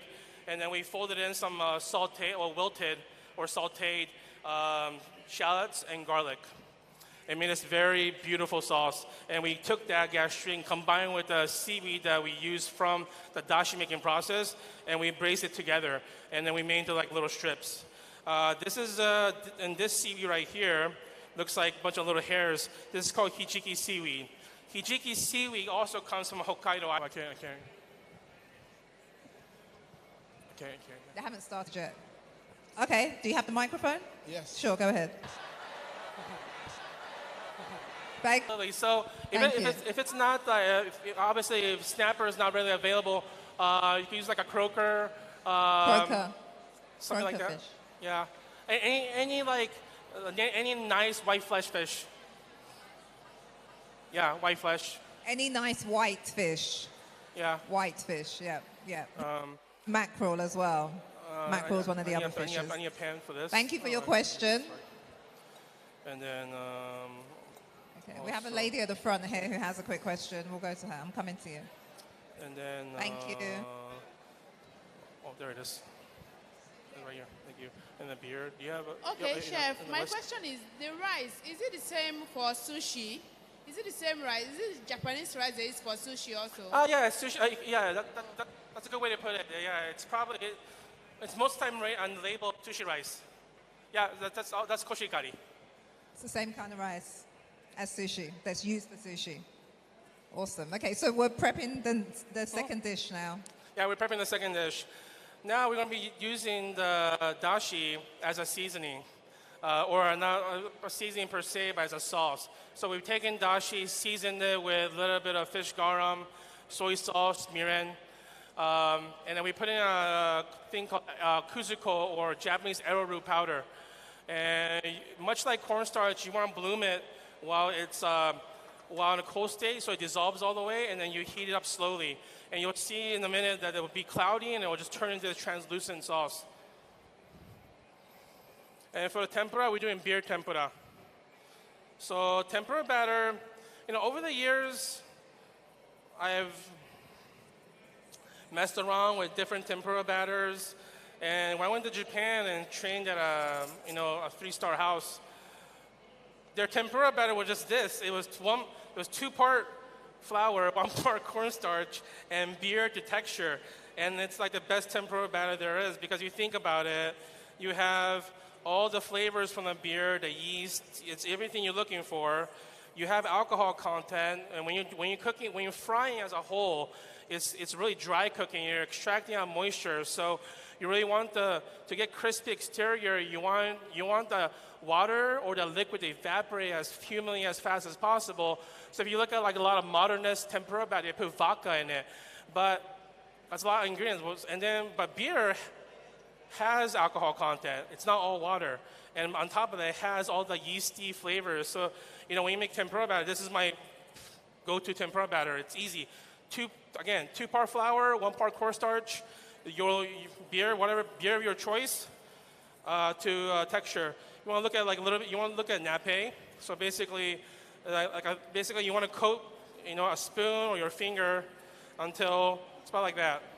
All right, not too thick, not too thin either.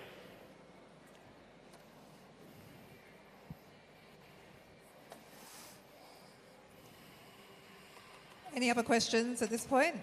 I saw somebody with their hands up. Okay, there's a lady at the front here. Can you get her a microphone, please? Thank you. Oil you used to the infused oil, he said is an infused oil with ginger and smoked, is it roasted crab shell? Please, can you explain the process?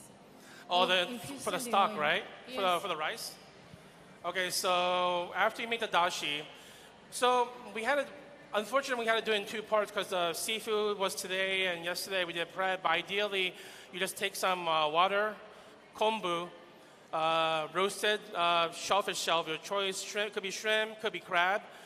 Some whole ginger with the skin on. Just make sure you wash it and and just slice it. And then you want to get that up. So when you're making dashi, one of the things you remember, you don't want to boil your dashi. Okay, you want to get it up to a scalding temperature. So right before it boils, so you get the shells, the kombu, the ginger. Right before it boils, take it off heat. The bonito flakes, just put in the bonito flakes. And you cover it. You don't stir it either, because if you stir it, it'll make the stock cloudy. And you want the stock clear and delicious and very clean. Thank you, Chef. I hope that answered your question. Okay. Do you have a thermometer? I just need this to 350.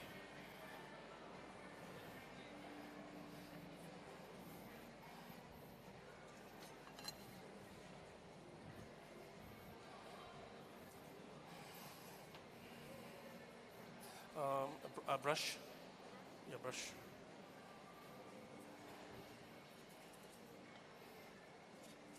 Okay. And also whisk. Oh,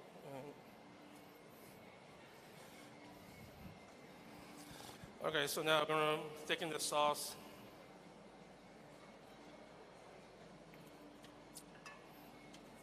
How do you turn this on? Or the front one's fine. Or that's good. That's good.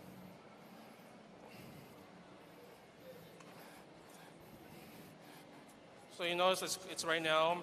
It's much kind of like a cornstarch. So you want to mix it in while it's cold because it's heat activated. And what's in the pot right now is just seasoned dashi. Again, seasoned dashi for us is soy sauce, mirin, touch of fish garum. Why fish garum? Again, it's pure umami. Like if you see how fish garum is made, they literally take black anchovies, put it together with salt, and let it ferment for outdoors for about 8 months. So you can imagine it just turns into a liquid umami. It's like a liquid MSG. Obviously it stinks, so I guess in the kitchen we always say like it smells so good, right? But it's like you want to take that, just put a little bit into it, makes it whole different. Not enough to like overwhelm it, but it will, again, it will give you more umami into your food.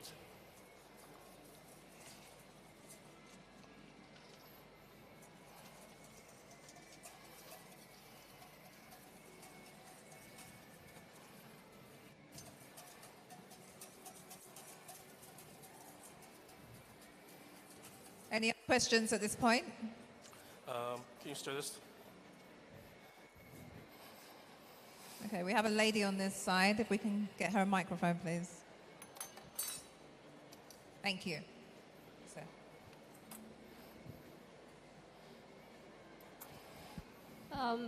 Like, how many hours are we going to leave the rice on fire? For the rice? Yes. The rice. How long on the fire? Thank you. Okay, so chef, we'd like to know when it comes to preparing the rice, how long do we have it on the fire for? Okay, thank you. What's that? The rice. Yep. How long do we have it on the fire for when we're preparing the rice? So with this rice, 15 minutes cook. So after you get to a boil, reduce the temperature to a simmer. 15 minutes cook, and now we're letting it rest for additional 15 minutes. The resting period is very important. Much like when you're cooking like a steak, you want to let the rice rest. You want to let it absorb any like extra liquid and let it, so that way so when you stirring it, you don't smash it up. All right, so it's very important. Okay, so the local prawns, they just put in the tempura. Just knock off any unnecessary batter.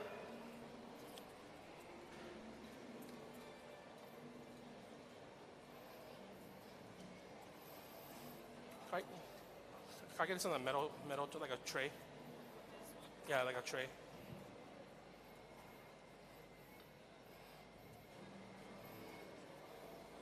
There you go. Let's just take it off heat for a little bit. See, have you noticed that the sauce now, it was cloudy, now it's thickened, and it's very clear. It's almost clear, becoming translucent. Yep, perfect. So we're doing the tempura. We're actually doing it arare. So on one side of it, we're going to be coating it with Japanese rice crackers. Okay.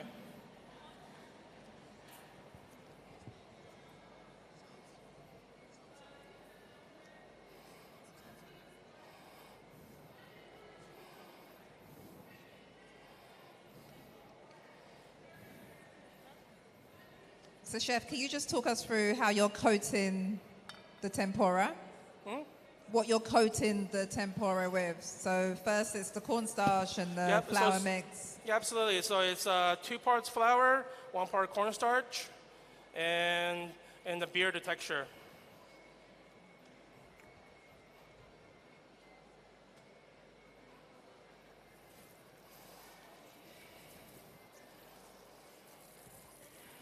And we dipped it in, it's called arare, which is a Japanese rice crackers. I mean, you can also use probably, if you're frying at a really high temperature, you could probably use wild rice.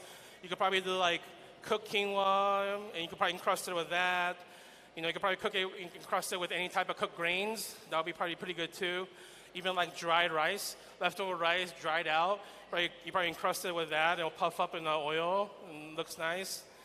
You have a thermometer? Is it hot? Okay.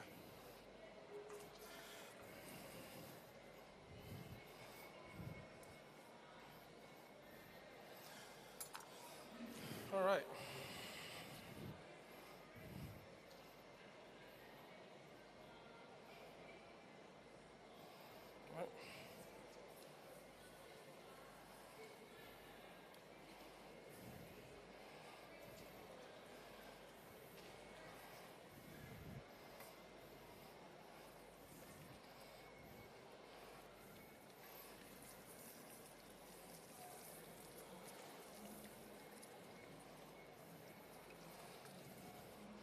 All right.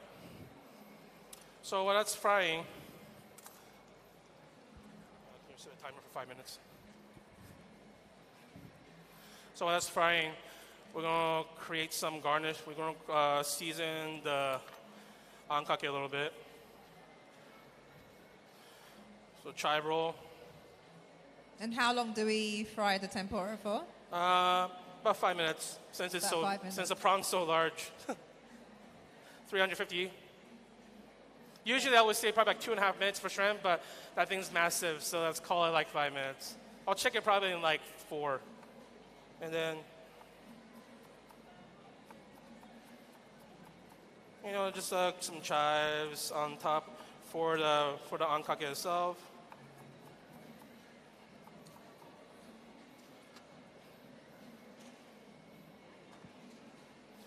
This is a very good trick to use for when you're cutting chives. In the kitchen, we call these chive rolls. So that way you could cut it. You could cut a lot, and you know it looks nice. And is it unique to Japanese cooking, or is it unique to Japanese cooking, or is there any traditional Japanese oils? Hold on. It's a little too high. Take it out for a little bit. Olive oil is traditionally, you don't go hardcore tradition. It's not in Japanese. It's ready to take it out. It's not hardcore in Japanese cooking, but you know, obviously, like I've trained all around the world, and olive oil actually. Olive oil is definitely being more commonly used in Japan. Japan, Shodoshima actually produces their own olive oil. So have you ever heard of olive oil wagyu? It's actually, so that obviously the Shodoshima, they call it olive oil wagyu because or Kagawa, they produce it there. So obviously that island is very prominent for growing olives. So Japan has actually started to produce their own olive oil. And it has become like more like a mainstream now. Same reason Japan, in Hokkaido, they started making their own cheeses. Yamanashi Prefecture in Japan, which always produce very beautiful Kyoho grapes, are making amazing wines to compete with Europe. Like they've expanded their horizons. So if you ask me 20 years ago, olive oil, I've never heard of it. Now, my mom uses it. So I guess maybe that answers your question. It's definitely becoming more and more used. All right, thank you. Absolutely. Thank you. There was another lady here who had a question. On the other side, please. The lady in the green. Thank you. Okay. Yep. You can go ahead. Thank you. Good evening, Chef. Hello. Okay, so I noticed most Japanese cuisine, they like using the clay pots for most of their dishes, like bibimbap and all of that. Is there a special flavor that it gives to the dish? Or is just for Japanese cuisine display? Can you repeat that one more time, please? Okay, I said I noticed most Japanese cuisine, they like using the clay pots that you use for the rice. Yes. Like bibimbap. So is there a special flavor that it gives to the dish? Okay, so I don't know, my own mentor might kill me on this. So it's not really about the clay pot itself. It's about heat conduction. So I mean, when I was training at like a French restaurant, Guy Savoy, like, you know, or like even at Charlie Trotter's, we use a lot of copperware. Copper is amazing. It's one of the best, conductors of anything, right? In terms, I mean, the conductivity of copper is many times that of aluminum or stainless steel. That's why copper pots are so desired. So, I mean, you could cook in a copper pot, you could cook it in a cast iron, you could cook it in a clay pot. Anything that conducts heat evenly and up the size is what you're looking for. So that way your rice doesn't get like, cooked and then raw in the middle or something, which happens a lot if you try to use like a stovetop that's like without like a really bad pot or something. So now the shrimp are cooked beautifully. We're actually going to put like I guess you call this umami salt. It's a rishiri kombu. So again, kombu from the northern part of Hokkaido Island, northern part of Japan. We combine that with deep sea salt. It's called tenkai no hana. So it's an Okinawan deep sea salt, very fine, very pure. And then we combine it with matcha, really nice matcha. So what we're going to be doing is now seasoning this tempura with this salt. And it also gives it a beautiful green texture. And you can kind of go okay with this because it's like literally 2 parts salt, 1 part kombu, 1 part matcha. So, just go at it. It's beautiful. It's basically my staple. When I do any type of tempura dish, it has become like a staple ingredient in my own pantry. Okay. All right, we're very close. All right, I'm going to plate this real quick. Simple. So,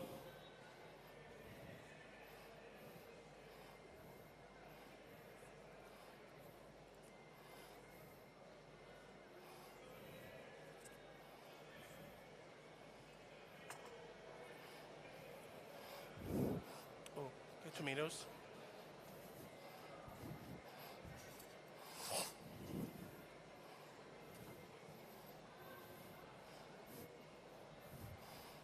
All right, here. Okay, tomatoes. Can you put it into a bowl?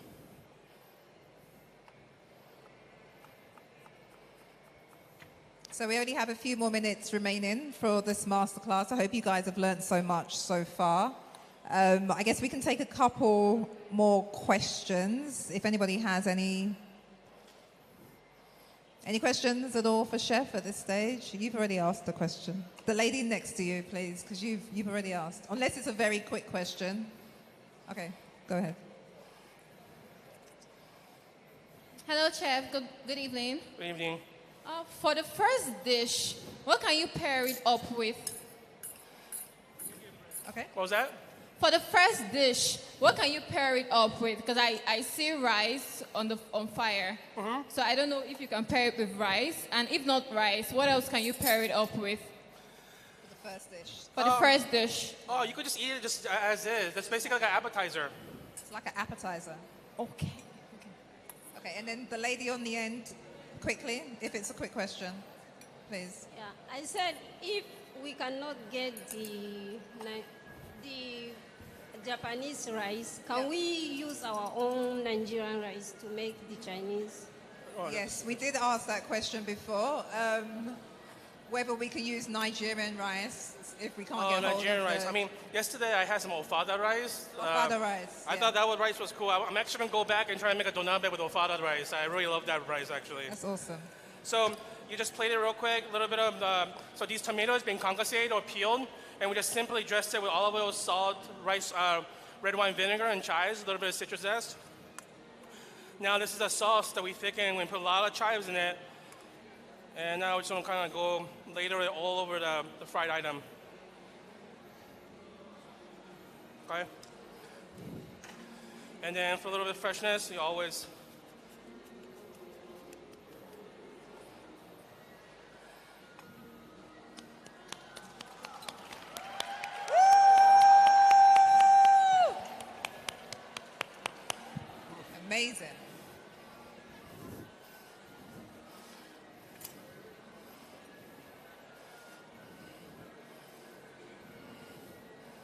And then we still have the rice. Yep, and now we're going to do that. We're going to plate the rice. Okay. Cilantro. Yep. I'll give me what? Okay, so yeah, so.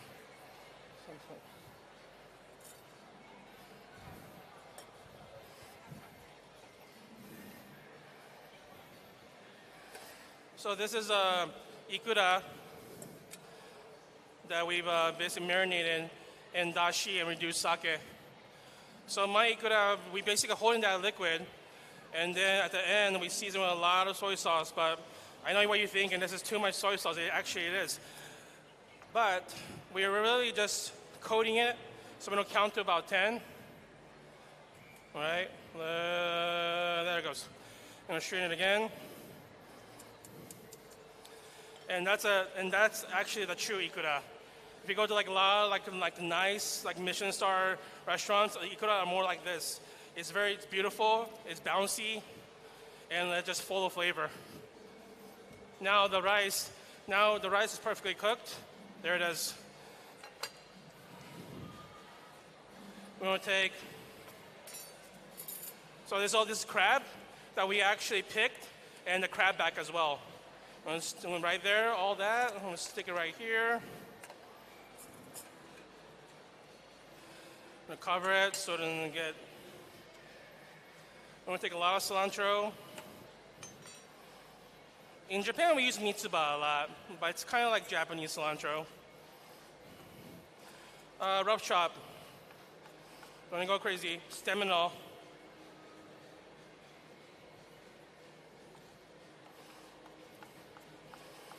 Just kind of like go one way. Kind of have bigger pieces. Fantastic. And it's kind of.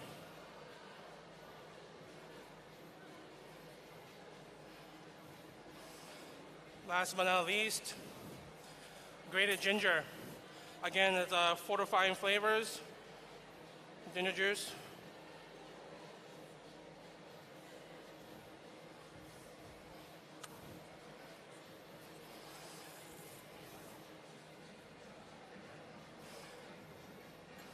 I'm gonna bring it over here. So basically, we present it like this. And then, so if you go to a nice Japanese restaurant, we'll present it like this, table side, right? And then we're just gonna simply mix the rice together for you, table side. This is one of those things like eat every day. I love rice. You smell this?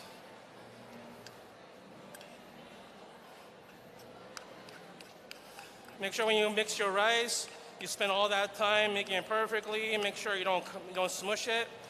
When you stir it, also cut it.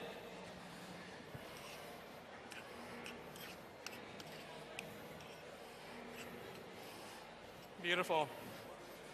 Small bowl.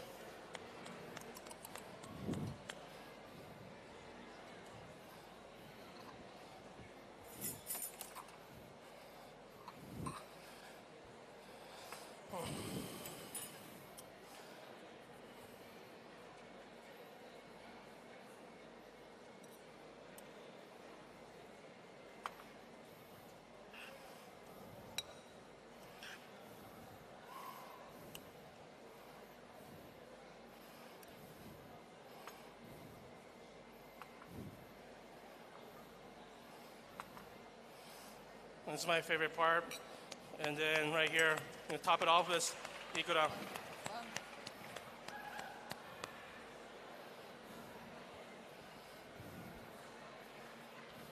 And there is crab on it.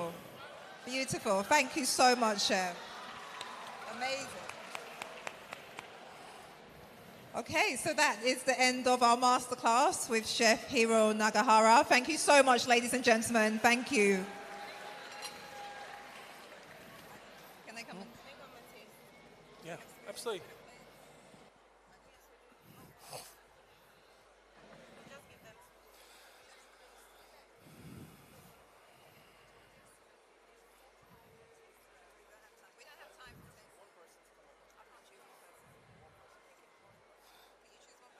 Can you choose one person?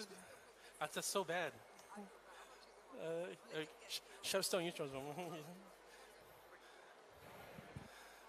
You want to try it? Okay.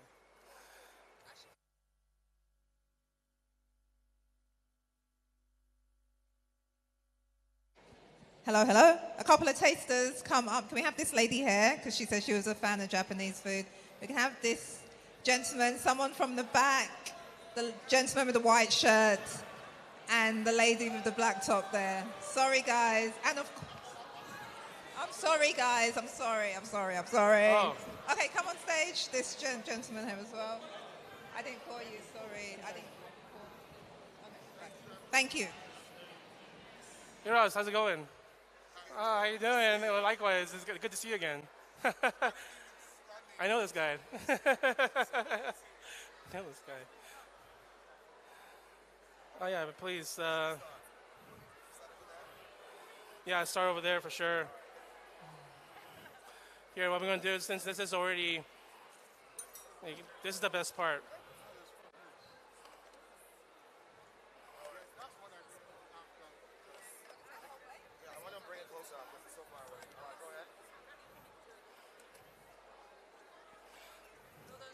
Huh? It's okay? Yeah, great. Very good. What? Oh, oh yeah. Yeah, absolutely. It's okay. Absolutely. I hope you enjoyed it. No, it was great. Well, yeah, well, our flew by fast.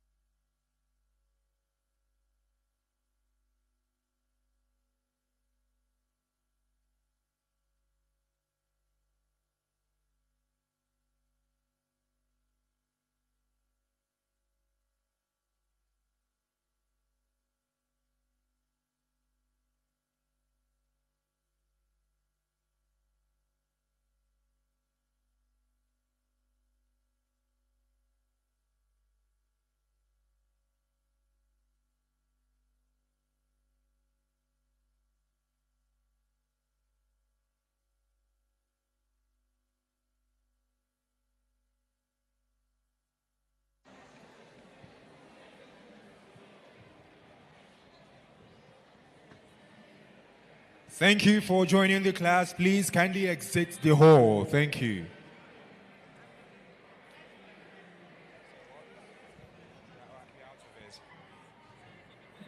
Thank you for joining the class. Please kindly exit the hall.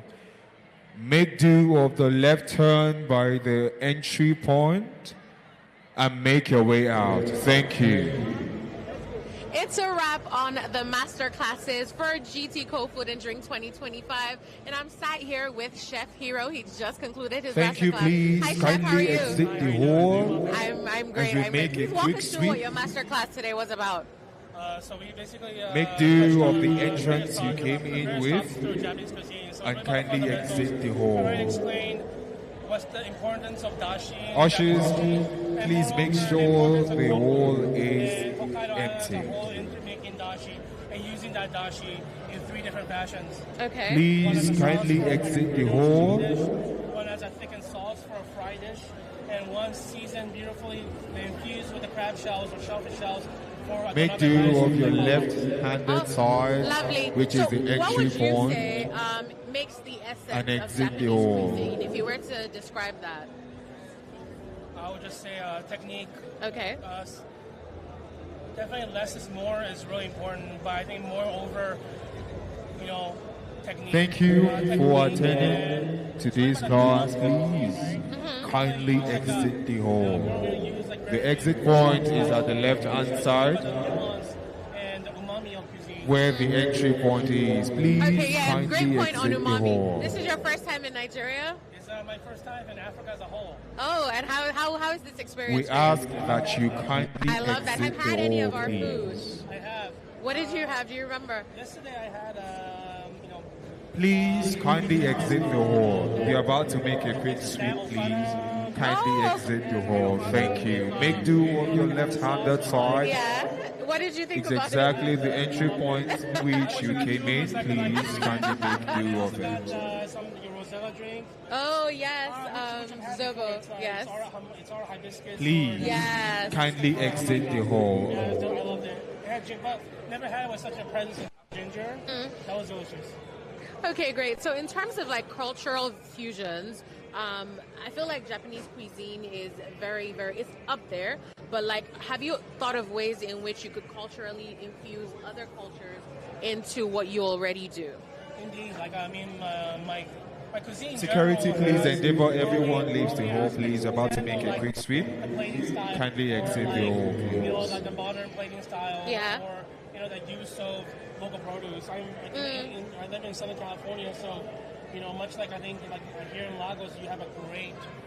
You're blessed with great weather. Yes. In Southern California, so your produce selection is quite large. So I think in that it's very similar. I love using during tomato seasons, I'll do like a tomato 10 ways on a plate, or nice. If you were talking or anything like that, Lagos spinach reminds me of New Zealand spinach. It has that sea characteristic, almost like that, slimy but in a good way, and I love it. And I think talking to Chef Curtis Stone, Chef Stone, throughout the whole process, I really wanted to utilize as much local products as we could. So I try to make sure we use all of that, except of course the kombu. Thank you for attending class today. All right Please then, thank you kindly so much. exit This the was such an hall. amazing conversation. Thank you. I loved having you. All right, guys, that is a wrap for GTCO Food and Drink 2025. All right, so let's just take pictures and.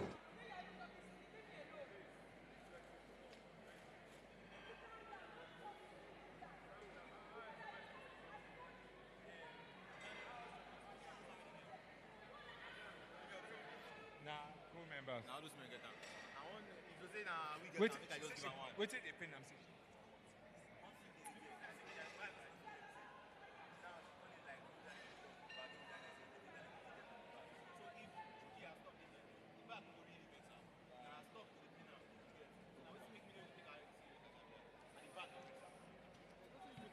Thank you for attending the class. Please kindly exit the hall.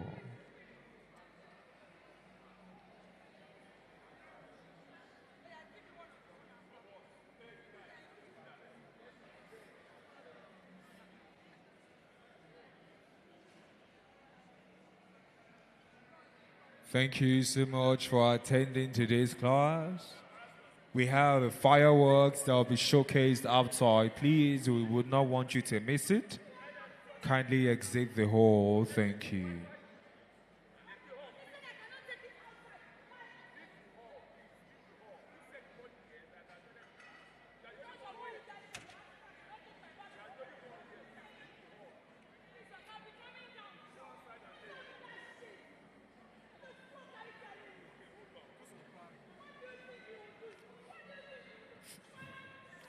Thank you so much for attending today's class. Please kindly exit the hall. We have a firework that will be showcased outside, and we love that you have a view of that experience. That will be showcased outside. Please kindly exit the hall.